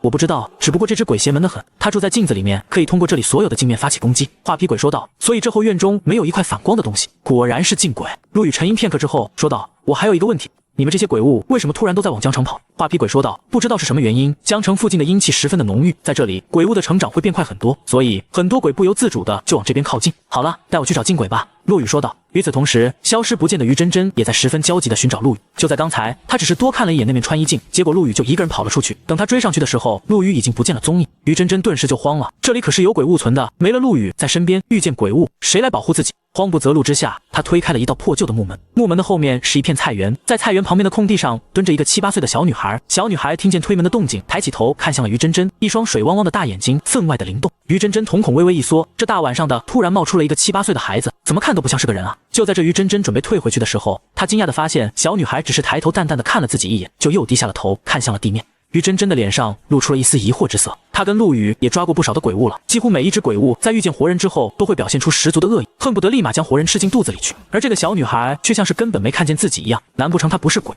而是一个真正的人类小孩？小妹妹，你在这里干嘛呢？于真真上前2步，试探性地问了一句。小女孩没有抬头，淡淡地说道：“我在等奶奶。都这么晚了，你有你奶奶的电话吗？我帮你问问。”于真真小声地问道：“不用了。”小女孩的声音十分的清淡，似乎根本不需要于真真的帮助。于真真走了上去，看见她自己一个人蹲在地上，用6颗黑色的石子在下米子棋，自己跟自己下，显得十分的孤单。看到这里，于真真突然心一软，说道：“要不我陪你一起等吧，这种棋我也会下哦。”听见这话，小女孩抬起了头，脸上飞快地闪过了一丝诧异之色。她将石子分给了于真真3颗，说道：“你先走。这种棋的规则十分的简单，只要一方的3颗石子练成一条直线，就算胜利。先手只要按照既定的套路走，就一定会赢。”于真真轻松地赢下了这一局棋，她笑着说道：“这种游戏太简单了，我教你玩一个更好玩的吧。”小女孩没有回答，她的眼睛盯着于真真看了几秒钟后，说道：“你不怕我吗？我为什么要怕你？”于真真问道：“我是鬼啊？”虽然之前于真真已经在猜到了真相，但是此刻听见小女孩亲口说出来，她的心里依旧有点慌乱。不过她很快就平静了下来。但是我相信你不会害我的。为什么？于真真十分肯定地说道：“因为我和你一样，都有一个十分疼爱我的奶奶。虽然她已经离开我很多年了，但是我一直非常的想她。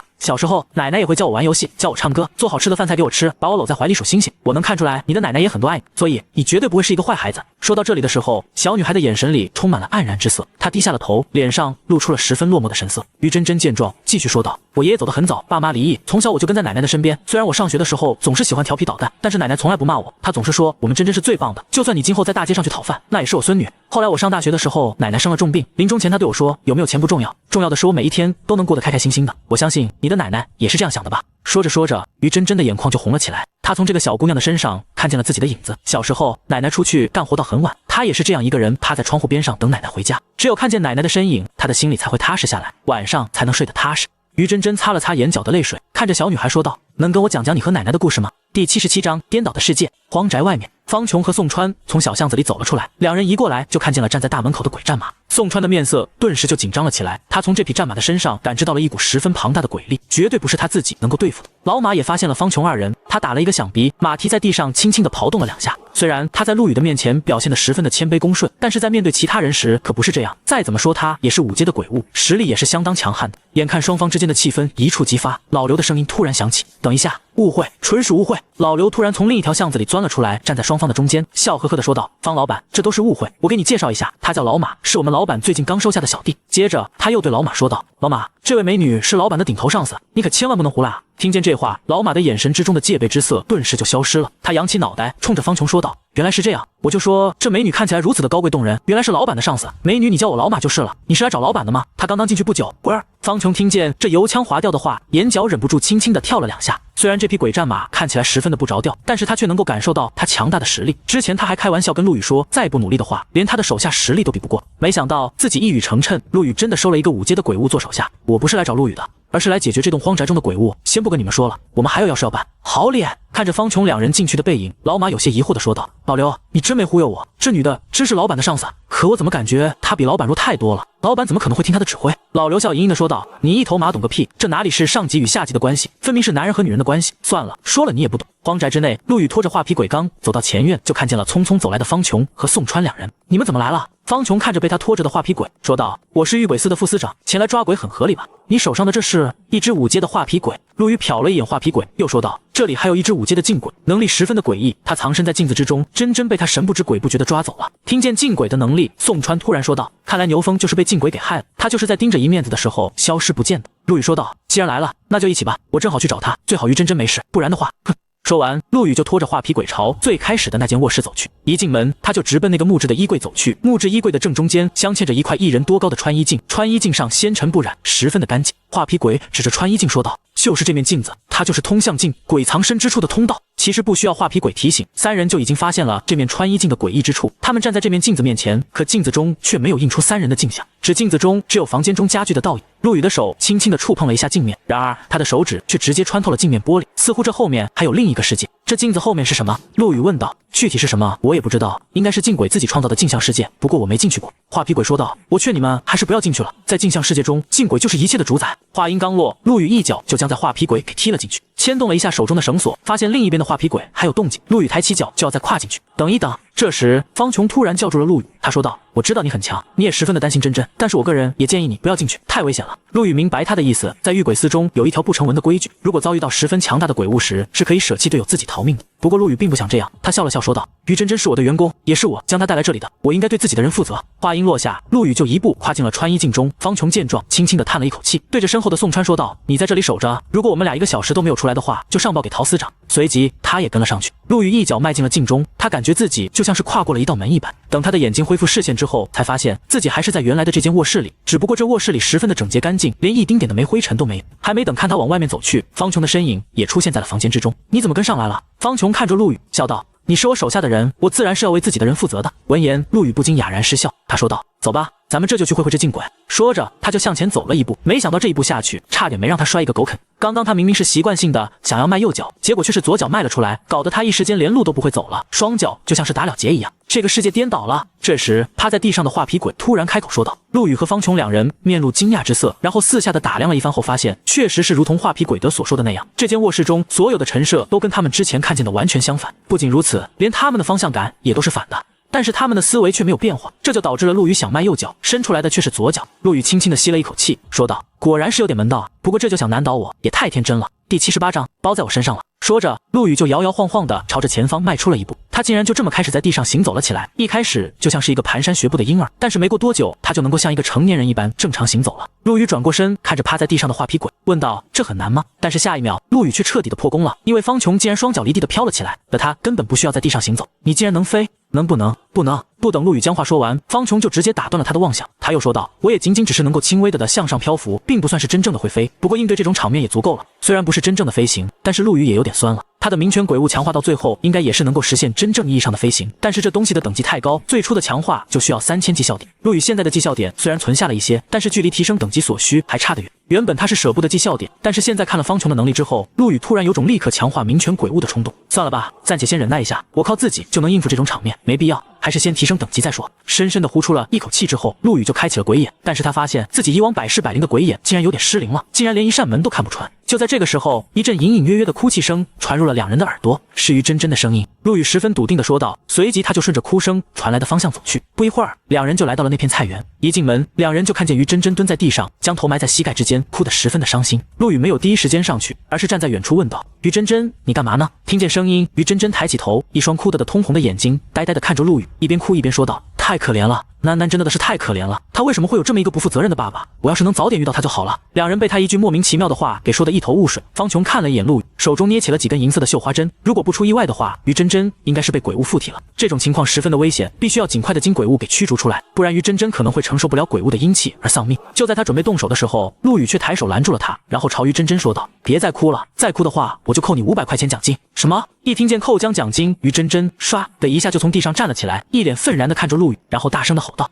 凭什么又扣我奖金？你这个人究竟有没有同情心？你将我一个人扔在这荒宅中这么久才过来找我，你知道我有多害怕吗？”呜！说着，于真真一边哭一边朝着陆羽冲来。“你这个黑心的老板，我要和你拼了！我让你天天扣我工资！”陆羽一个闪身避开了于真真的冲撞，然后呵呵笑道：“哎，我开玩笑的，你还当真了？再说了，我这不是来找你了吗？这样，等我们出去了，我给你发1000块钱的精神损失费。”真的？听见有钱拿，于真真的怒气顿时就消失了。陆羽看着方琼说道：“不用试了，这是真人。”方琼点了点头，如果真是被鬼附身的话，不可能拥有这么丰富的情绪变化。但是刚刚他那句话是什么意思？真真，你刚才说的囡囡是谁啊？囡囡就是禁鬼啊！于真真的一句话直接就让两人呆住了，然后接下来于真真所说的话更是让陆羽和方琼吃惊不已。这栋荒宅是囡囡的家，她的母亲在她很小的时候就跟爸爸离婚了，她是奶奶一手养大的。囡囡的父亲自从离异了之后，脾气就变得十分的怪，他不仅不管自己的亲生女儿，还会经常打她，因为囡囡和她的母亲长得十分的相似。每次到了这个时候，奶奶总会站出来保护她，可是有时候她的父亲连奶奶也一起打。不过有一天，父亲消失在了这个家里，那段日子是囡囡最开心的时候，尽管她和奶奶过得十分的贫穷，但是她却非常的开心。直到有一天，奶奶的手上戴着一副手铐被人带上了车，走之前，奶奶十分的平静，又似乎是松了一口气。她对囡囡说道：“奶奶对不住你，是奶奶害了你。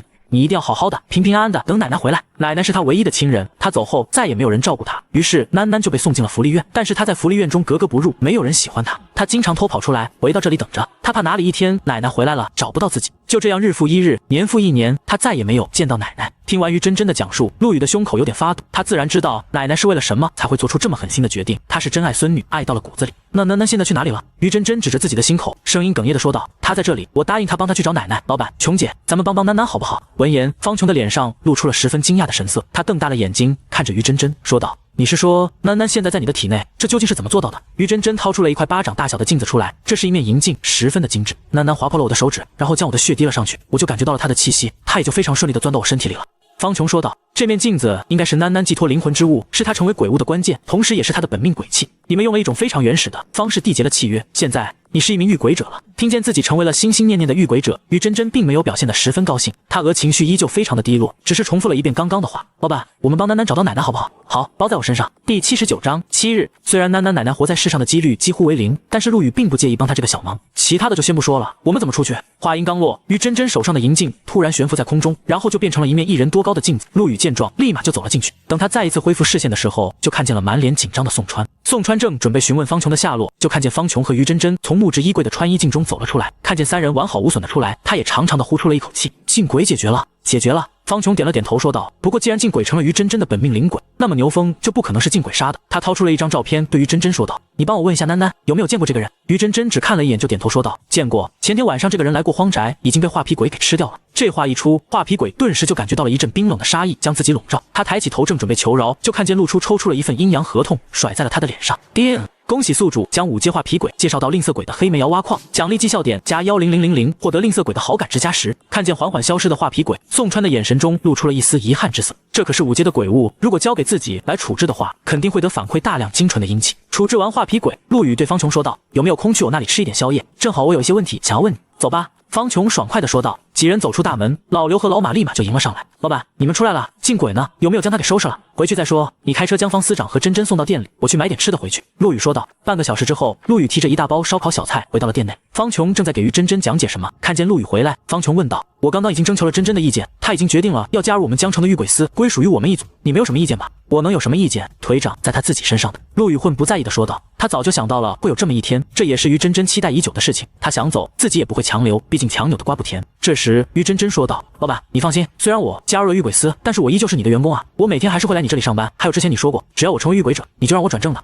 这都是小事，不会忘了你的。陆羽坐下之后，将一柄折扇扔给了于真真，这个给你，你在我店里也帮了我不少忙，全当是恭喜你成为御鬼者的礼物。于真真接了过来，美滋滋的反复在手里抹撒。之前他看见陆羽老师送给老刘不少好东西，心里早就羡慕的不得了了，但是他只是一个普通人，没办法使用那些鬼器。现在终于轮到自己了，他轻哼了一声，说道：还算你有良心。而方琼的眼神中则是流露出了一抹诧异之色，这柄折扇一看就不是普通的鬼器，陆羽竟然舍得直接送人，难不成他的鬼器多得用不完？真真，这可是一件十分难得的鬼器，没事的时候不要拿出来炫耀，以免遭有心人算计。随即他又对陆羽说道：真真的情况非常的特殊，一般的御鬼者都是契约低阶的鬼物，而他则是直接契约了5阶的鬼物。虽然楠楠在契约的时候散去了自身大半的鬼力，但是只要资源跟上，真真很快就能成为5阶的御鬼者。反正他是你的员工，最近一段时间就让他做你的搭档吧。我没意见，陆羽说道。他也是才知道，一般的御鬼者契约的都是低阶鬼物，因为高阶鬼物自身的鬼力太过强横，根本不是普通人能够承受得了的。除非像是囡囡这样自愿散去自己的鬼力，降级为低阶的鬼物，但是这种情况太罕见了。试想有谁会在爬山爬到一大半的时候退回山脚，然后再往上爬呢？这时陆羽问道：刚刚我在制服画皮鬼的时候知道了一件事，他告诉我，江城最近之所以突然冒出了这么多的鬼物，是因为江城的阴气突然浓郁了很多。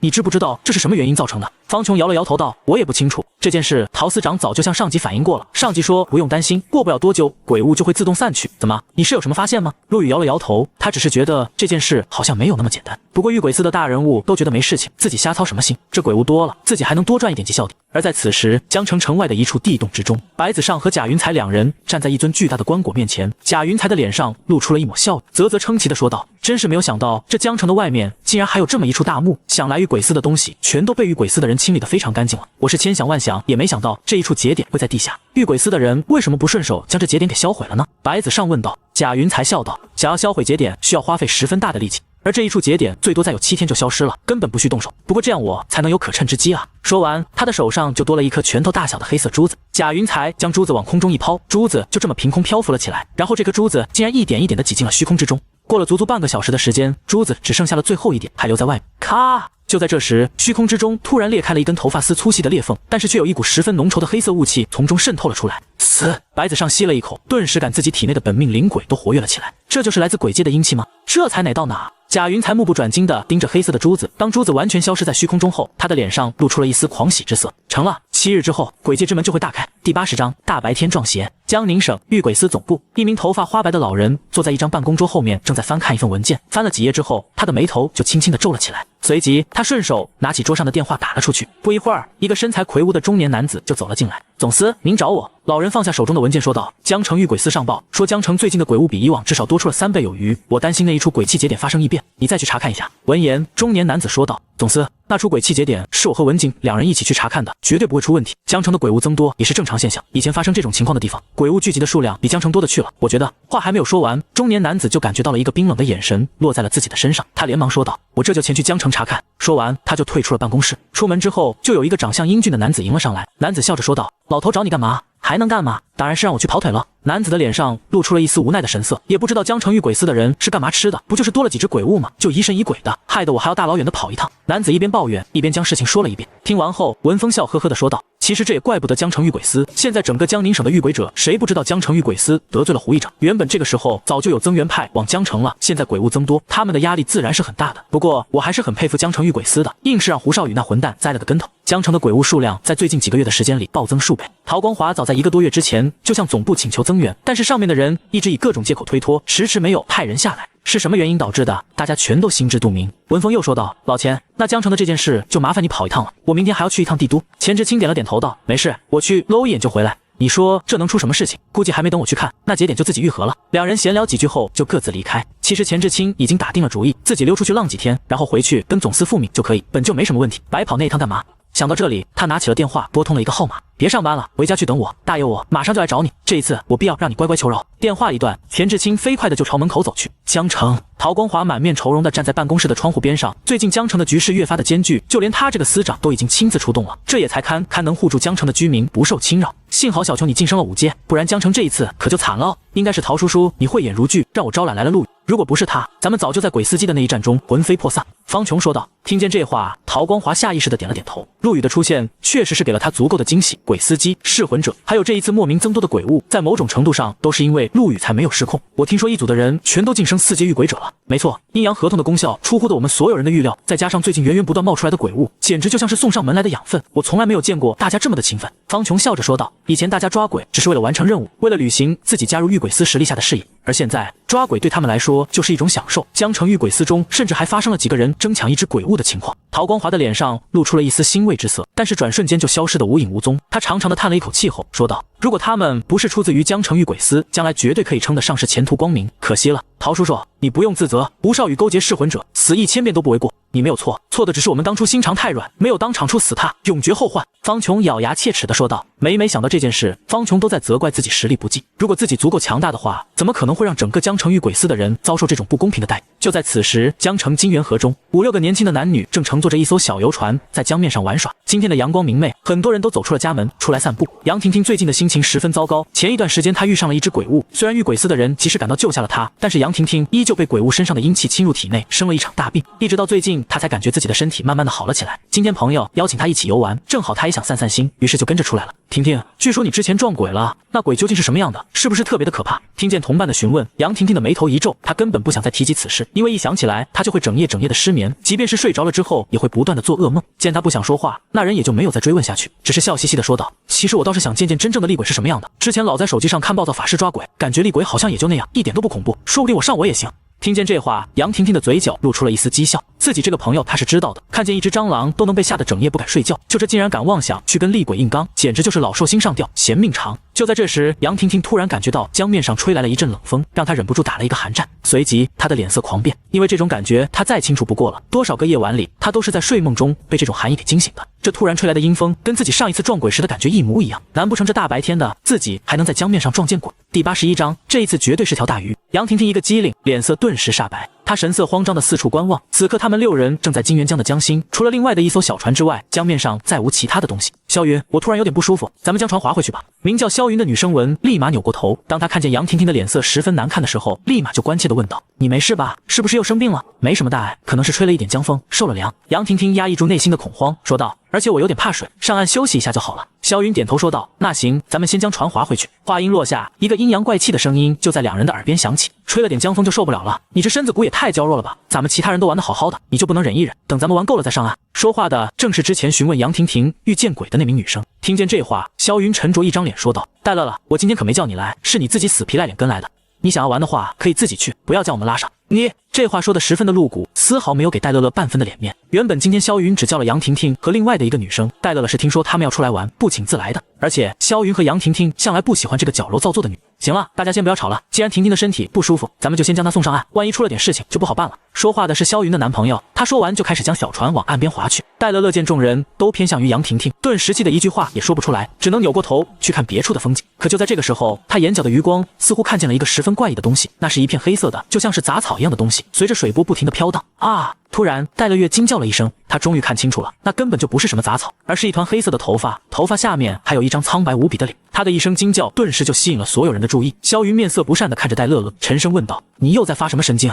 那里有个死人。”其余5人顺着戴乐乐手指的方向看去，顿时就看见了那一团黑色的长发，也看见了那张惨白无比的脸，那是一名女子的脸。她的眼睛瞪得老大，似乎在看着船上的人一样。最诡异的是，她的尸体竟然是竖直悬浮在江水之中的，既不沉下去，也不浮上来，简直诡异到了极点。杨婷婷见状，瞳孔猛地一缩，她连忙对萧云说道：“快走，再不走的话就来不及了。”萧云闻言顿时就明白了他话里的意思，他敢拍打了一下自己男朋友的肩膀，让他赶紧划船。船上的2个男生也从来没有见过这种状况，吓得拼命划桨。当小船快速的朝着岸边靠去的时候，萧云才长长的呼出了一口气。他看着瑟瑟发抖的杨婷说道：“婷婷，那该不会是……”杨婷婷只顾点头，一个字也不敢说，生怕自己开口说话了之后，那女鬼会找上自己。然而就在这时，萧云的男朋友突然停了下来，他看着岸边说道：“不对劲，你看那女尸是不是一直在跟着我们？还有我们一直拼命划船，可离岸边却越来越远了，这究竟是怎么回事？”其余几人听见这话，立马就开始观察了起来。当他们发现情况和男生说的一模一样的时候，脸色瞬间就变得难看了起来。他们都是普通人。虽然最近一段时间里，官方组织已经在有意无意普及鬼物的知识，但是他们根本没有见过真正的鬼物是什么样子，有什么样的能力。这突然遇见，立马就变得惊慌失措了起来。都怪你！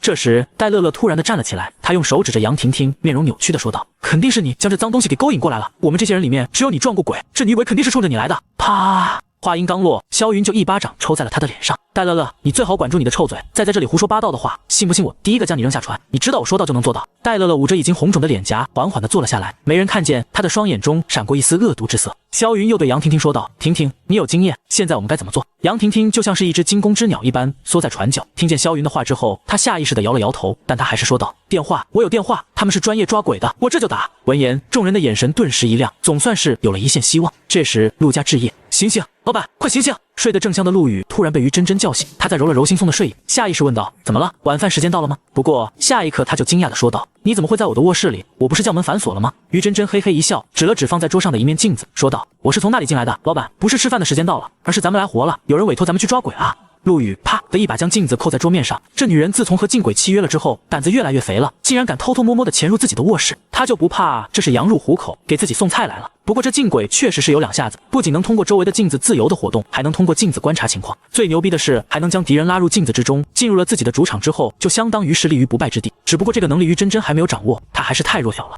有什么任务，你找老刘去解决就是了，老马不也是闲着的吗？找他们去，我还要睡觉。说着，他就一头栽倒在了床上。不行啊，老板，现在是大白天，老刘和老马他们没办法自由活动啊。于真真抓住陆羽的胳膊，而且这一次绝对是一条大鱼，很值钱的。第82章，美女，商量个事呗。陆羽最终还是起床了。这女人就像是一个大喇叭一样，在陆羽的耳朵边上叨叨个不停，她哪里还有心思睡觉？经过于真真的一番解释之后，陆羽终于明白了她口中的大鱼是什么。原来很久之前，陆羽在抓鬼的时候救过一个女孩，当时这女孩还留下了于真真的电话。刚刚那女孩又打电话过来，说自己撞鬼了，还是在光天化日之下，地点在金源江上。按照于真真的逻辑，鬼物一般都是在晚上出没，白天的太阳会对鬼体造成十分严重的损伤。这只鬼竟然能在大白天的时候出没，肯定是一只不同寻常的鬼物。虽说想法简单，但这也有几分道理。因为按照常理，只有拥有鬼域的7阶鬼王才能在阳光的照耀之下行动自如，当然也有例外，比如说水鬼。在金源江上竖立在水中的尸体，陆羽嘀咕了一句，说不定这还真是一块难啃的骨头，走吧，去看看究竟是什么情况。说完，他就将老马召唤了出来。你叫老马出来干嘛？大白天的他能出去吗？于真真疑惑地问道。老马则是十分的兴奋地说道：“你说的那是普通的鬼物和遇鬼者，老板是什么人？怎么会受这种限制？”忽而，陆羽微微一笑，翻身上马，只见他的身上飘起了一层淡淡的黑雾，这些黑色的雾气很快就将老马全身上下都笼罩了起来。接着，陆羽就骑着老马走了出去，一人一马站在阳光中，竟然一点事情都没有。这是陆羽老早就发现的事情，冥泉鬼物并不像是其他的鬼物一样惧怕阳光，用冥泉鬼物将老马包裹住之后，不仅可以让他在阳光下自由的行走，还能对他的速度有一定的增幅。看着目瞪口呆的于真真，陆羽说道：“愣着干嘛？上来啊！可我不会骑马，谁让你骑马了？报警我就行了。”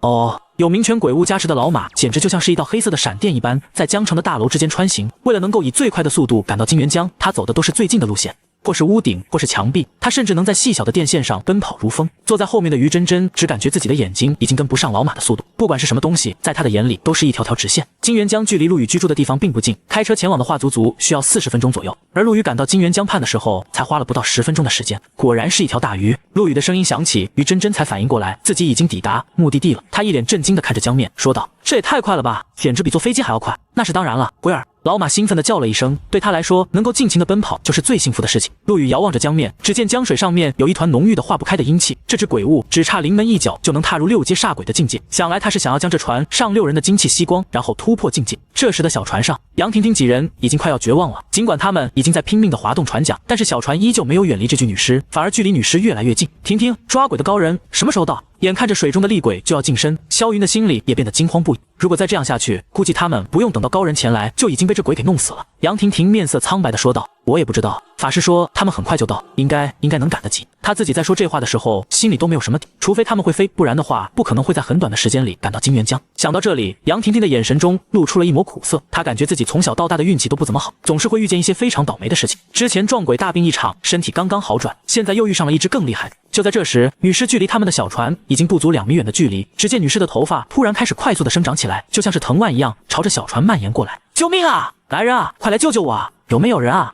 船上的6人彻底的慌了，他们开始朝着岸边大声的呼救，但是岸边的人就像是根本没有看见这边的异状一样，连看都没有看他们一眼。只是眨眼的功夫，湿漉漉地的头发就已经将整只小船包围，并爬上了船舷。6人吓得尖叫不已，杨婷婷的脚踝更是被一束湿漉漉的头发缠住，她心中顿时生出了一股恶寒之意，浑身就像是坠入了冰窖一般。她想张嘴呼救，却感觉自己连嘴都张不开。自己就要死了吗？早知道就不出来了，自己还你没来得及好好的孝敬父母呢。无数的念头杨婷婷的脑海中闪过，她绝望闭上了眼睛，等待着水鬼将自己拖入金元江中。嗨，美女！就在这时，一个十分轻佻的声音在杨婷婷的耳边响起。她睁开眼睛，只见一只小船不知道什么时候停在了他们的旁边。船上站着一男一女，两人的样貌他非常的熟悉，正是之前救过他一命的陆羽和于真真。萧云等人也认出了陆羽，毕竟他在江城也算是一个网络红人。几人的眼神中全都露出了一抹希望之光，终于有救。此刻，陆羽正蹲在船舷上，低头看着竖立在水中的女尸。种类：怨尸，境界5阶，罪恶值49，能力：遇水鬼发。评价：一只饱含怨气并被沉入江中的尸体，力大无穷，且十分擅长操控水流，在水中会非常的难缠，除非你也是善水之人。就在陆羽查看怨尸信息的时候，怨尸的头发已经快速的蔓延到了陆羽的船上，并朝着他的双脚缠绕而去。而陆羽则是十分平淡的看着怨尸，说道：“美女，我跟你打个商量呗，左右你都是想要突破境界，我给你这玩意儿，你将他们放了如何？”说着，陆羽就从怀里掏出了一把鬼气珠。第83章，你关心我一个女鬼不理吧。鬼气珠出现的瞬间，女鬼的动作停滞了片刻，她那双冰冷的没有一丝表情的眼睛直勾勾地盯着陆羽手中的鬼气珠，眼神之中充满了渴望。想要吗？陆羽嘴角露出了一丝笑容，然后将手中的鬼气珠往空中抛了2下。走你！话音落下，陆羽就将手中的鬼气珠使劲扔向了江水之中，而女鬼则是飞快地朝着鬼气珠散落的地方快速地移动着，缠绕着杨婷婷等人的头发也飞快地松开，伴随着女鬼离去。陆羽看了一眼面色苍白的6人，对于真真说道：“你将他们6人带回岸上，我还要和这女鬼深入的交流一番，不然我那一把鬼气珠就白撒出去了。”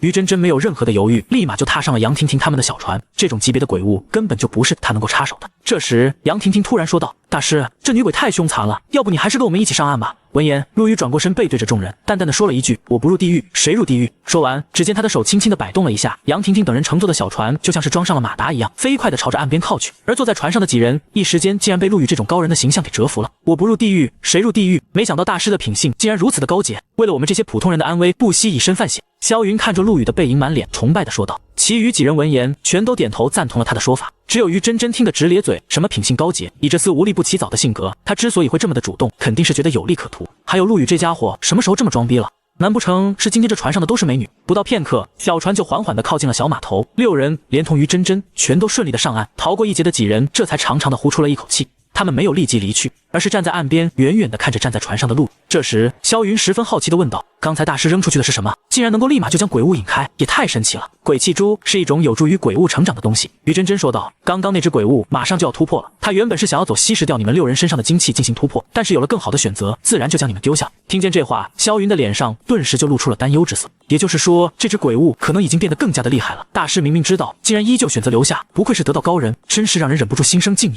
于真真眼神怪异的看了一眼萧云，这姑娘是彻底没救了，竟然会被陆羽用如此拙劣的手段迷得神魂颠倒，简直就是不可救药。快看！就在这个时候，站在旁边的杨婷婷突然指着江面惊叫了一声，众人下意识的抬头看去，只见陆羽竟然只身跳入了深不见底的江水之中。他这是想要干什么？于真真也是看得眉头一跳。女鬼在得到了鬼气珠之后，肯定会晋升6阶煞鬼，这江水中又是女鬼的主场，陆羽怎么敢就这么跳进去？原本于真真以为陆羽会用特殊的手段将女鬼引出来，可现在看来自己完全错了。冰冷的江水中，陆羽就像是一条鱿鱼一样飞快的在水中移动，很快他就下沉到了水下10几米深的地方。这里全是坚硬的河床以及各种奇形怪状的巨石，江底的光线十分的幽暗，就像是傍晚时分一般。如果是普通人来到这么深的地方，绝对无法视物，但是对于拥有鬼眼能力的陆羽来说却毫无影响。此刻，陆羽已经发现了女鬼，她正盘踞在一块巨大的青石上面，水藻一样的头发肆意的在水中飞舞。女鬼身上的鬼气波动十分的剧烈，忽高忽低，明显是已经到了突破的紧要关头。看见陆羽下来，女鬼明显有点紧张。如果陆羽选择现出手的话，那他就会前功尽弃，说不定还会再直接魂飞魄散。陆羽见状，双手抱怀，笑着说道：“不用在意我，你继续就好，千万不要因为我的出现而导致你突破失败，不然的话我会心痛死的。”女鬼，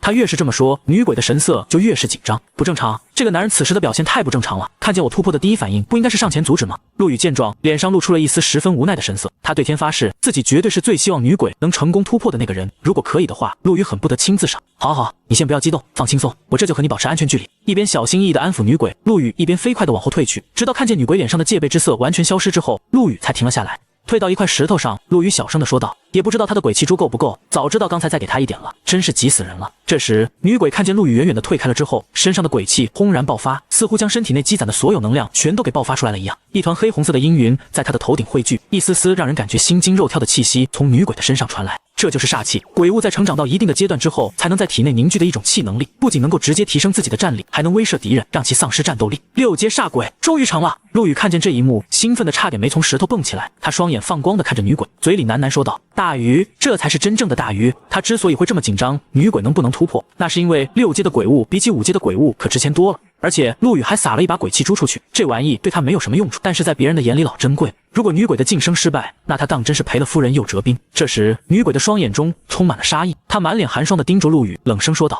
你给我去死！”说完，她脑后的长发飞快地汇聚在了一起，像是一根根黑色的长毛般朝着陆羽的心口刺去。第84章金身。黑色的鬼发铺天盖地地袭来，而陆羽则是不慌不忙地掏出了自己的棒球棍。只见他手中的棒球棍在水中挥舞了2下，一条巨大的水流就在他的引导下汇聚在了身边。随即，陆羽摆出了一个击球的姿势，一棍子打了出去，哗啦一声，一条由江水汇聚而成的水龙就朝着黑色的鬼发轰然而去。水龙的速度极快，就像是一条奔腾不息的大河一样，一路咆哮着撞上了鬼发。轰的一下，水龙和鬼发撞击在一起，河床底部顿时就炸开了一圈巨大的冲击波，无数的淤泥和石块被炸得冲天而起，江底的视线全被浑浊的泥沙遮挡。陆羽站在巨石一动不动，冲击波携带着巨大的石块和泥沙朝着他冲来，但是在靠近他2-3米远的地方，这些巨大地石块和泥沙竟然主动朝两边分开，没有对他造成任何的影响。他的遇水能力早就已经强化过5次，真要比起来，这6阶女鬼的控水能力或许还要稍逊陆羽一筹，毕竟她不是正儿八经的水鬼，而是一具怨尸。看见自己的一击被陆羽轻松化解，女鬼的眼神冰冷的连一丝情绪都没有。只见她手一挥，陆羽的脚下就突然窜出了几缕黑色的头发，黑色的鬼发只是在眨眼之间就将陆羽结结实实的捆起来，并将陆羽拖拽着朝女鬼的身前靠近。原来刚刚正面进攻的鬼发只是佯攻，真正的攻击却是在陆羽的脚底下。不得不说，6阶的鬼物灵智已经不在一般人之下，有的甚至还略有超出。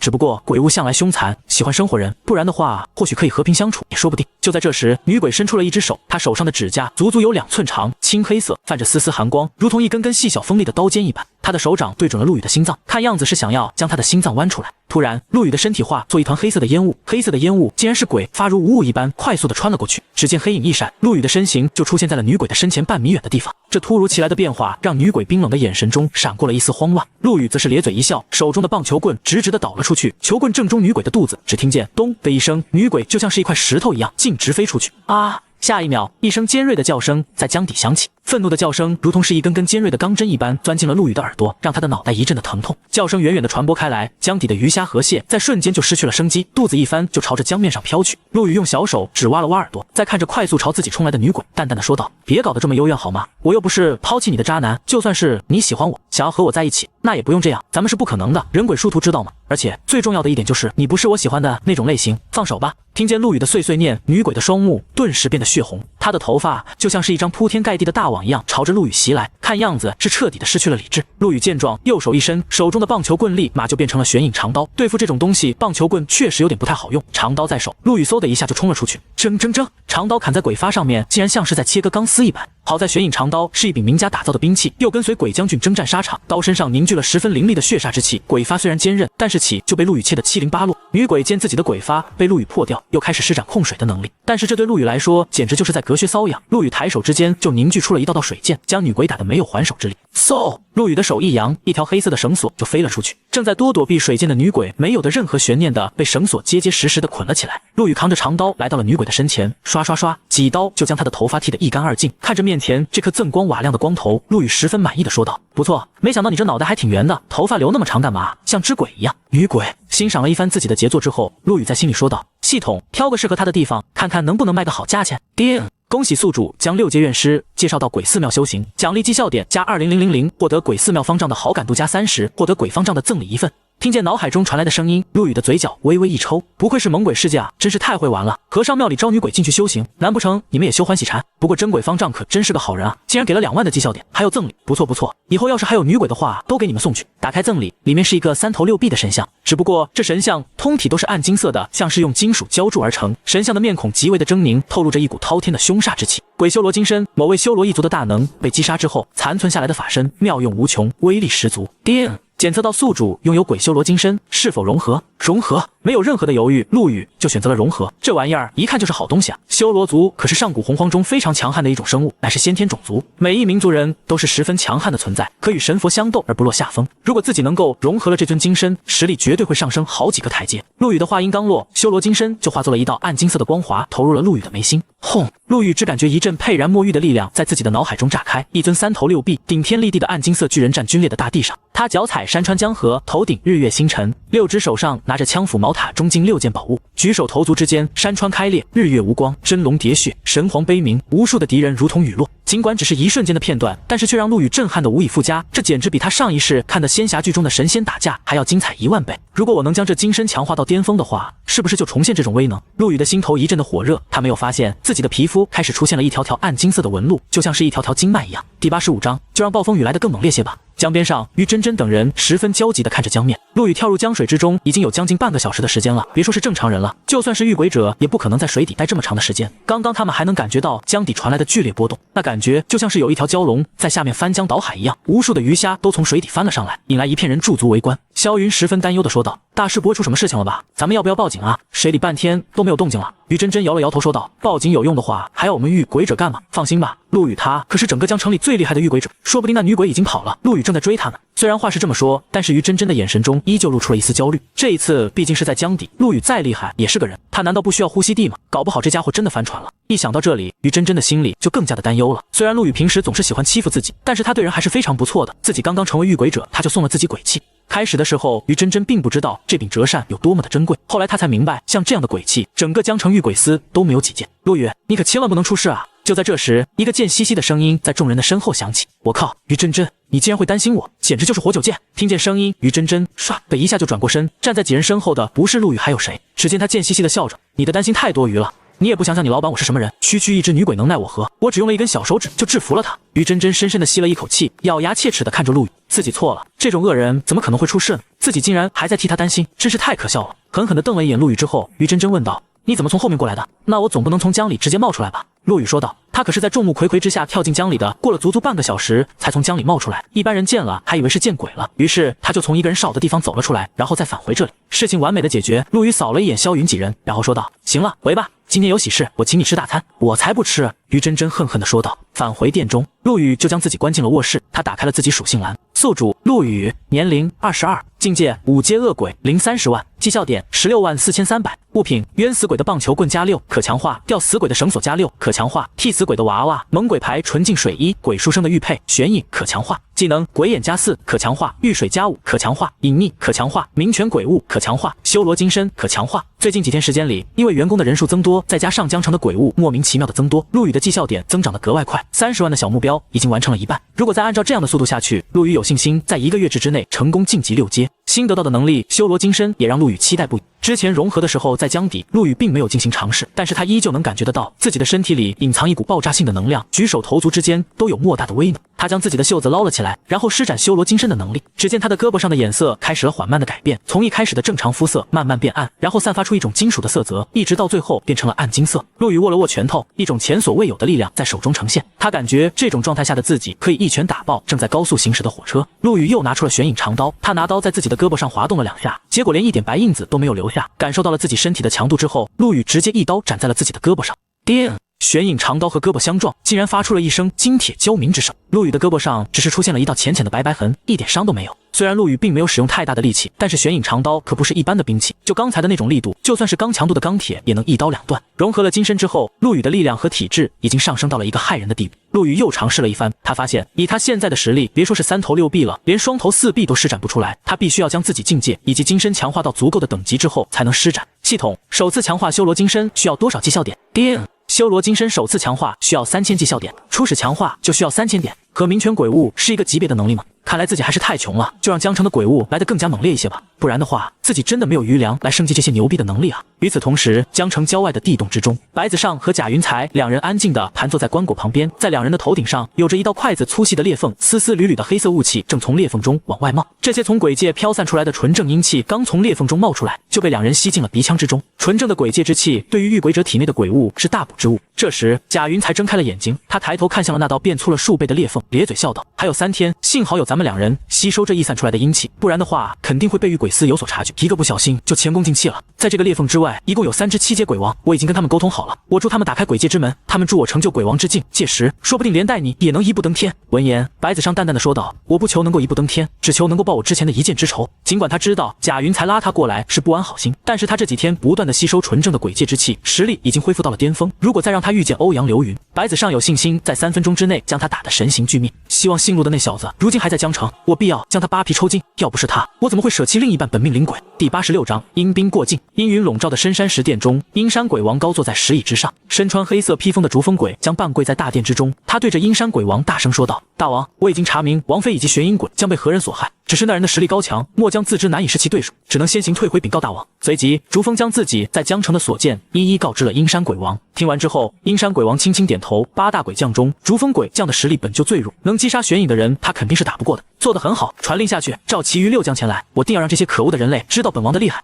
大王且稍安勿躁。这时，逐风鬼将又开口说道：“大王，末将这一次不仅找到了杀害王妃与玄阴鬼将之人，还在那座城市中闻到了一些不寻常的气息。”阴山鬼王的眉头微微一皱，脸色不悦地说道：“什么不同寻常的气息？我一路前行，路过多座城池，唯有那一座城市中的鬼物格外多。后来我发现，那座城市中的阴气格外的浓郁，就好像是鬼界中散发出的气息。”逐风鬼将说道：“什么？”听见这话，阴山鬼王唰的一下就站了起来，一双铜铃般的大眼睛中露出了一丝渴望之色。他大声地说道：“你确定是鬼界地气息？确定末将曾在大王的密室之中待过？可以确定那确实是十分纯正的鬼界气息，虽然非常的稀薄，但是我却是可以肯定的。”逐风鬼将说道：“阴山鬼王并不是这方世界的鬼物，他是无意间卷入了鬼界与人间界的空间缝隙中才到了这里。人间对于阴山鬼王来说十分的美好，这里有享用不尽的美味，但是人间也有人间的苦恼。几十年来，他的实力一直在原地踏步，没有一丝一毫的增长。尽管他的石殿之下也有一条十分细小的裂缝连通鬼界，但是根本没有多少纯正的阴气供他享用，而且这条裂缝十分的稳定，根本没办法扩张。所以阴山鬼王做梦都想掌控一道连接鬼界与人间的大门，既能在享用人间的美味血食，又能享用鬼界的纯正阴气修炼。现在逐风鬼将带回来的这个消息实在是太重要了。那座城市中肯定有一道正在形成的空间裂缝，自己如果能将这座城市占据下来，不久的将来绝对能成为人间的主宰。想到这里，阴山鬼王大声地说道：“召集所有的阴兵鬼将，即刻开拔前往江城，势必攻下江城，城内活人一个不留。末将遵命。”话音落下，整个荒山之中立马翻腾起了一阵阵乌黑的阴气，这团阴气就像是一团浓稠的墨汁一样，朝着四面八方渲染开来。黑云之中隐隐有无数的阴兵在排兵布阵，战马的嘶吼声和兵戈的撞击之声相互叠加一起，声势极为的浩大。南陵省阳城，南陵紧挨着江宁省，而阳城则是两省的交界之处。这里的气候四季如春，常年都有数不尽的游客来这里游玩，钱志清也不例外。原本此刻的他应该去江城的那处鬼气节点，但是信心十足的他却觉得根本不用多此一举，于是就趁着这一次机会带着他的女友前来阳城游玩。等时间差不多了，再去江城看一眼就能回去复命。